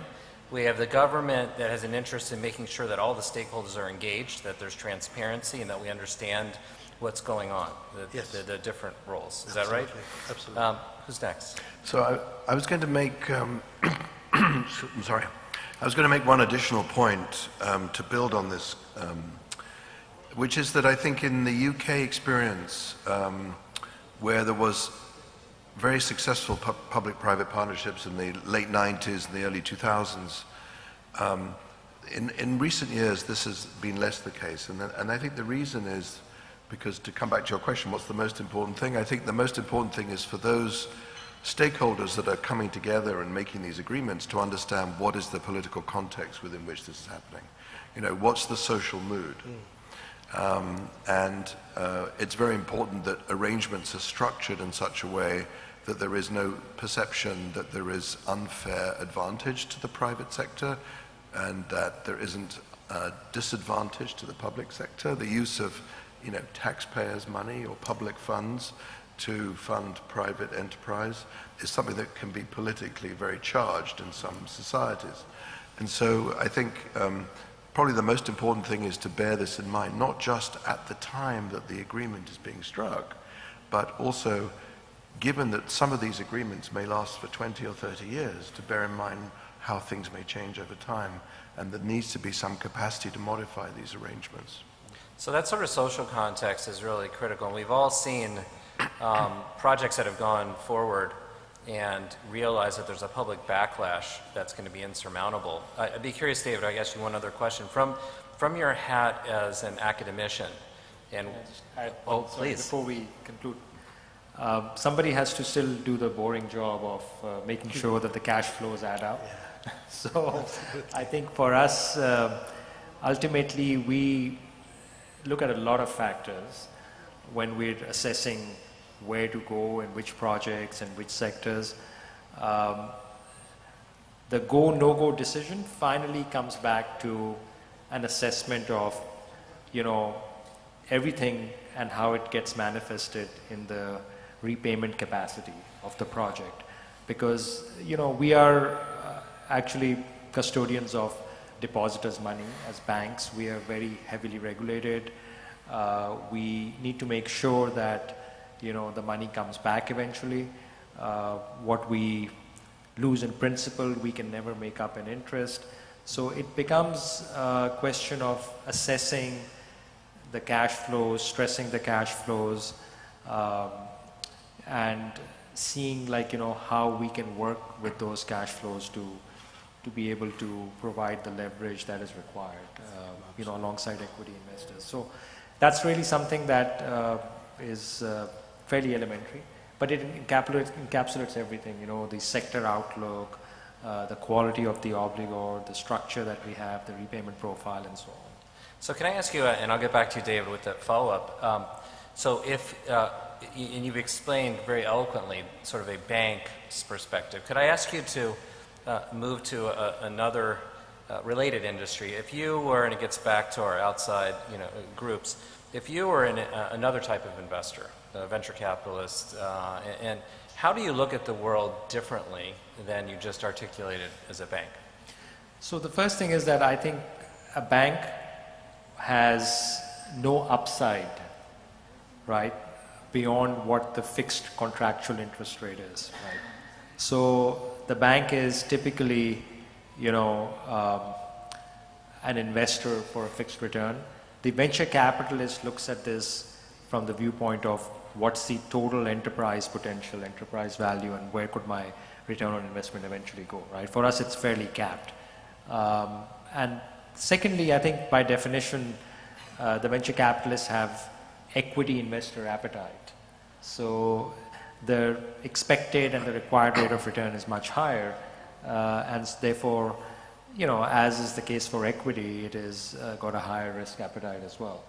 But even for venture capitalists and for private equity investors, and there's a very large health fund, a private equity fund that has just closed for Saudi Arabia, the way to increase returns is to have a certain level of borrowing in the capital structure. So both kind of complement each other as well, but they have different risk-return equations. So as we think about putting all these things together, no matter what part of this you're engaged with, understanding that stakeholder motivation is really quite key. And I was going to get back just to a quick follow-up to David with the hat of motivation. We have representatives here of academic medical centers. What's the academician and the medical center? What are their priorities as they get into this public-private partnership? Well, that's a very good question. I think that the academician may have very different goals from the institution within which he or she is working. The institution, and certainly it's true for our institution, is looking to maximize its return and the return that it's made on the investment in the academician as well as the work itself. And so obviously there's a financial motivation there which can be very powerful in the case of intellectual property, where a particular drug could bring billions to an organization over time. The academician, him or herself, may have very different motivations, and traditionally they haven't been particularly venal or financially motivated, although I do think that maybe that's changing. Of course, the traditional public-private partnership in academic medicine has been the mechanism by which public funds fund research. And there is this thought that publicly funded research that leads to products that can be privately further invested and capitalized upon and then developed into a product should have returns that come back to the original public funding agency. And that's something which is certainly a topic of conversation in our context in the United States, where the NIH obviously is funding billions of dollars of research around the country. Great. Well, I'm now going to pose a case study, and we haven't talked about this, so I hope you guys don't mind. But a number of us have had the really wonderful privilege to work globally. We've had many speakers who've had that sort of collaboration, and again, credit to Ransel and the whole crew for bringing together this type of forum. We want to create a new service line in Bahrain. We talked a little bit about this, and it's very important, and I'll make up just an arbitrary situation that there's a very big burden of cancer A. and there is treatment B that we want to bring here to Bahrain. And we want to make it also something from which other people will come around the region. From your perspectives, can you tell us how we make that happen and how you would work with your other panel members to make it happen? So remember, it's cancer A and treatment B. Okay. If I may take that question, I think let's assume that this cancer is, as you mentioned, is quite predominant in the region. And that treatment is ideally, I think, should be perhaps at the early stages. So we're doing, at this point, tests at that and trials, basically. I think it's mandatory to have an environment that fosters medical trial and doesn't shy away from them. For the strategic reason being that an early bird arrangement can occur there where our doctors and our practitioners then become the specialists, and they become the regional specialists. And from there, we gain inertia, I think. And by the time that medicine becomes approved, then there is a potential for us to say, well, hey, listen, we've got this treatment and we've got the specialists, and the specialists worked since the trial stages, and from there we are the center of excellence. And that creates movement, I think, and helps with achieving the objective of having, for example, tourism, medical tourism coming into the country. So it sounds to me like you're saying very astutely that it's early differentiation. Absolutely. That there's something that's different, it's early, it's compelling, and that the government would be a convener and a promoter of something like that. Yeah. What are the other perspectives? Yeah, I can add to that, actually. Maybe I will take some of the model China did almost maybe in 15, 20 years ago in biotech and health sector. So there was multiple VC, and many of them was backed up by the government, and actually that made some problem in the US maybe 15 years ago. They were actively invest in biotech, in very hot technology. That was obviously they created problem by increasing in price, but the idea was they're going to invest and they will be shareholder of new technology, and that was the part of that investment. There was going to open office in China and have that translate of knowledge to the Chinese centers, as Mulder said. So that was where their pre-course, how they will enter, because it's difficult to ask any company or any university to translate knowledge. But when you are shareholder, and that was one of the pre-agreement set, so it is easy on benefit, kind of situation, and that was a pre-course to develop their biotech industry. So what you're saying is, in addition to one model, is in addition to government, political, social, and other support, is government financial support. And I'll talk to, turn to Usman about what are the other models, what would have to happen for private sector to invest? And I'll ask you to use both your current hat and then sort of the private equity hat. What would that look like? I think it starts with assessment of the sector rationale or the industry rationale for both types of investors. Like, what is the demand factor associated with this in the region?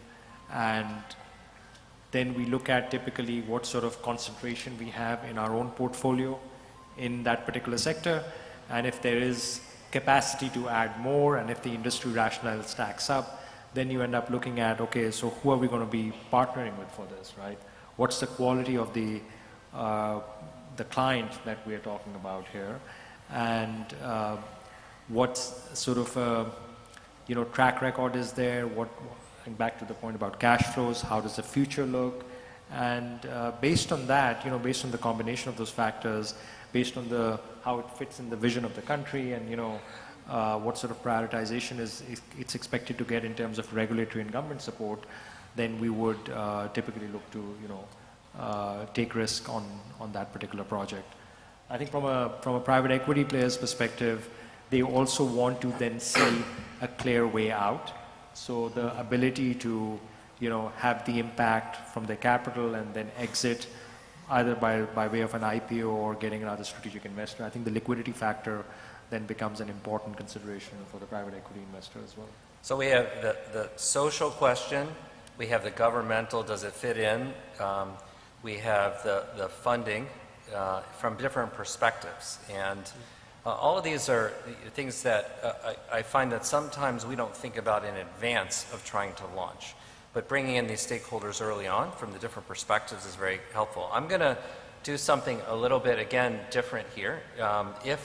I'd be interested, is there anybody in the audience who has an example-specific project? You have on this stage some of the really represented the world's experts in the different domains. Does anybody have a project that they think would be particularly interesting or theoretical, even, to pose to our panel about creating or something that they'd like to do? Everything would be open. While you think about that, and if you do have something, please raise your hand. I'd like to ask our panelists, from your various perspectives, 2 questions. One, what has been most surprising that you see in healthcare development in the last year, and where do you think the greatest risk is to our advancement of healthcare from your sector's perspective? Maybe I could start by saying that, and this may be unconventional, but as Toby Cosgrove stressed yesterday and again this morning, there are many hospitals in the United States, hundreds of hospitals that are financially in deep trouble and will go out of business. And this is a shock, I think, and will be a significant shock publicly in the United States. It'll have a major public health impact. So this is another example, I think, of organizations not necessarily sticking to their core skill sets and not realizing that they have to be good stewards of their limited financial resources, as well as being good at looking after sick people. And so this is definitely a problem, and I think some of the solutions will involve private financing, and others will require government buyouts, and some may even require that hospitals really do go out of business and disappear altogether. But this is what has been most shocking, in that hospitals have been profligate and somewhat irresponsible in the use of their resources. They haven't learned how to trim their costs. They haven't learned how to capture all the revenue and be actually paid for the work that is being done within the hospital. And these sort of simple, basic operational details have often been missed. And this is really shocking that it's occurring on such a large scale. Yeah, maybe I will add to your example. From my experience, I can tell you 2 little bit example, one from US and one from Canada, how to build this partnership. In the US, I will start with the US. There is multiple states in the US competing on, usually in the US we have the SBIR grant, and this is usually it is granted to innovative new technology business, and part of you receive this grant, there is very peer review process, very deep this is federal grant usually from any agency, but for our discussion we'll say it is NIH. Until you get it, usually you are top 5 to 8% of the company to receive it. So when you receive that funding grant, there is multiple states in the US, they compete for those companies, they give matching money from this grant to recruit this company to them because they recognize this company already innovative. I went through those due diligence process, and they recruit those company in startup stage where the amount of money is not very big, and this amount of money can be very impactful for long run. So that one example. The second example I bring from Canada. After COVID, Canada and Quebec specifically, like many other countries, they find themselves, they depend on outsourcing a lot. They don't have that biotech technology, and they stay behind the line when some crisis healthcare. So they created consortium, the government or the state government created consortium, a three-way partnership between private, university, and the government. And the consortium, their job was mandated by recruiting company, funding them, and that's the government part, facilitated through the consortium. The company will come and participate through technology or other means to participate through technology or fund if manufacture or whatever participate from the government. And the third arm was the university and local. It has to have this knowledge transfer in the university. In a situation you can build that knowledge in town to facilitate for the new generation of technology. So this is kind of two examples how you can work this public-private partnership and translate knowledge in a way you can build greater companies. I mean, to address the point around risk within the sector, I think the biggest enemy to the healthcare sector or any social services activity really is efficiency. I think that there is a lot of space there to where we could enhance in general at the global level, not necessarily only in Bahrain, but at the global level. We need to enhance the way we deal with the financials without threatening the quality of delivery. These two things, I think, if we can strike the right balance, and again, drawing from what the doctor just mentioned around hospitals closing down. I think if we can strike the right balance and ensuring that we're delivering the best quality to our patients, that is the main objective that we should be focused on, really, striking the equilibrium. I think that one of the risks, to add to that, in the region here is also that there's a lot of investment that is flowing into infrastructure and into real estate, and there's a lot of competing demand for capital, therefore. So it's very important that for the sector to maintain its attractiveness in terms of being able to attract both equity and debt capital, it is seen as one that is stable and is profitable so that it can be, a sustainable part of the portfolios of banks and equity investors. I think all stakeholders in the financing world recognize that pricing power is limited. It's a sector that has great social implications, and therefore, going back to the point about efficiency, in order to provide the best healthcare, it's important that there's a very high level of efficiency. And I think the second part of your question was about what's the most striking sort of development. I suppose it is what is in other sectors as well today, which is the emergence of AI and how artificial intelligence, as we were speaking earlier, could help to drive that efficiency objective for the healthcare sector as well. So picking up, we only have a couple minutes left on the AI piece. Could you share, in your sector's experience, what you think the most important application of AI has been to date? And the reason we ask this is that translocation of experience from businesses outside of healthcare to healthcare really has been critical, whether it's operational discipline and lean-based transformation or removing verticals in operations or strategy. What about the experience in your sectors with AI? What's been most important? So in our case, we're developing our full model for application of AI, but we do have this vision about the bank of the future, which is AI-centric. And whenever we think about technology, we think of it as what do we need to grow the bank, which has obviously linkages around customer centricity as well. So how can we service our customers better using new technologies? And an example of that would be, instead of just having a chatbot, you have a generative AI-powered chatbot, which is a lot more, intuitive and human-like in its interaction.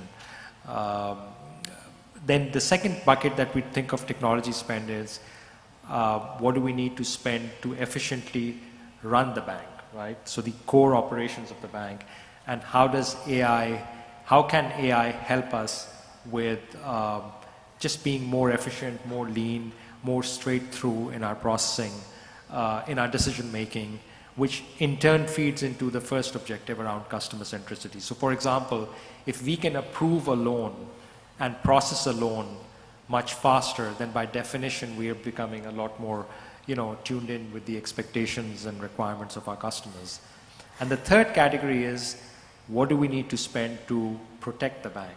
So grow the bank, run the bank, and protect the bank, right? And that's where application of AI, we're thinking about, how do we improve our compliance systems? How do we improve our fraud detection, fraud prevention, fraud management, and so on. So those are the three sort of broad categories that we're thinking about.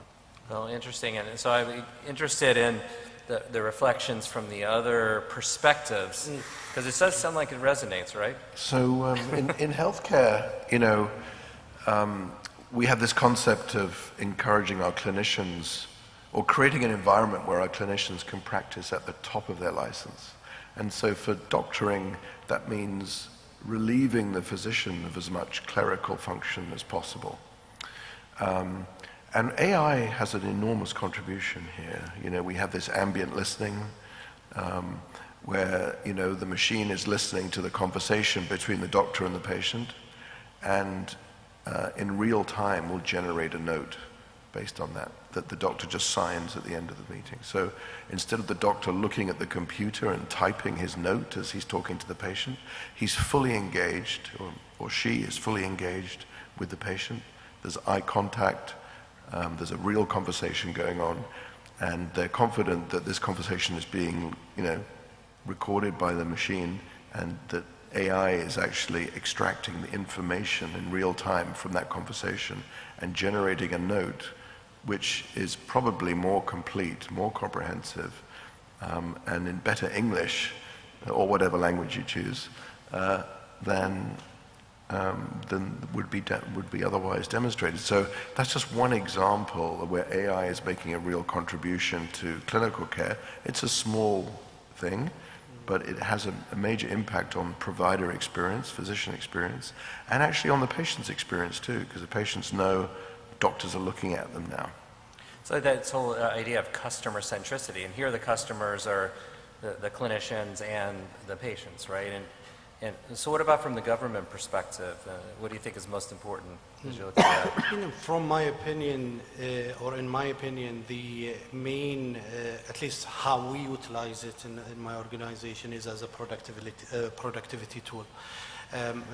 Dr. David mentioned how AI can basically support you in gaining those efficiencies around, and being more engaged within your meetings instead of just typing, those minutes. But also directly to what we do as the Economic Development Board in terms of targeting, basically developing targeting lists. I think there is a potential of utilizing AI in that element. Perhaps in certain elements when it comes to research as well, because our organization is very heavy on research. I think with AI, again, as a productivity tool and not as a substitute to hard work, basically, I think can be a very potent tool that supports with a variety of applications on our day-to-day business development activities. So I'll take your target application and apply it a little differently, as I asked Dr. Gabby the last question. One of the most exciting applications of AI, at least in my mind, is in your world of biotech, to be able to identify potential new therapies, saving all the time and money associated with test tubes over years.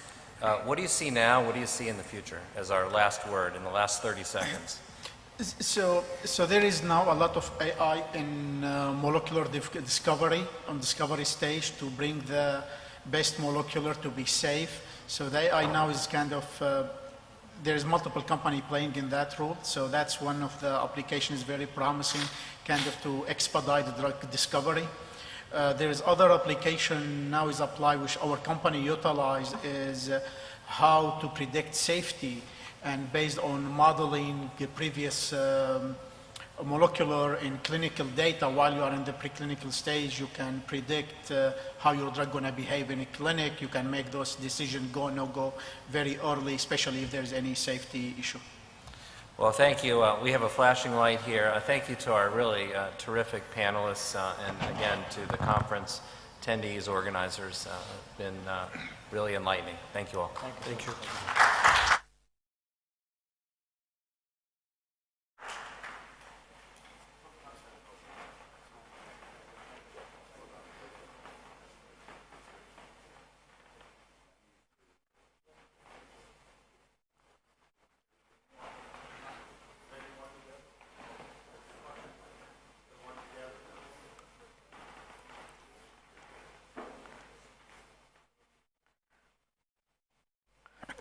As the photos are being taken, thank you to the panel for sticking to time and modifying as you went to finish.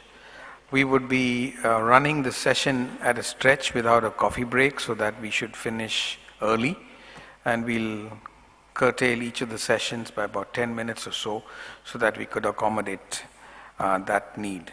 So we'll go to the fireside chat, which is the impact of climate change on healthcare. And Mr. Hasan, are you here? Right.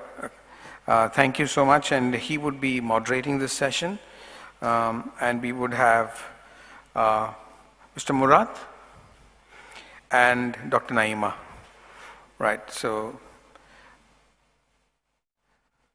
as they come up, we will the very important aspect of climate change, and we saw that effect of climate change possibly with the rains we had in the region a couple of weeks ago. So over to Mr. Hasan, and my request to you would be to finish by 3:30, right? So you got half hour. Yeah. Not 45 minutes? Yeah. Okay. Thank you.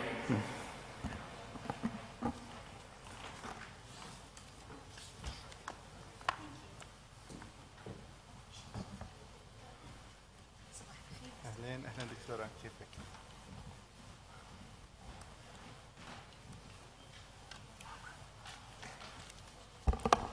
He's doing that photos, I will do this photos.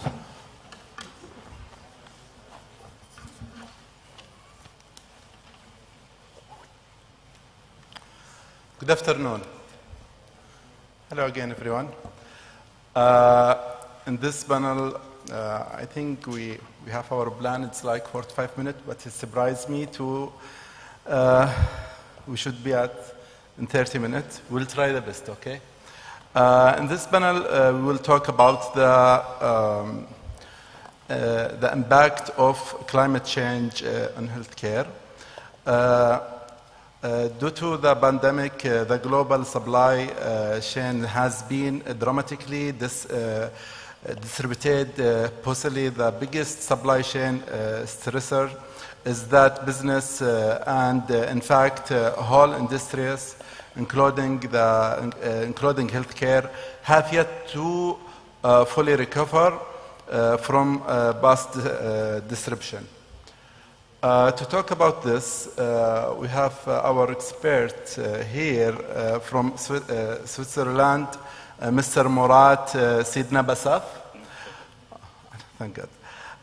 President, Greater Caspian Association, frequent speaker at World Health Organization. And also we have Dr. Naima Al-Qasir, GCC National Health and Development Expert from Kingdom of Bahrain. Hello everyone, and if you allowed me, I will start with Dr. Naima. So as the ladies, Dr. Naima, what challenge faced during COVID-19 for health service, health system, and how we can enhance health security taking into consideration climate change? Thank you very much. I would like also to address that this title of this session is the impact of climate change on health sector, and COVID-19 actually brought us a lot of lessons. The main lessons is that we were not prepared. We thought we are prepared. The best countries in the health systems and health services, according to different reports, were not able to function. This is one challenge. The other challenge, that we did not respect the international mechanisms of international health regulation that was signed by most of the countries. Under international health regulation, there was a requirement by the member states, for 194 countries, and the partners signed that they will be transparent, sharing the knowledge and sharing everything.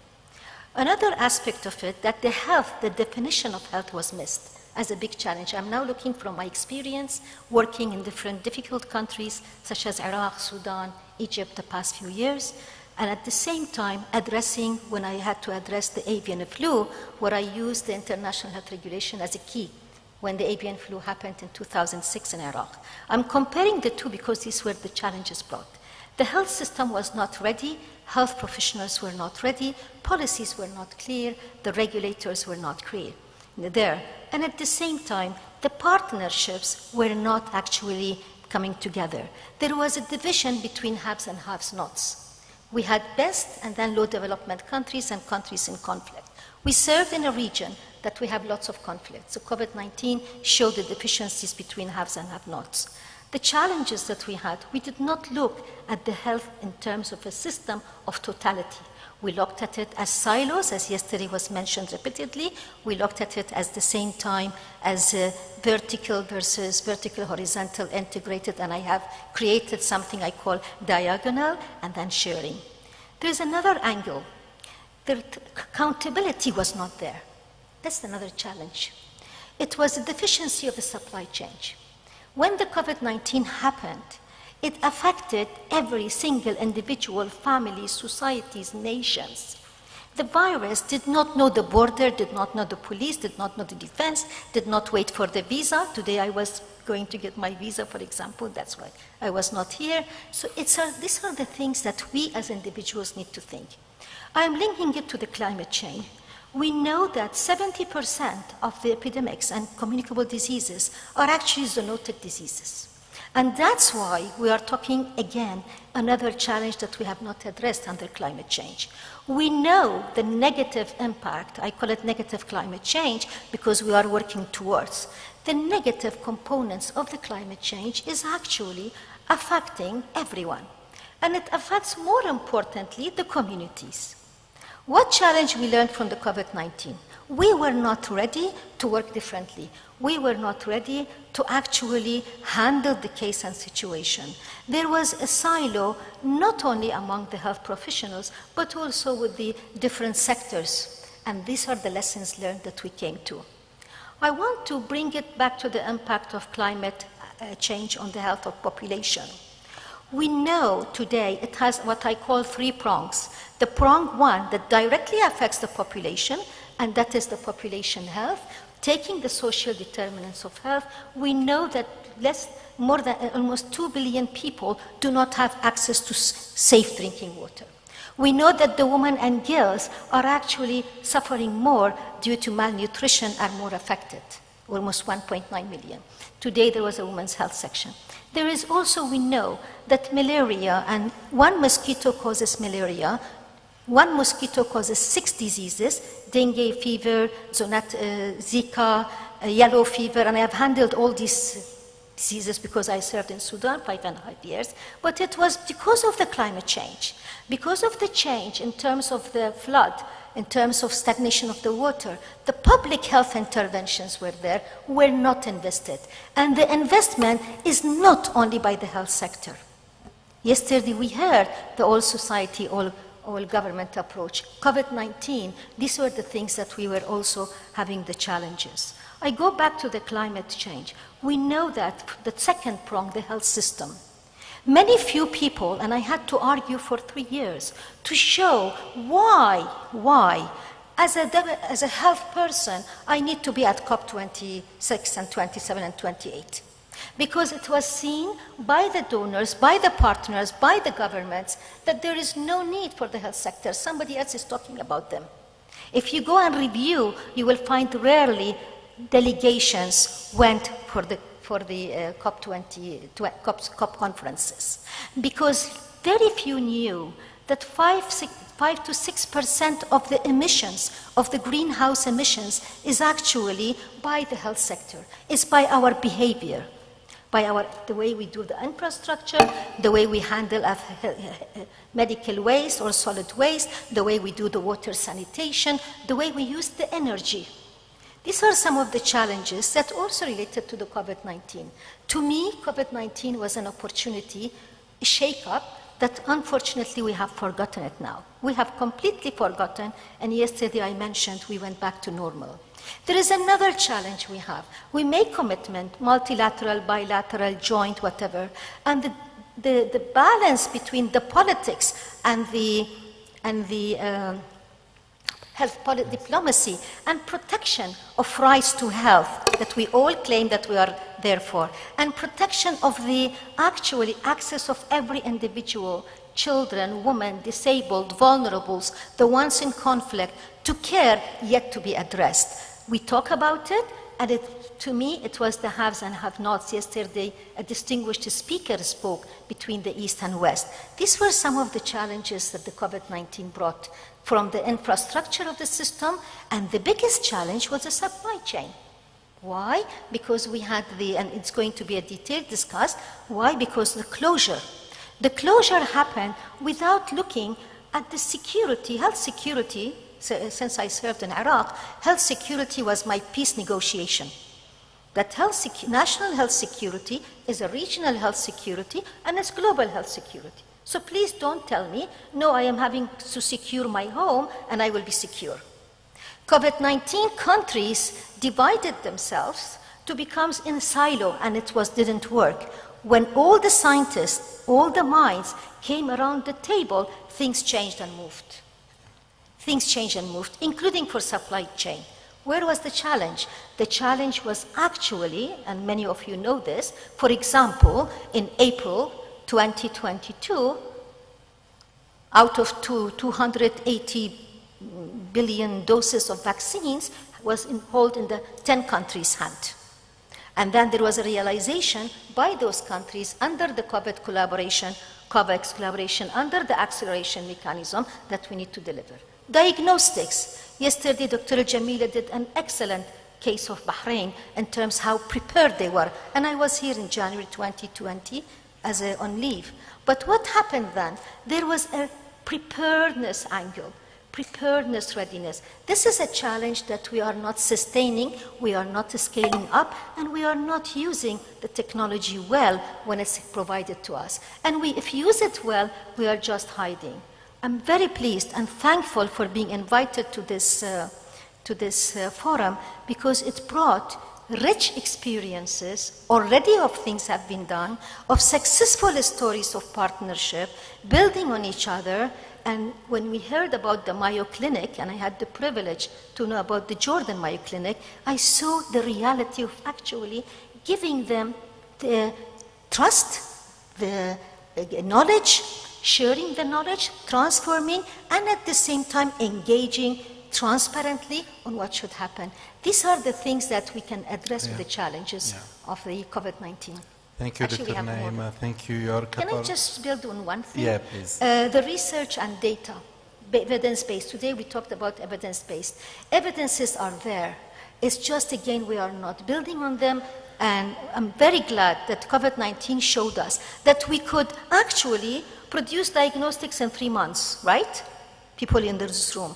We could produce a vaccine that took 10 to 15 years for cholera vaccine, because I was involved in it. It took for COVID-19 6 months. So when the industry came together, the 3 Cs, the community came together, the partnership was there, the will was there, it happened.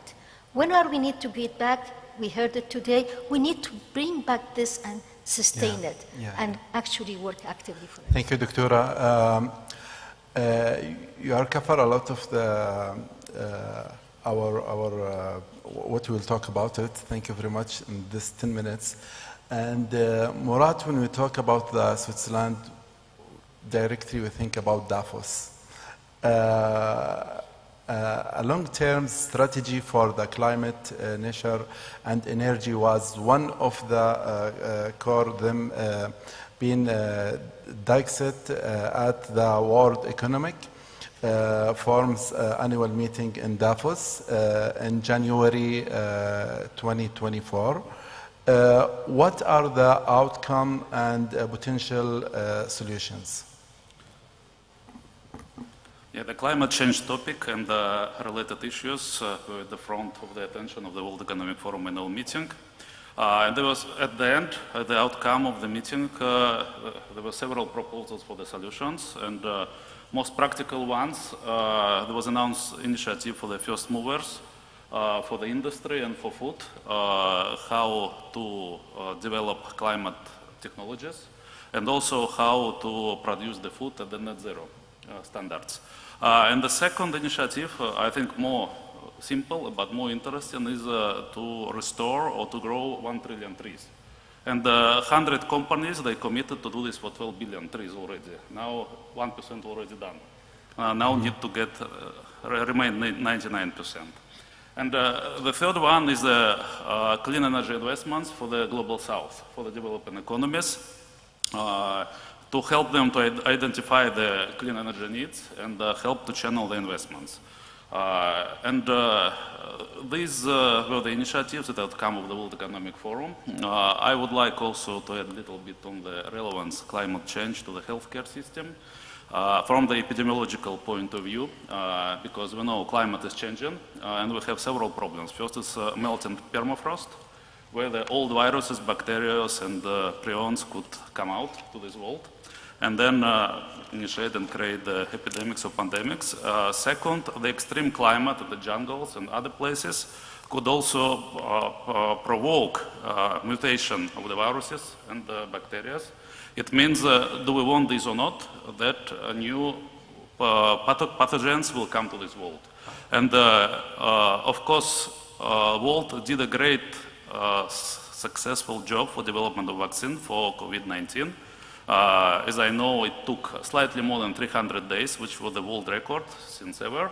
Like you just mentioned, before was 10, 15 years. Now I know that the next goal is 100 days, but it's still not enough, because if we will recall back November 2019, do you think that COVID-19 is the right name for this pandemic? I think not, because in reality, this virus was in the human body already 1 year before the first detection.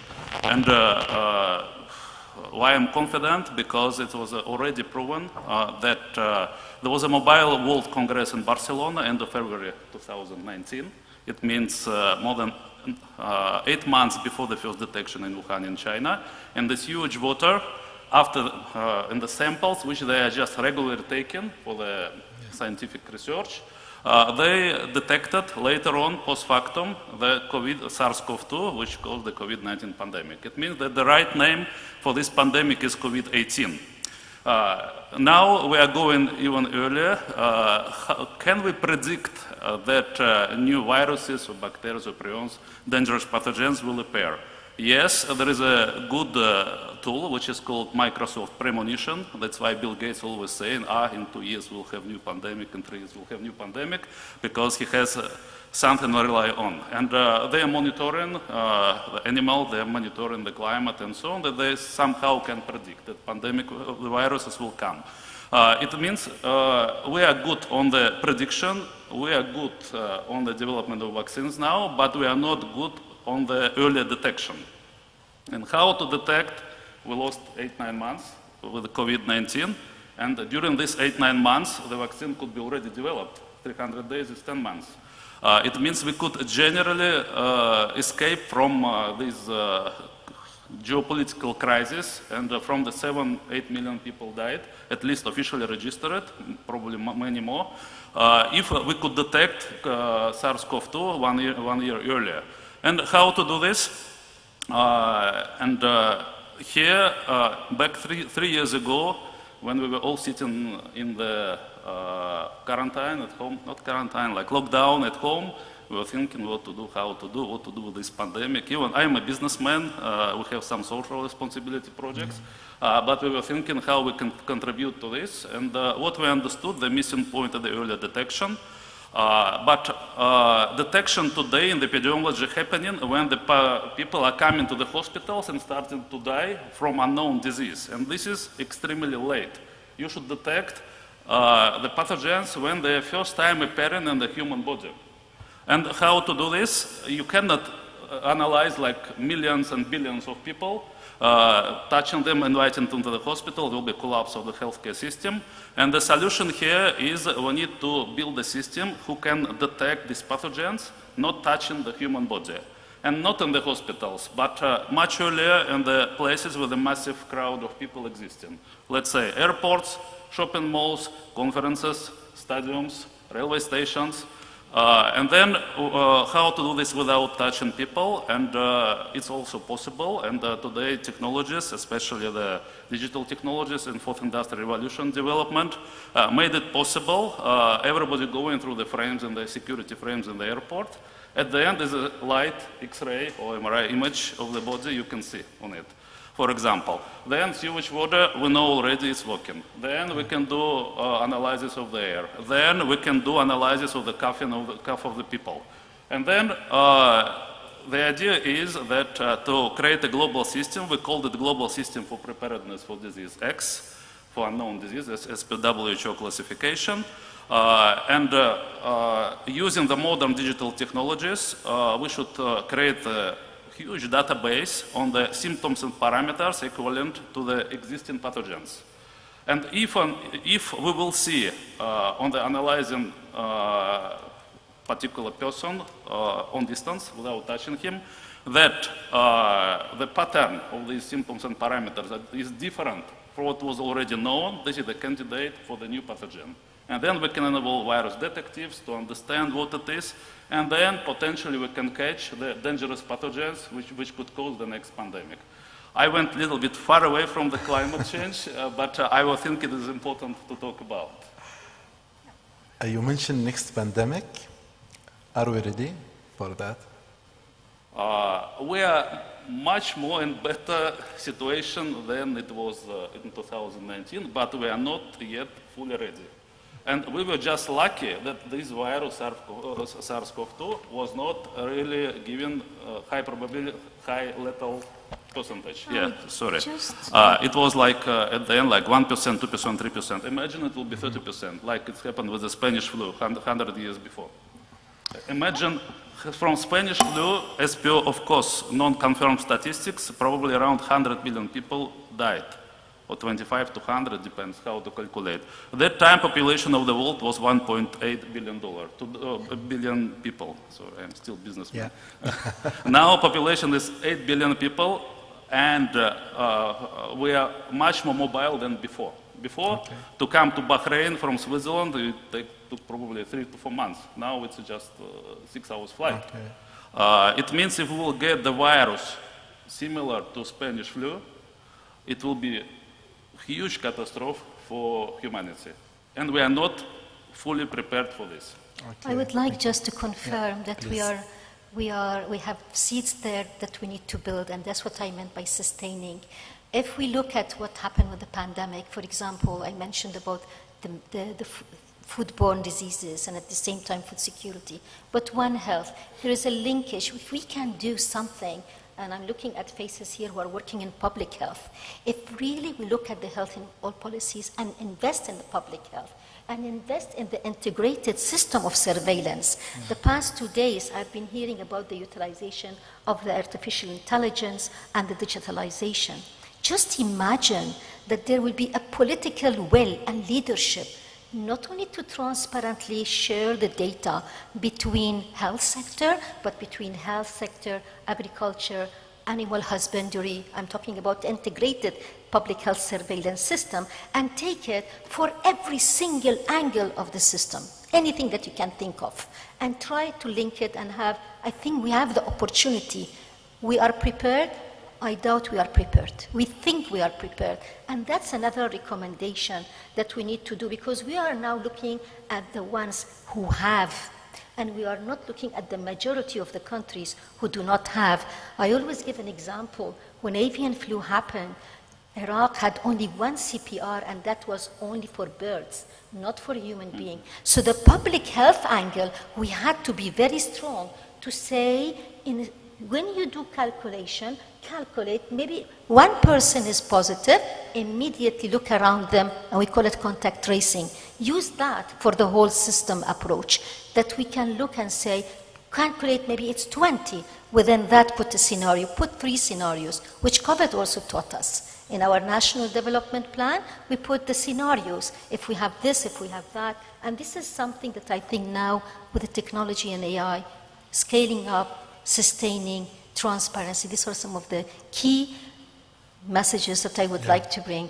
Maybe because I see the time, I would like to say, this, when I'm looking at this 3C, the community, collaboration, commerce, this is very important, and COVID-19, really we made success because we brought everyone around the table, including all the businesses, private sector, the youth, and the women. I scaled it up, Dr. Ransel, to repeal it, to put it 6, and I added to it cooperation, commitment, and at the same time, there is another word that I put, is the consciousness, because it is our conscience that did not work at certain point, when the industry would withhold, whether it is intellectual property, or whether it is for a medicine or diagnostic, or whether it is for the sharing that happened. World came together when we shared. Solidarity mattered. We shared globally. Can we bring that? And I think that is some of the things that we can look from this summit that I'm walking away, because there's a lot of positive energy that we can do it and can be prepared. We just need to sit together, bring the minds together. Murat, let me ask you, can climate change accelerate the start of the next pandemic? Yes, of course, because if there is an equilibrium, the probability of the mutation, it is there, but quite low. If there is no equilibrium, and then there is a lot of provocative factors, it could be radiation, sun radiation, or it could be temperature, it could be hurricanes, it could be other problems. Of course, all this stimulating appearance of the next generation of the pathogens. And as I already told, the permafrost, this is another problem, because we don't know. Maybe some dozens of thousands, 100,000 years ago, some pathogens were already on our planet, but they were frozen because of the ice period and so on. And all this slowly coming out. Okay. That's why there is a big danger. Dr. Naima, COVID-19 vaccine and medicines and technology. Let me ask you this question. Let's move. We have like 8 minutes. So no, he told me 30, and they are giving me more 5 minutes here. Thank you. Okay. 5 minutes? Okay. Just intervene because. So COVID-19 vaccine, medicines, and technology. How did you see supply chain was affected? How countries you worked within handled such supply crisis? I know these 2 questions. The 3 things, the regulatory that was mentioned yesterday. Yeah. For example, some countries, even the country that I was serving the last during the COVID-19, I started with Sudan, but then continued with Egypt. For example, the regulatory was insisting to have a certain approach to approve the vaccine, even though Egypt was one of the clinical trial studies. So this is one. The second one that with the supply chain happened is the closure made an effect, but also the industry, the local industries that actually are refilling, where they had a problem with getting the raw material. So the industry was affected. What it did, it brought a lot of local production, whatever they could do. For example, one example I mentioned, the oxygen cylinder. You had, if you remember, there was all over the media, 6 patients died because there were no oxygen cylinder in one hospital. In that country I was serving.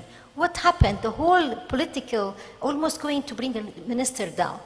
And that's the system approach. So the solution was to bring everyone around the table, and honestly, there was a capacity to start from the local. So local production was another thing.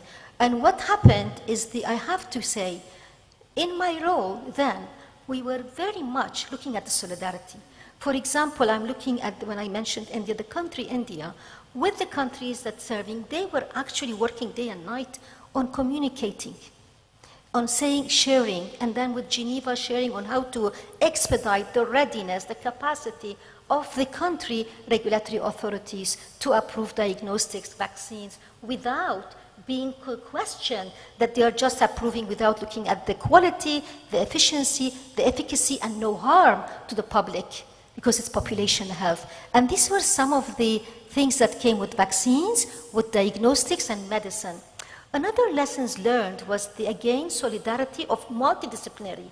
Since yesterday, we mainly heard about physician model. We heard few little bit of participation and partnership. Today and yesterday, I think at the Cleveland, we're giving example of multidisciplinary approach. And I think I heard yesterday in a couple of sessions that we brought communities and beneficiaries to the table. That was another thing that happened when the clinical management happened. Because if you want to do the clinical management and you only bring the specialists around the table without bringing, for example, the group of nurses who are actually 24 hours, you give the medicine and you move, right? You prescribe, the physicians move. Who is actually looking? I want to go back to diagnostics. Okay. One of the deficiencies with laboratory. In the surveillance system, Dr. Jamil just left the room, the weakest link was the laboratories. Because the laboratories were not ready to really handle not enough PCRs, not enough personnel trained to detect, and that's where I think, again, with COVID-19, most of the countries invested in the laboratories, and I have to say, on the partnership, whether it is within the COVAX, with the countries that donors supported, they supported laboratories in the countries. So that's. I would like to add a couple of words. Yeah, I have a question for you also. Okay. Yeah. Okay. So go ahead. For the Dr. Yeah, go ahead. Okay. Supply chains were disrupted because of COVID pandemic. It could happen. Also could happen in the future because of the climate change, weather catastrophes, and so on. What to do? Yes. What to do? We saw, like, we spent decades for globalization. And when the COVID pandemic started, globalization was over. The countries started to fight for the masks, for the for medicaments, for the equipment, and so on, crazily. And what is the solution? What we should do not to allow the same story in the future? And I think one of the solutions is onshoring the production of all that critically needed products in each country, but what to do for the small countries, let's say Bahrain or Turkmenistan, where I'm originally from, or some small Latin America or African countries. What is the solution? And the solution could be to create a strategic reserve somewhere in the neutral jurisdiction. It could be, again, Bahrain, under the supervising and management of or United Nations or World Health Organization or any other international agency. And in case of the catastrophe, try to distribute from there. And by that, we can come back again to the globalization initiatives. We have just 2 minutes. As I know, you have your project, Murat, for the pandemic. Can you tell us about it? Yes, actually I already highlighted it during my climate change exercise on the healthcare. No, the idea is that epidemiology today, a lot of improvements happen, but still this is a science of beginning of the 20th century. And now we have unique tools, AI, machine learning, which we can really employ to make epidemiology like a modern science. And for that, again, we need to create global system to collect fragmented knowledge and data from various sources and try to go analyze it using the digital technologies. And we tried to do this during the last 3 years. The main challenge was to get the proper data sets from clinics. We were really fighting Western world, Europe, it was practically impossible. At the end, we started to get from Bangladesh, from India, from these countries, and then we were able to develop a little bit. And I think here we need or to do this project or under international organization, it could be WHO, but WHO is busy, we know, because they did quite well with the pandemic. COVID-19 pandemic. They created, like back 2.5 years ago, a hub in Germany. They allocated budget 100 million. Nothing was produced at the end, only discussions, meetings, and so on. And I think here the solution is a public-private partnership that international organizations with certain countries who are interested, with the private sector should do this together. Interesting. I hope to have a question. Just maybe, okay, go ahead. No, but the time it's... Just one. Could we have a couple of minutes for that question? Okay. If there is any question. Okay, go ahead, please. Your name and your question to each one. Hi, thank you. My name is Dr. Walid Inayat Muhammad. I'm a recent medical graduate and finding my way into residency training soon, inshallah. So I'm also associated with the global shapers of the World Economic Forum. So this topic is really interesting because I have seen the World Economic Forum talk about a lot on climate change. Yeah. Even in the latest COP which happened in UAE, there was a lot of focus on climate change, but the healthcare part was just only given a little bit time in the whole COP. My question specifically would be that what is AI being used to stabilize healthcare systems? And how do you see the role of AI would be in the next pandemic? Thank you. Thank you. You will take, I will take. I will take part. Go. No, you take because it's your business also. Please. No, but I just want to address the first part of the question. Yeah. What we see the milestone of health at the heart of Conference of Parties on Climate Change was in Glasgow in the COP26. And that was what we see the deviation, a milestone, because UK Wellcome Trust invested to have 2 weeks of health in order to sensitize. Before that, it was not looked at. 7 million people died due to air pollution, and it affects the health, right? But it was not looked at. Then COP27 comes, and it was again a little bit scaled up. We had more representation because UAE brought health, Gulf countries brought health people with them, and there was an address in terms of focusing on nutrition. It was the initiative on nutrition and climate change was happening. Where COP28 was actually a great political commitment. Now health is on the agenda. COP29 will be on the agenda, and one of the things that we noticed and observed and studied, there are very few health as part of the delegation, especially in the negotiation. So this is one thing. Yeah. Please learn how to negotiate health and climate change from the prongs on the health system resilience, but also from the... Okay, Thank you, Doctora. Murad, I will a little bit touch the first part of the question, then continue for the second part. Yes. Second. Back in 2021, I think end of 2021, I had a discussion with Professor Schwab, the chairman of the World Economic Forum, about the system for preparedness for the new pandemic. At that time, everybody was busy and occupied and crazily busy with the existing pandemic, that time COVID-19. WHO, they were not thinking too much about the future, they were thinking how to shut down the firefighters. Then 2 years passed, and actually this Davos preparedness for the next pandemic came again to the attention. Of course, with the support of the Bill Gates and other stakeholders of the World Economic Forum. Now it's again on the agenda. It's a very hot topic. That's why we are back to normal. With regards to AI,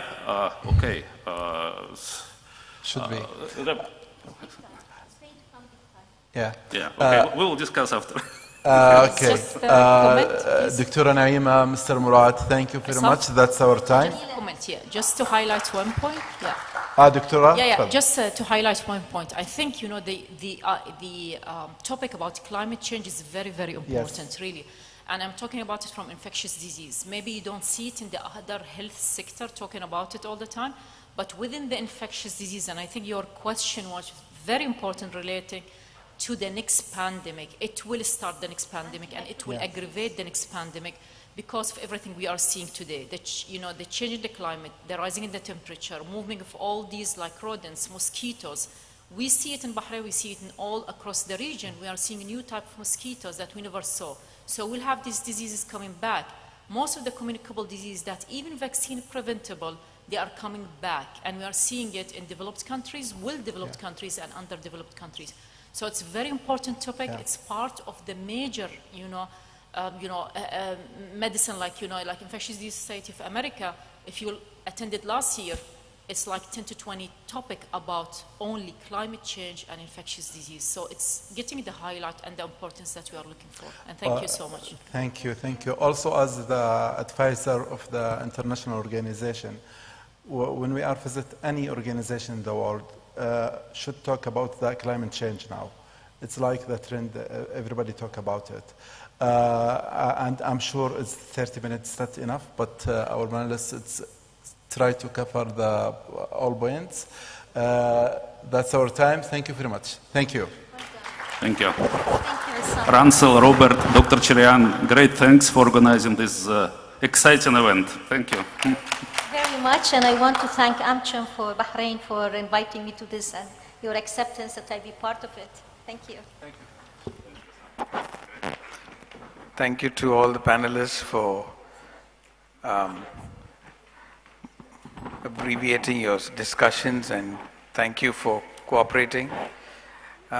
We aim to finish this session by 4:30, so we'll go straight into the next two sessions. As they take this photograph, the next discussion or the panel discussion is about meeting the complex needs of children's health of the future. And to lead that, we have Dr. Rabi Hanna, who is from Cleveland, and he would lead the panel. We'd have John Payne as a panelist. And is Dr. Mohammed Mashoor here? Right, okay. We'll have it to Dr. Hanna. And it would be the two of them who would do a discussion. So it's like a fireside chat, right? And it would be a half-an-hour session, so we would finish by 4:05. Thanks.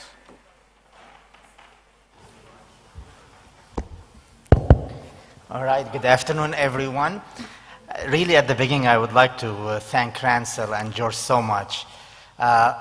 Immanuel Kant said once, he's a German philosopher, that any nation is measured how moral it is by their attention to the health care of their children. And I truly want to applaud the C3 Summit for putting the agenda, the health care of children. They are our future citizen of the world, and we really need to pay attention to their health care. So I'm so proud to really lead this discussion, and with me today, my esteemed colleagues, John Payne. I would turn it to him to make a small and short introduction, and then we're actually going to be more a conversation, as only both of us today are on the panel. John, tell the team about you. Thank you. I'm the chairman and CEO of Pure Life Health Sciences Group, which is primarily a research organization that specializes in metabolic syndrome disorders. Primarily, we're focused on autism. And I want to thank Ransel also and Dr. Cheriyan for conducting this summit so we can expose some of the information that's needed and maybe move forward to some resolutions in some important areas. Thank you. Thank you, John. So many of you know, but I always try to remind my colleagues that children are not just small kids.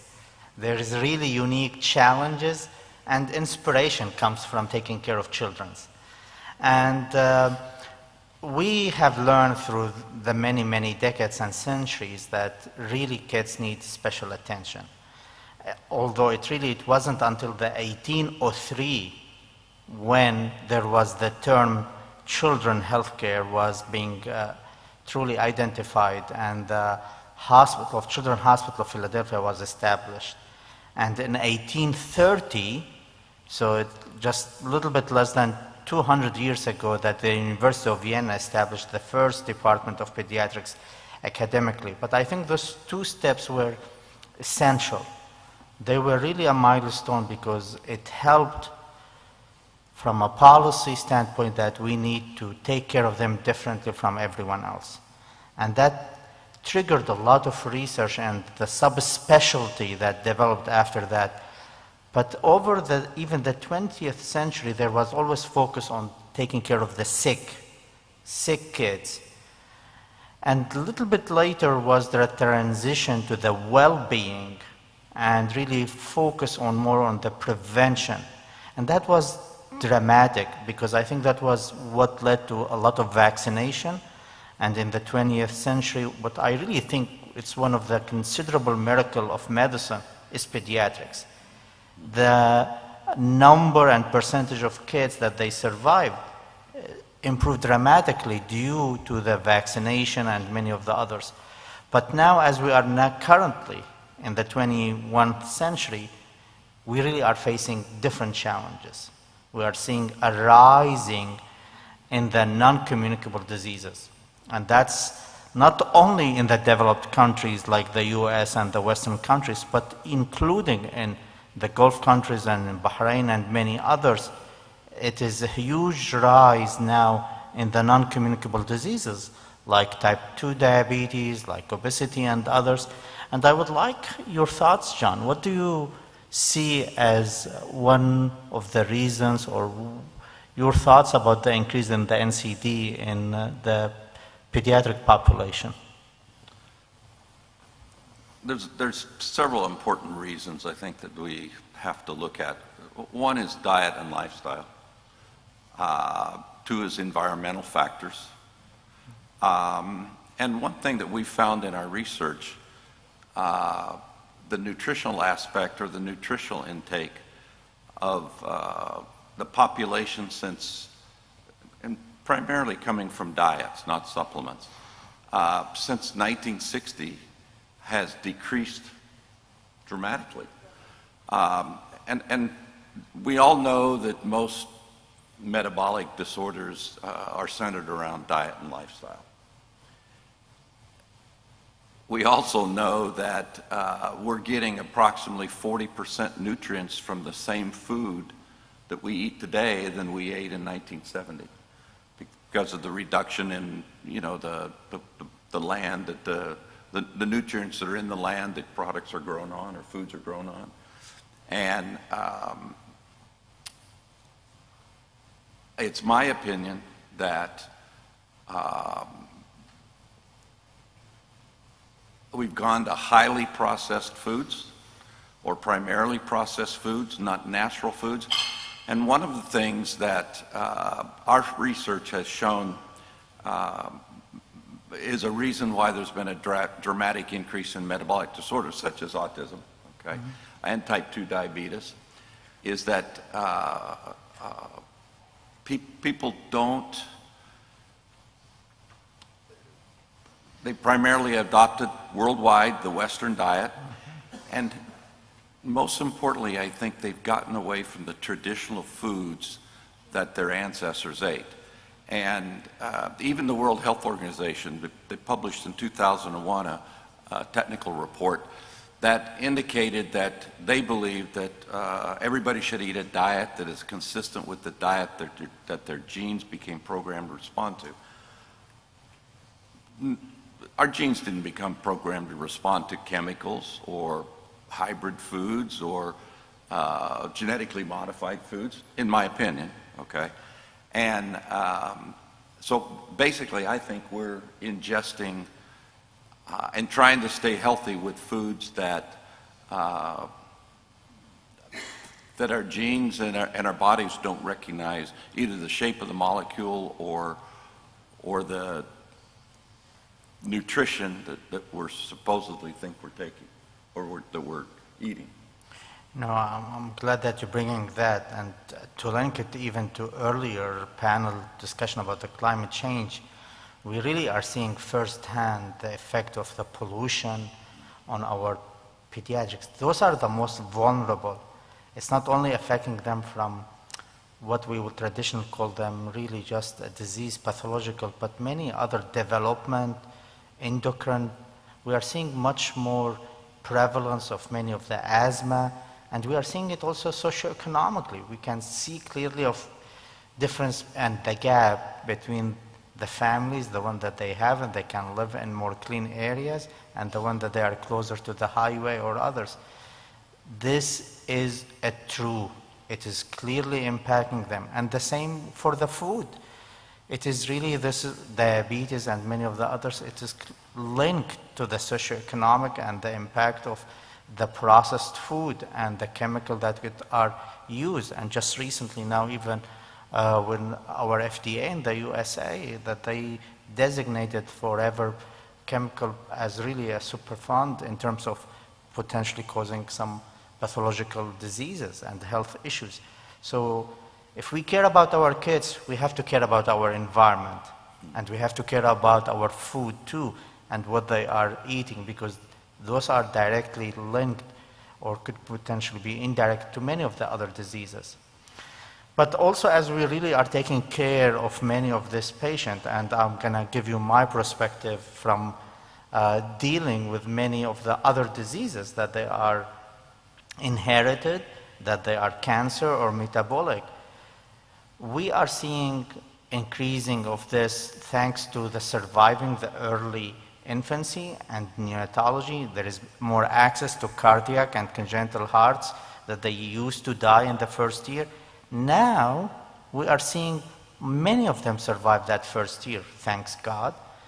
But we are starting to see the challenges that they are within our own health system to try to take care of them, as we are seeing increasing number of them that they may have either disability or they may have more broad cognitive issues that would require lifelong care.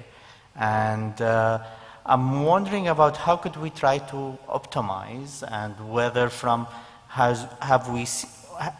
as we seeing more impact from the autism or sometimes really neurodevelopment delay in many of these patients with cardiac. And we chatted a little bit earlier, myself and you, John, about how there is lack of recognition for how our gut influence sometimes our brain, even in some of this patient. And would love to hear your thoughts and explanation to the audience more about that access. Well, what we believe is, or what we found to be the fact is that most metabolic disorders, which we believe result in neurodevelopmental disorders, are tied to the gut-brain axis. And the populations of bacteria in our microbiome, science has already proven that it significantly affects things like depression, schizophrenia, anxiety, and many of the issues that we treat as neurological diseases, when really they're based on what we ingest and what our gut recognizes.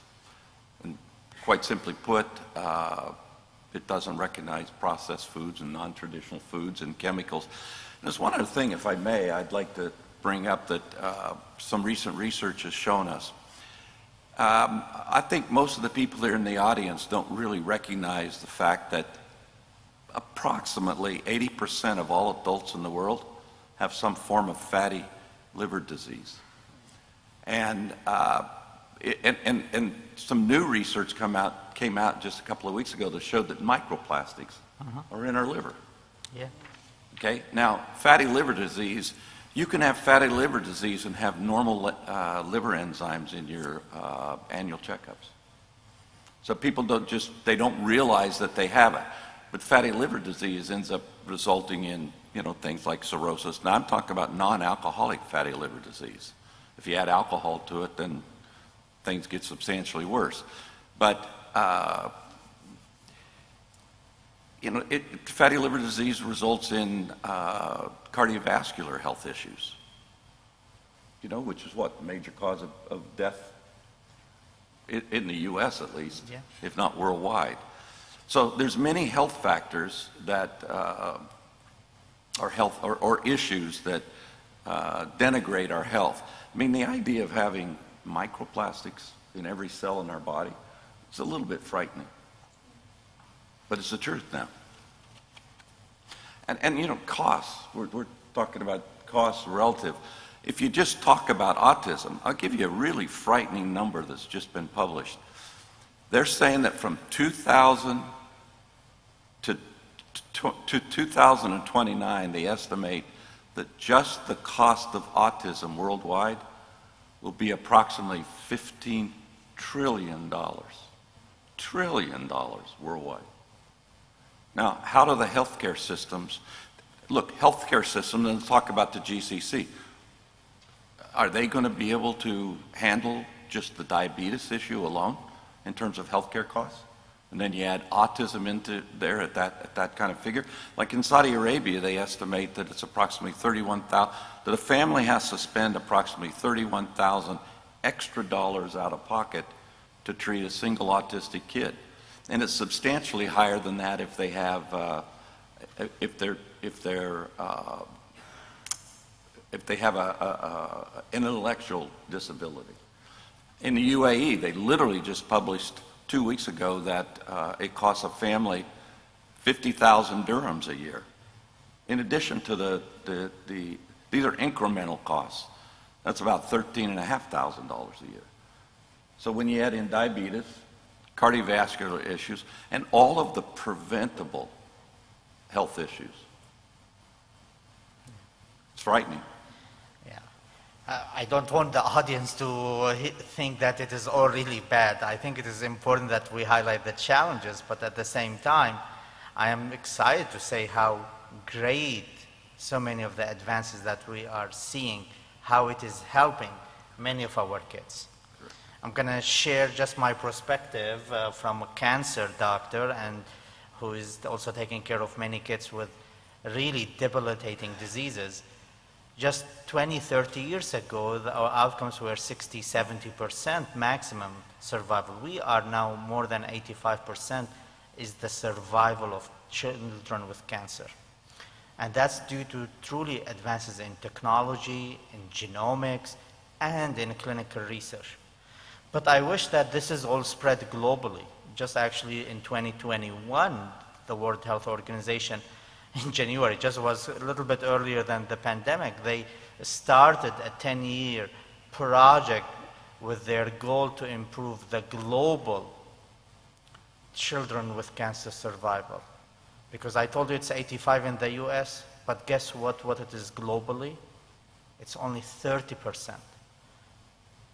Geography should not be a discriminating factor. Your survival shouldn't really be based on where you are. We have the means, we have the technology, the medication, many of them are a little bit old even, generic, and the goal of the WHO is to improve the survival from 30% to 60%, which I truly believe it is achievable if we can come together. And I participate in the Society of International Oncology, and we are really modifying our protocol so they can be used and shared publicly with everyone globally so they can use this. Because most of the reasons why kids with cancer in a low economy, they actually don't get even therapy. They are abandoned in terms of when they hear cancer. So there are simple tools potentially to help them. And for even more inherited disease that are more exciting things right now that it is just started in the last 2 years, it is called gene therapy. I have to admit it, it's quite expensive, but it is at the beginning. It is a dawn of a new era where we really shouldn't let even how we were born dictate how we will live.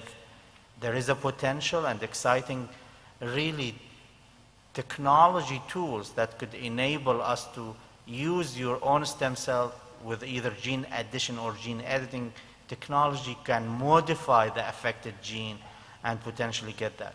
So there is many exciting things that could come, but the challenges I see, how could we make this accessible? How can we make it affordable? And how can we make it equitable and really able to be delivered with passion and have the workforce to deliver that? Because we heard yesterday from Dr. Cosgrove about the impact of workforce. And I can tell you, in pediatrics, that shortage is even higher. And we really need to bring that passion back to the workforce and be able to inspire the next generation of, this is really ethical duty, as I started my introduction. That's our future. Those are the citizens of the world, the future, and how could we take care of them? It is yet, really, I don't have the secret sauce to tell you, but it will take all of us together to be able to come up collaboratively to inspire really everyone, trainee, and with the help of Cleveland Clinic GPS, we even have some tools to potentially, if someone is willing and want and compassionate about this, that we can bring them for short training potentially in this era. But that's my perspective, John, in terms of what the future is holding, and I would love to hear from you too, and some of the newer things that are happening now. Well, thank you. I think Dr. Rabi is correct. There is hope. Since my specialty is autism especially, there's new technology available that brings the cost down, if adopted, brings the cost down to treat the average child to about $5,000 a year, and for an adult to about $9,000 a year. So that's a significant improvement to what it was yesterday. And I'm a firm believer, and forgive me, but I have to say this. Our future is our children. And if we don't address the issues that are affecting them now, it'll be difficult in the future in some areas. I mean, as Dr. Rabi says, we absolutely do have hope. And the one good thing about mankind is we've survived a lot of things, and we continue to strive to do the things that allows us to survive. But I'm a firm believer that we have to address things from the ground up, which starts with our children. Every time I look at a group of children with and without neurological development issues, the words of a famous author, Jack London, come to mind, and that is, man is not just to exist. He needs to live. And, you know, to be honest with you, being specific about autism, autism's a life sentence for a child and for its the family. And if we can address those issues that will allow us to give those children that are challenged a future, a normal future, we have to do everything in our power to accomplish that. Thank you, John. I actually would love to hear kind of perspective from Bahrain, and would love to invite Dr. George to the panel and just get your thoughts about the children healthcare challenges and future.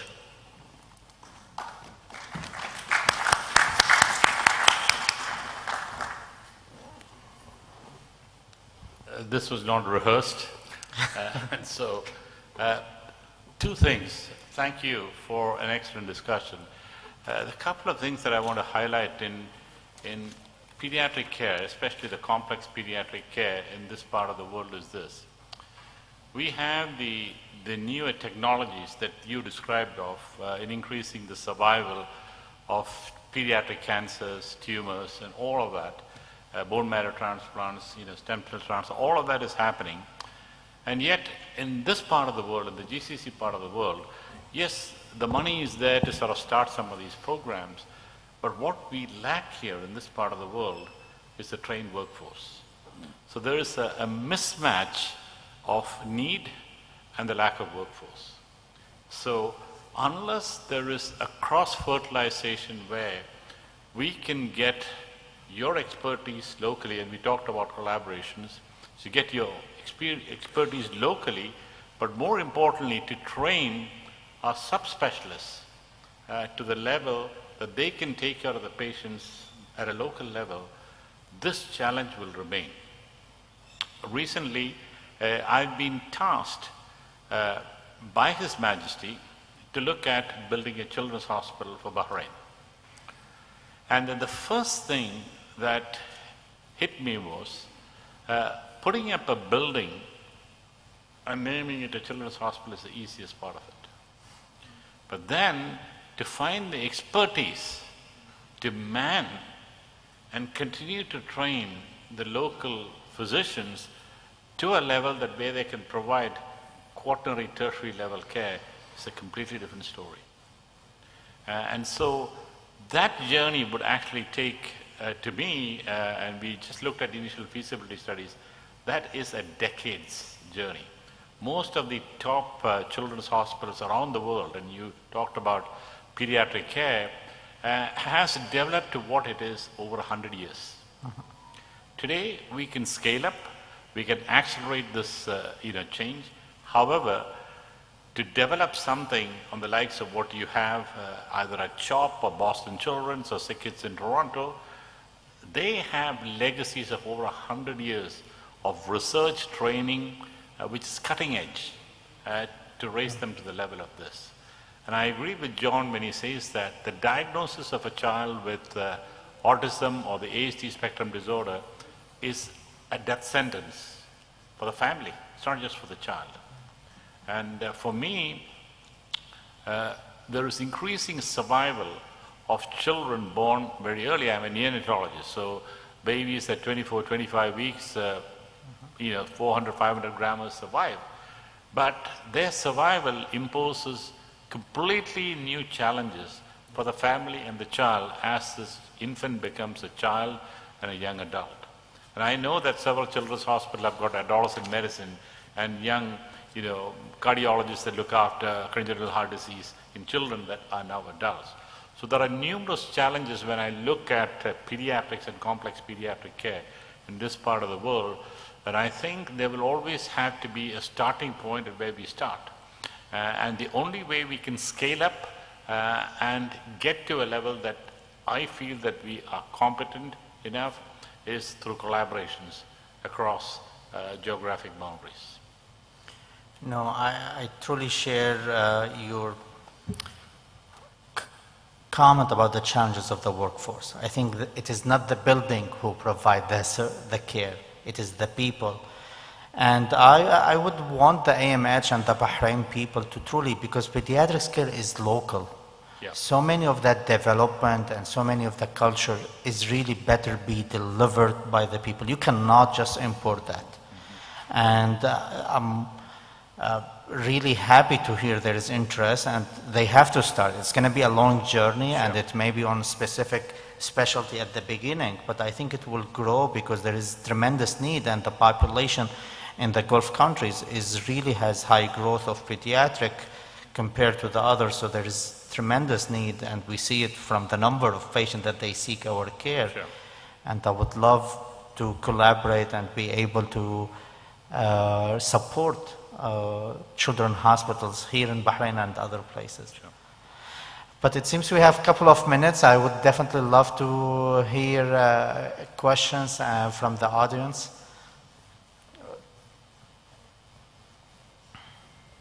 Hi, I'm a pediatrician myself. I'm Dr. Gailan, so this is really kind of something hit me in the core.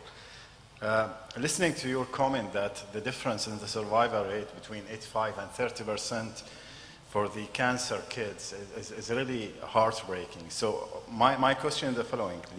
Can the AI and the telemedicine and the global framing of the healthcare of children bridge that gap in the children's healthcare globally? Thank you so much. So the question is, how can we use now advances in digitalization and AI and others to, I think that's a fantastic question. And yes, I do think telemedicine can bring, and an example of it, there is actually, speaking of a BMT, Italy has supported a BMT unit in India that it is run by general practitioners. And every morning through Zoom, the BMT physician will round on that unit with that care being delivered really by their local physician. So that's a simple way of how we could use telemedicine. But to take even a step further, there is really many of the patients, they may seek our opinion, they come abroad and then unfortunately we tell them that the diagnosis is too late to get care, and so many of the medication that could be even available in Bahrain or others.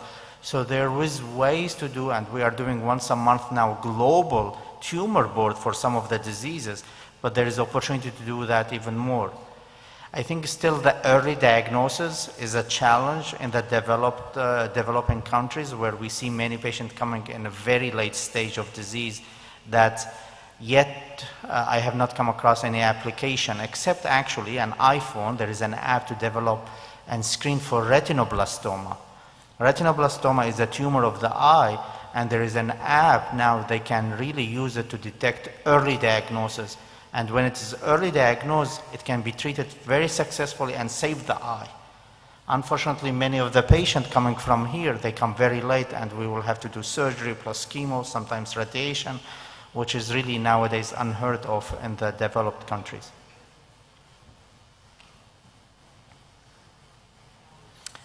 Yes, Dr. Sam. Yes. Yeah, go ahead. Thank you very much. Thank you very much for opening an issue that's related to the environment, social determinants of health.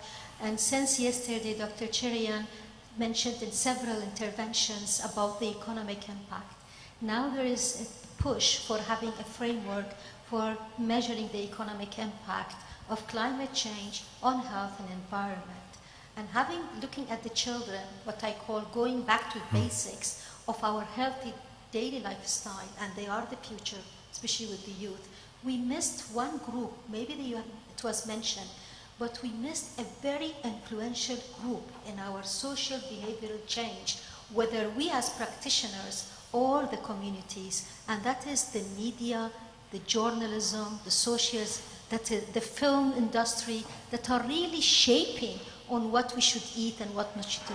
My 2 years old grandniece is looking for, this marketed nutrition, and we know this is not nutrition or the food, just to keep satisfied. So this is one thing that I didn't, maybe it was mentioned by you several ways, but it's just to directly address them and let them be part of this discussion, because they are the ones sharing, especially the ones who are making all these different film industries, and thank you very much. Thanks. Question here, Dr. Faris. Excellent discussion and talking about ways to address children's health and in building a children's hospital, but also on a parallel track, and I think I'm hearing from Mr. Payne how important dietary, how important what our children eat, and where public health can make an enormous immediate impact, combined with media, combined with other communications, that early on awareness, education, knowledge about good eating, healthy lifestyles. So before we have to go to the hospital, that is incorporated, initiated in childhood parenting, childhood nutrition, and that's a here and now. That can be done immediately, but it's beginning that kind of awareness, communication, and I think also the positive embracing of, yes, it starts early on, because as Mr. Payne is saying, how much of it is metabolic, how much of it begins in the gut. Well, we can start that tomorrow with how we feed, how we eat, and how we encourage healthy eating lifestyles with because that becomes a lifelong benefit. Right. Well, due to the time restriction, just last question from Dr. Faris. It's actually a comment. Thank you, Robbie. I'm going to take a little different perspective on the fact that you need the infrastructure, you need the bricks and mortars. So, for instance, at the Cleveland Clinic Global Patient Services, the biggest growth is for pediatric needs, patients coming from the GCC countries into the United States for pediatric needs. We struggle, like you do, with personnel, with access.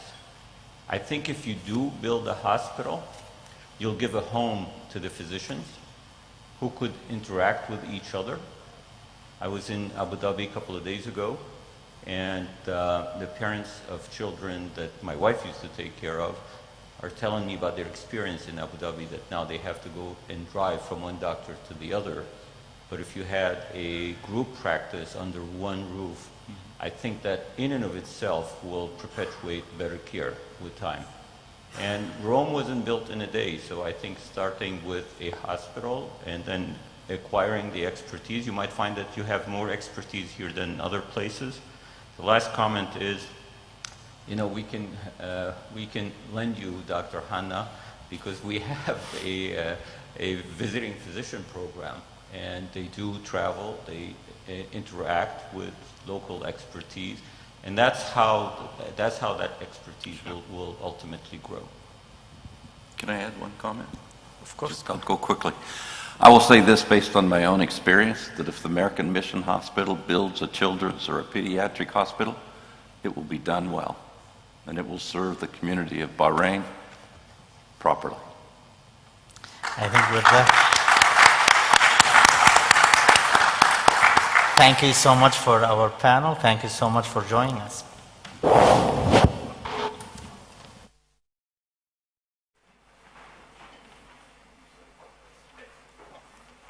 Thank you.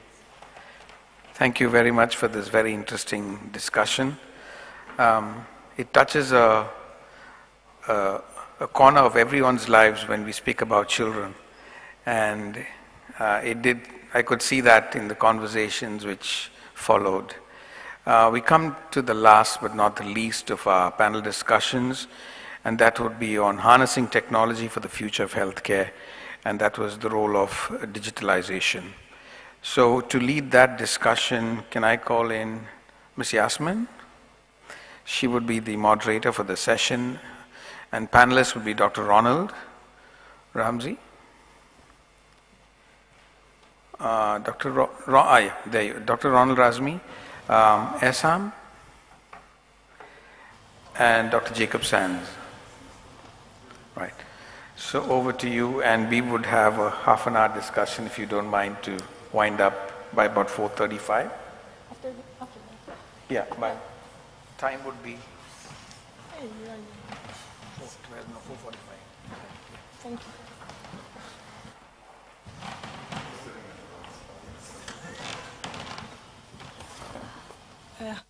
Hi again, and thank you for being with us. This is the last but not least panel of this great conference. And as we are drawing the curtains, I would like to recap some points of the conference. And it started with George's attention, and he reminded us on how we are facing soon healthcare human capital is shortages.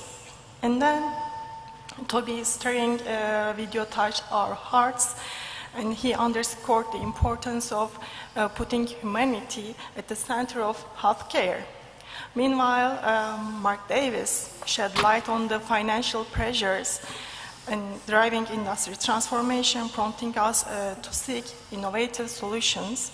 Throughout the conference, we have delved into crucial topics like cybersecurity, artificial intelligence, and pivotal role of partnerships in driving healthcare progress. Each panel has deepened our understanding, and now I'm excited to moderate this session.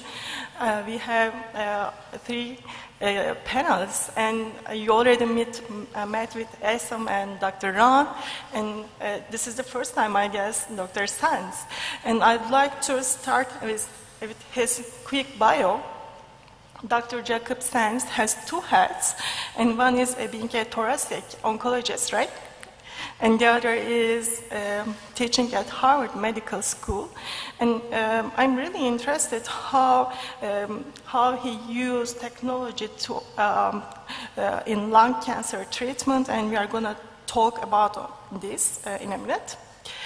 And harnessing technology and digitalization of healthcare is our last topic. But nowadays, it's all we know that our Fitbit may save our lives, and our smartphones are not for selfies. So this plays an important role. And I'm also holding the book. He already mentioned this pretty new book. It's published at the beginning of this year, right? Yes, Dr. Ram. Yeah. He's going to pitch this book to us. So let's start with Dr. Sands. And my question to him is, you have been involved in lung cancer living room episodes on YouTube. Maybe if you search for his name on Google, you'll see his videos. It was really interesting for me, and I watched a couple of series. And what I saw is sharing the experiences of patients and meeting with the professionals makes a huge impact. What do you think about this, and do you have other plans like this? Yeah, thank you for the question, and thank you for the invitation. You know, I think technology can allow us to connect in a lot of ways. And sometimes we also have to be careful, because if we're overusing technology, sometimes it actually becomes a barrier to real connection. What you're referencing is with the Go2 Foundation. This is a patient advocacy organization that also brings academic community for research together. They developed the living room, which is bringing patients and their family members into this large room with couches, and they set it up like a comfortable environment for an in-person living room. Now that in-person component was actually really important, but on top of that, they broadcast it out on YouTube, on various other social media channels. And I've been fortunate to be invited a few times, and within that, I found that there were people asking questions online where they were saying that the patients and family members were like celebrities to them. Yeah. Because by connecting every month, they really developed a community. Now, the people who were there in person were more a part of that community, whereas people watching they became famous to the people watching. But it became this core of a broader community. And I think for many patients, for many individuals with cancer, this can sometimes feel like a lonely thing for patients and for their families. They're struggling, and it's not everyone in their community is. But by then building ties with a community of others who are going through that process, it strengthens them in that process as well. And so the use of this technology has then enabled that living room to be more broadly shared. But it's not just broadly shared alone. That core in-person component is strong and is important. And so I think, to me, this is the great challenge in some of these technologies. It's like with social media. There are some wonderful things about social media. There are some challenging things. How do we utilize this technology to build the actual core of the community rather than just dispersing broadly without having that real central core? How do we utilize the technology to make it feel like we're more in person rather than just bringing in more people, but without that same kind of connection? And in that go-to living room, I encourage people to, anyone in the lung cancer space, this is something that has become increasingly a resource for patients and families globally. And it's a way to bring experts into that community to provide direct interaction with that global patient and advocacy community, as opposed to the normal them going to their physicians, but not necessarily having direct interaction with experts in the field. Yeah, when I watch, I felt that we have been talking about how healthcare data is sensitive, but people are willing to share their experience, and it creates promise for the other patients and other caregivers.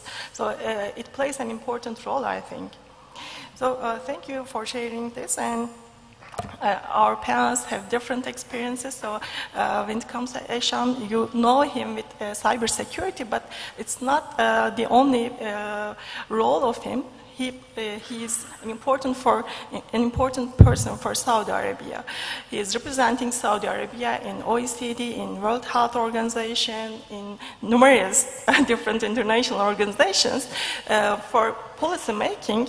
Maybe you can tell us more about how digitalization and healthcare space you take roles in those organizations, and how do you see the future of healthcare and digitalization for Saudi? Assalamu alaikum. Thank you, Yasmin. Thank you for having me in this session. It's a good question. Let me answer in two parts. Inside the Saudi Arabia, locally and international. So when I'm talking from the international, Saudi Arabia is member of the different, a lot of the international organization, and it's active there. One of them is United Nations and UNESCO and different of them, and they are cover everything there. There is a lot of time, like executive meeting, Saudi Arabia will be there, and there is a lot of people working in this country. Also in Saudi Arabia, inside of Saudi Arabia, we have, as you know, Vision 2030. This is our Crown Prince Mohammed bin Salman lead this vision, and who has changed Saudi Arabia now. Everything is different, as you know, and when you visit Saudi Arabia before 5 years is different than when you visit Saudi Arabia now. When we talk about the digital transformation, let me give you example in the healthcare.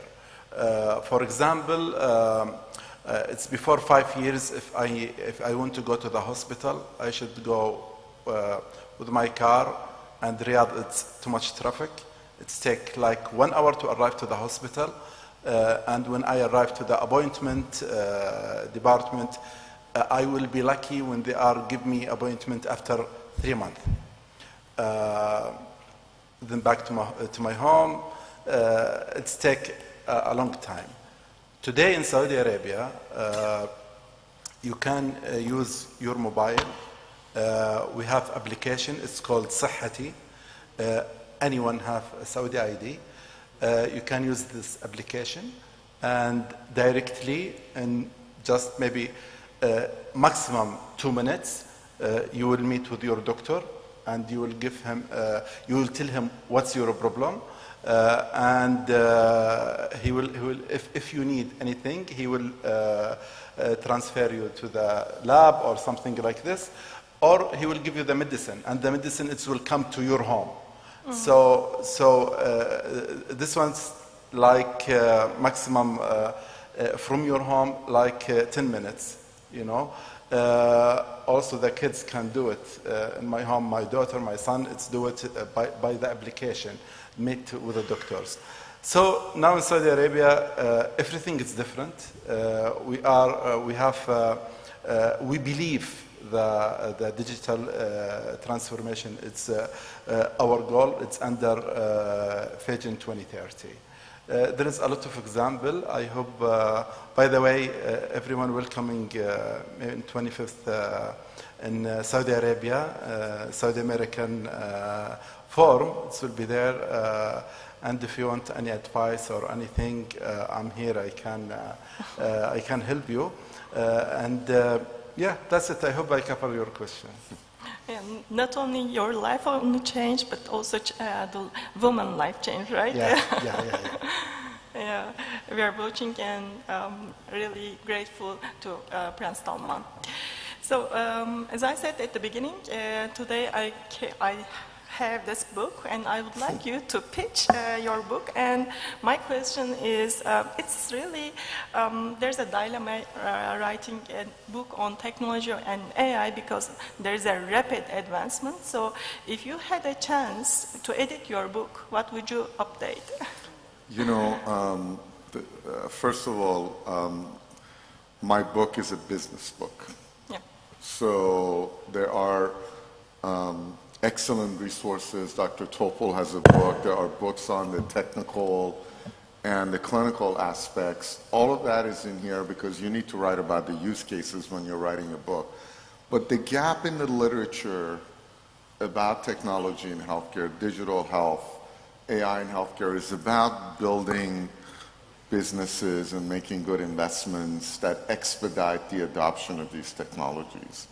So I gave a little introduction of myself as a cardiologist and McKinsey consultant and a CEO of a digital health company because I wanted to sort of set the context of why I felt like there was a gap in the literature in terms of how do you expedite adoption of these technologies. And a lot of these technologies are being created and never gain any adoption.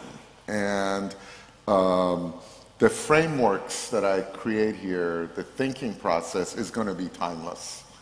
It's not going to change over time. It's going to be the same thing 50 years from now in terms of looking at the barriers and planning for those barriers before you build a product or you invest in it and so forth. So I would not update anything on this because trying to chase technology in terms of catching the latest development before you goes into publication is a fool's errand.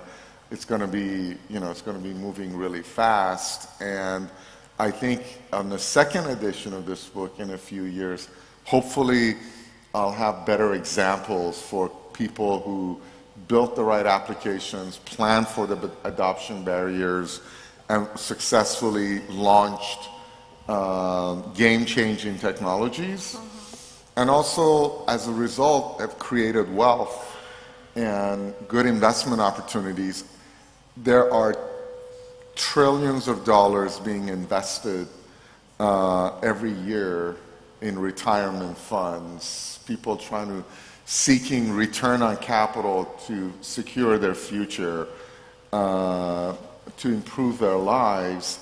If that money is invested in good healthcare use cases that improve all of our lives as opposed to, I don't want to belittle anything, but like crypto, I think the return on investment in terms of our quality of our lives and in terms of actual return on investment, literal return on investment, would serve society much better. Yeah. And maybe we can skip to your role at AlSayed Capital because you are investing into companies, mostly AI companies. We would like to hear some examples that you invested and in use, in practice. First of all, I would say that I'm every entrepreneur's nightmare, healthcare entrepreneur's nightmare, because, I've worn different hats, including having been a healthcare entrepreneur, so know what barriers are awaiting a lot of these entrepreneurs. So we look for technologies that are hard to build because patents mean a lot in biotech, but they don't mean much in digital health. People can build the same product designing around your patent. So we look for products that are hard to build. One example of a company we really like was a company that's developing indoor monitoring technology using radar and infrared technology. That goes in the light switch. It has full room coverage. It goes in the bathrooms, living room, bedroom, and so forth. And it basically monitors at all times, maps out your activity. So how much time you spend in bed, how many times you go to the bathroom. It can detect a fall.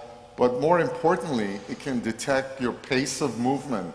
If you're getting sick and you're starting to go to the bathroom a lot, it could pick up on that. So the customers who are independent care facilities or assisted care facilities no longer need to go check on people. They can, the caregivers could check on their phone and they could see who's up, who's left the room to go eat breakfast, who hasn't gotten out of bed. This is for an aging population. This is game-changing technology. Not only it can monitor older people at these facilities, but also eventually at home, because aging in place is an attractive concept, and people want to stay home and age in their own homes.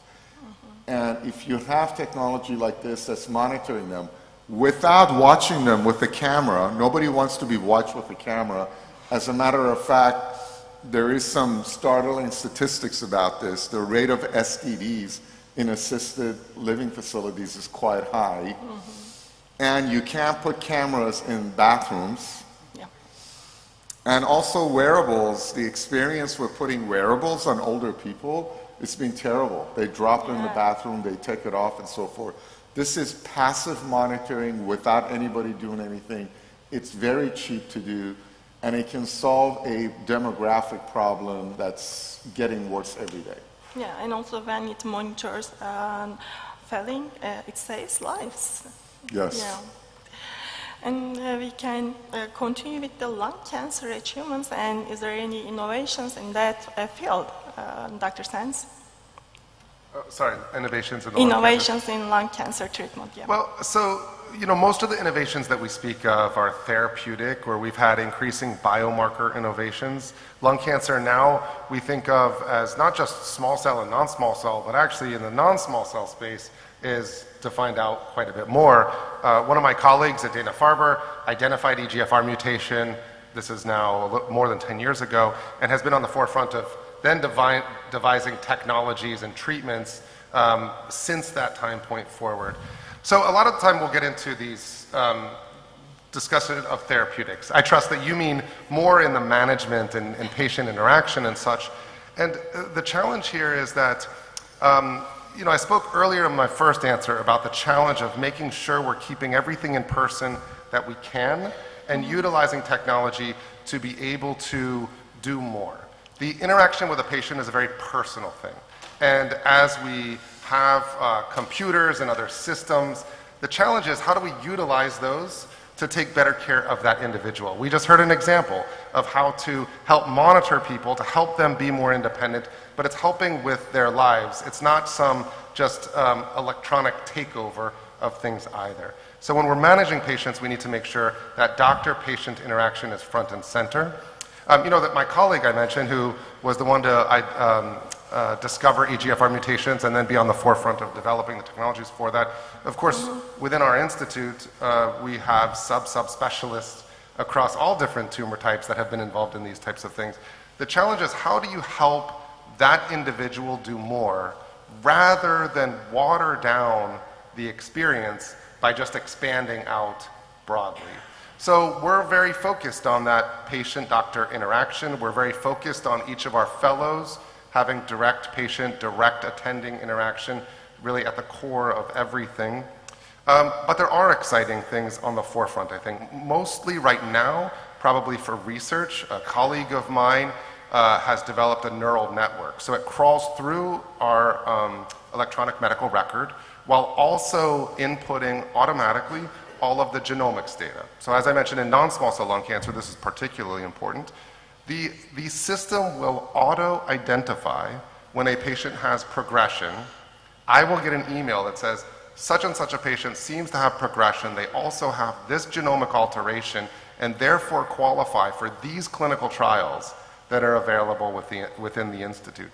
And so it's that kind of technology that can help the clinician provide better care that can be utilized in a research setting.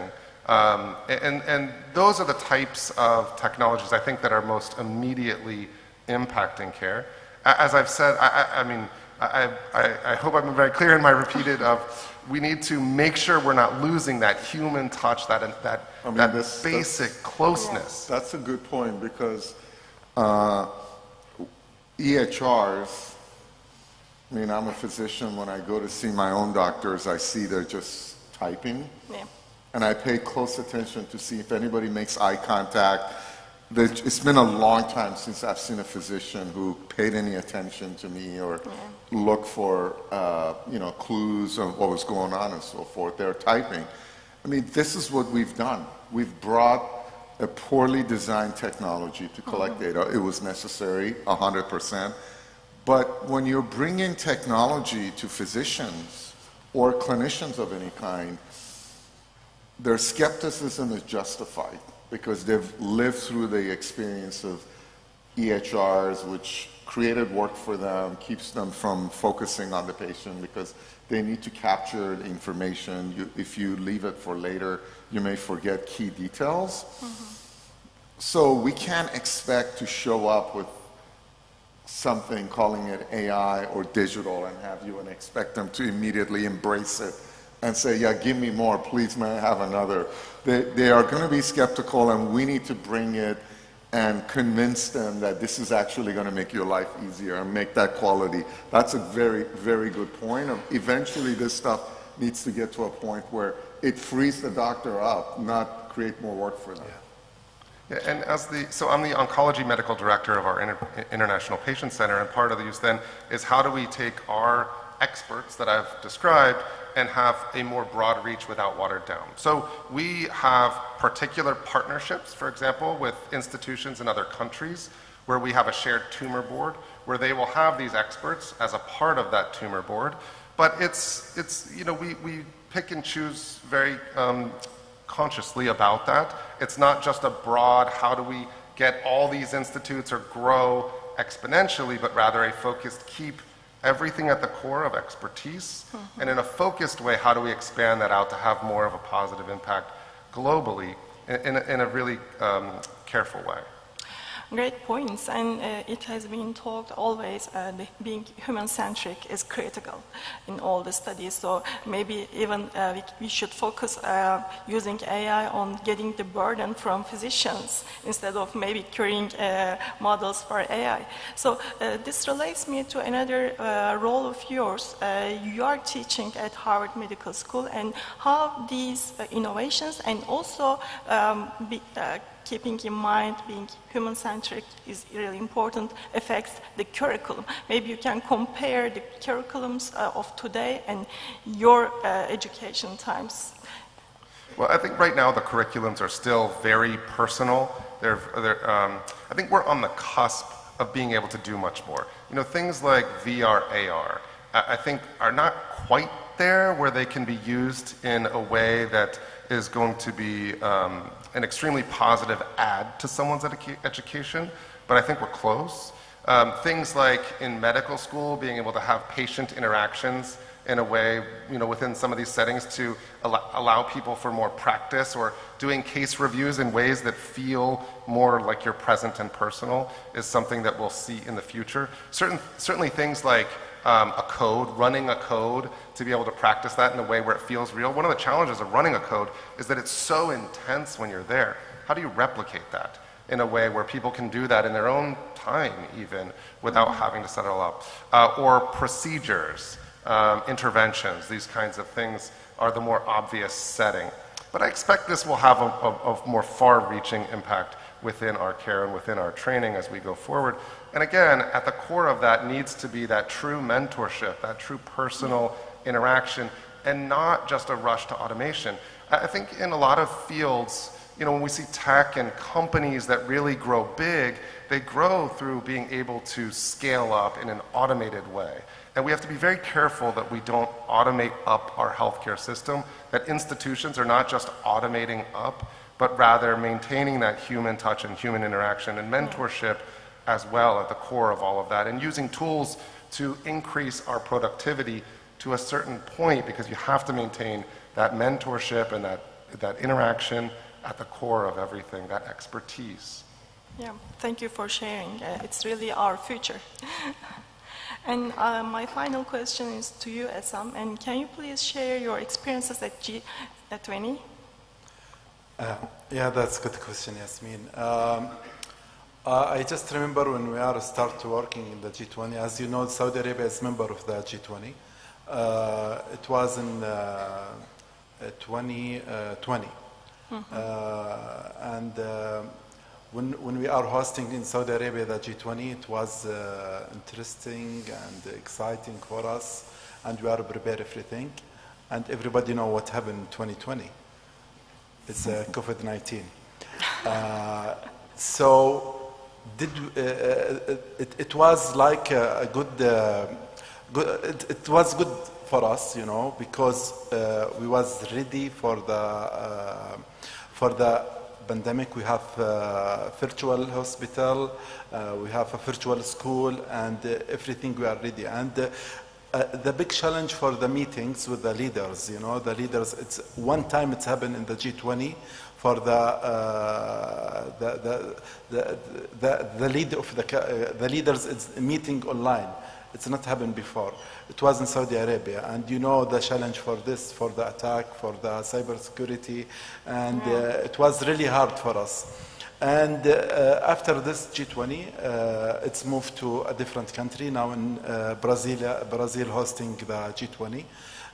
We are working with him also now under the declaration and everything and there is a lot of things, it's in the digital transformation. So after 2020, what we have in the declaration in G20 is different than before. And if you check the declaration before 2020, maybe there is one point, it's about the digital transformation. But now, if you check after 2020, there is a lot of things. It's more than half. Yeah, it's a quick shift. Yeah. Okay, and audience, do you have any questions? We have only, I think, for 5 minutes.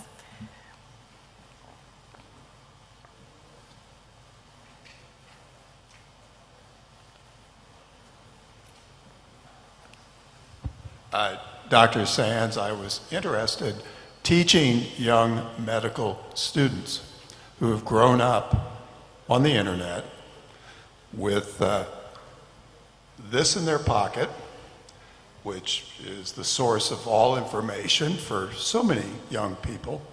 I'm curious, we've talked about empathy, the importance of the human touch, along with the advances in technology. How do you talk to your students and even better, help encourage and make empathy and the human touch a part of their medical education? This is an increasingly important question because technology has sped everything up. So the younger generation is growing up in a different world. I mean, it's becoming exponentially different. And so the most important thing, I think, is modeling. One is having empathy for them, is understanding the place that they're at and the world they're in, and not trying to prepare them for the world that I'm living in now, but for the world that they're going to live in when they get to that level. And that's tough because that takes a bit of projection and humility in that I can't predict what will happen, and we're all in this together. And so we have a lot of tools. If we look back through even recent history, I remember when I was a kid and we got fancy calculators. And everyone's like, oh my gosh, now you're cheating because you use this fancy calculator. Using the internet, when that was newer, I mean, I was in college at that time, but that was a new technology now. And so now on their cell phones, they have everything at their fingertips. And so, frankly, remembering every detail is maybe not as important as it used to be, but more so knowing how to look it up, knowing where to look it up, knowing when you might be missing something. I think one of the things I really try to make students and residents and fellows think about in this faster pace of medicine as well is having an awareness of how sure they are about something. Most of the time we're not sure about what's going on, especially in the inpatient setting where you're dealing with acute things, you're sending off labs, and don't rush to conclusions about what's going on. Don't over-rush your pace on things. Let your results come back. Don't try to portray a sense of knowing when you actually don't entirely know. And let that information come and reevaluate as you go.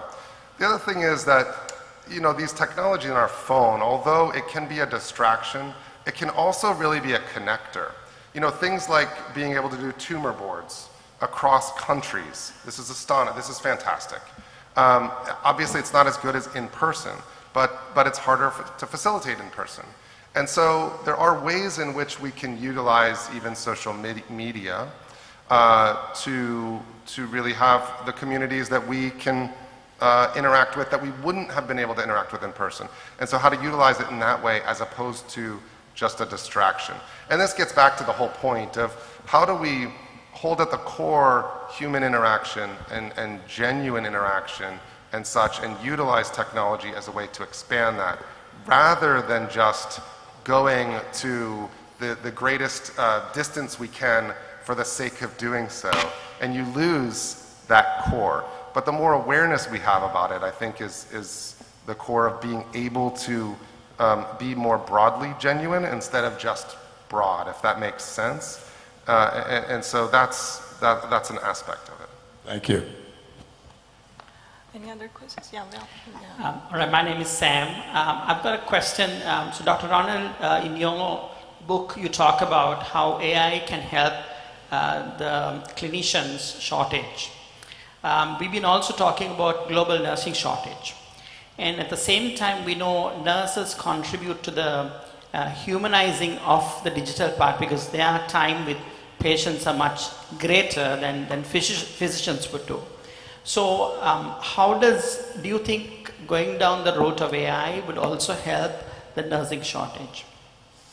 Yeah, I mean, I just gave the example of a company that has ambient monitoring technology using infrared and radar for assisted living facilities, ultimately at homes.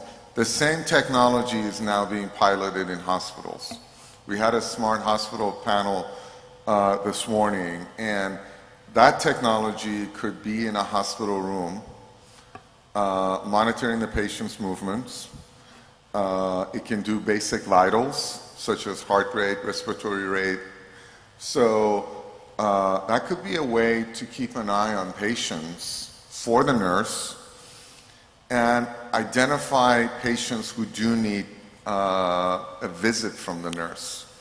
So I think in passive monitoring, and I keep mentioning that kind of technology because I think passive collection of information, which saves time for the nurse or the clinician, or avoids using wearables and cameras, that sort of thing, is the wave of the future. So if you have technologies, for example, ambient technology, it's been mentioned several times in the last couple of days around clinical documentation. Now, it's been mentioned in the context of capturing the physician-patient interaction and creating a nice SOAP note that's well organized and so forth. That same technology is an IT assistant for the nurse. It can automatically populate a nurse's note, a nurse's progress note with key information, so it could cut down on documentation time by the nurse. So now you have technology that can keep an eye on the patient, it can assist with documentation. That's the kind of technology that starts moving the needle. When you're talking about a smart hospital, that's a smart hospital. It's going to require, Dr. Cosgrove mentioned the idea of having less staff and less people doing things like administration and less staff doing busy work. If you have that kind of technology, you can get by with less nurses. So, yeah.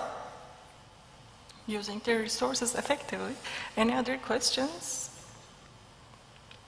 If not, I would like to thank all the panelists for sharing enlightening insights with us. And this is the last panel, and I would like to thank Ransel for orchestrating such an event and bringing all brilliant minds together. Thank you.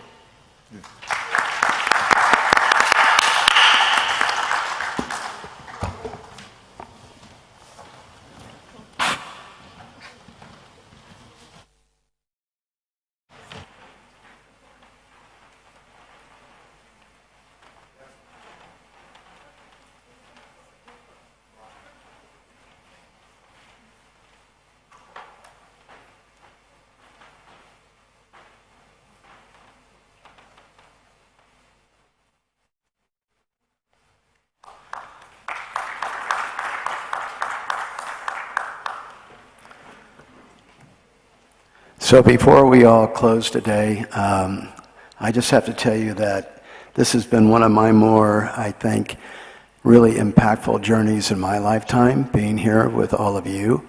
And it's really brought to bear a lot of my dreams that started out as nothing more than a dream. And it's because of the ripple that's been created here that I realize how much there is yet to be done. And I also realize that together we can do that. It is about collaboration, and it is about community, and it is about commerce, because it takes all of that to get the journey to the end of the road. And not that it will ever end, but that there is at least a wonderful path forward that we can all take. So before I ask Dr. George to come up and make his closing remarks, I would just like to point out a couple things. We've had an interesting last two panels. One was about the meeting the complex needs of children's health of the future. And this latest one was harnessing technology for the future of healthcare, the role and power of digitalization. But I think what I learned and took away, and I always try and take away something from everything I do or everything I make a contribution to. My takeaway from this last 2 days was the film that Dr. Cosgrove shared with us. And I think we should have the role and power of empathy. I don't think that digitalization or I don't think that AI should ever overcloud or overtake what empathy is. And this is something that I have taken away, and I hope all of you who haven't seen it, or if you see it again for a second time, knowing that I guess it was Dr. Ferris who said he's seen it 21 times, or Dr. Cheriyan. I've only seen it once, and I want to see it 20 more times myself. So if we can play this, and then Dr. George, if you could come up afterwards, that would be great. But thank you all. It's really been very touching, and I am very honored to have been part of your lives for the last 2 days. Thank you.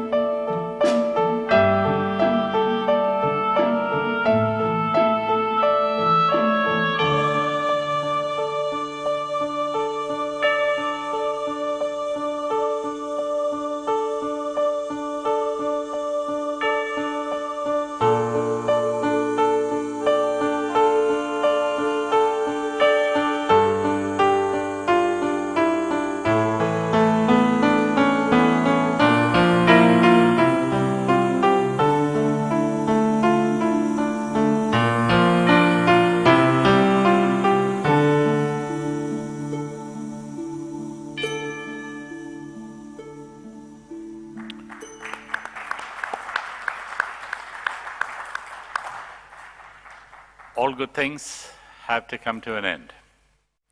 And I can tell you, it's been an incredible 2 days for all of those who have attended this. And yet, I just want to say this to Ransel and the group, Man and Deb.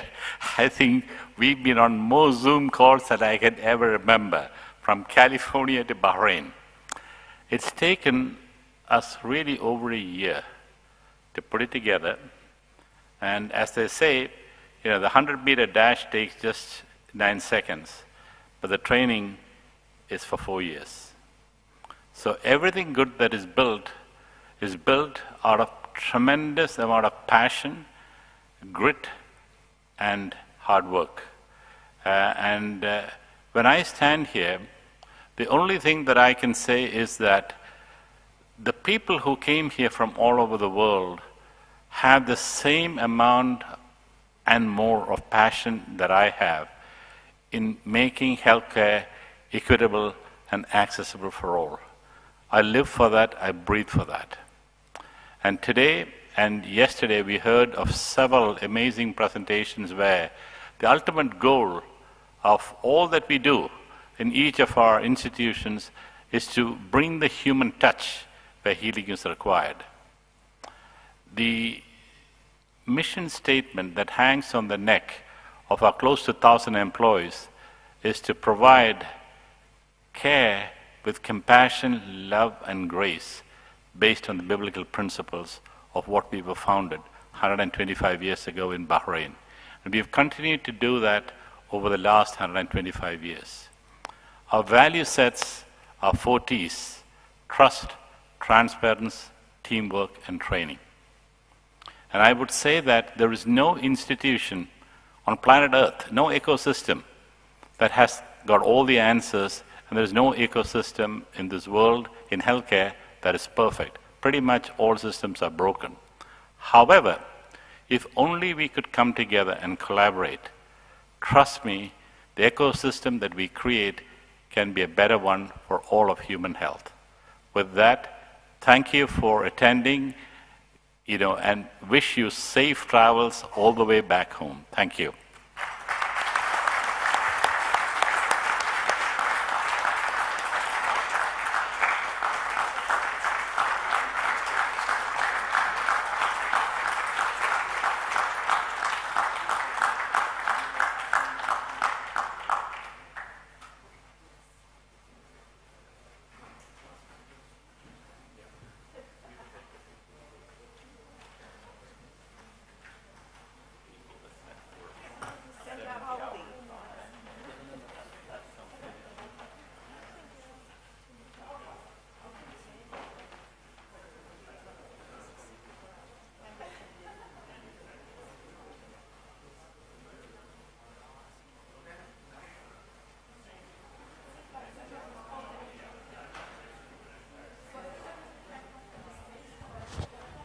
Could all of us in the auditorium please come over for a group picture?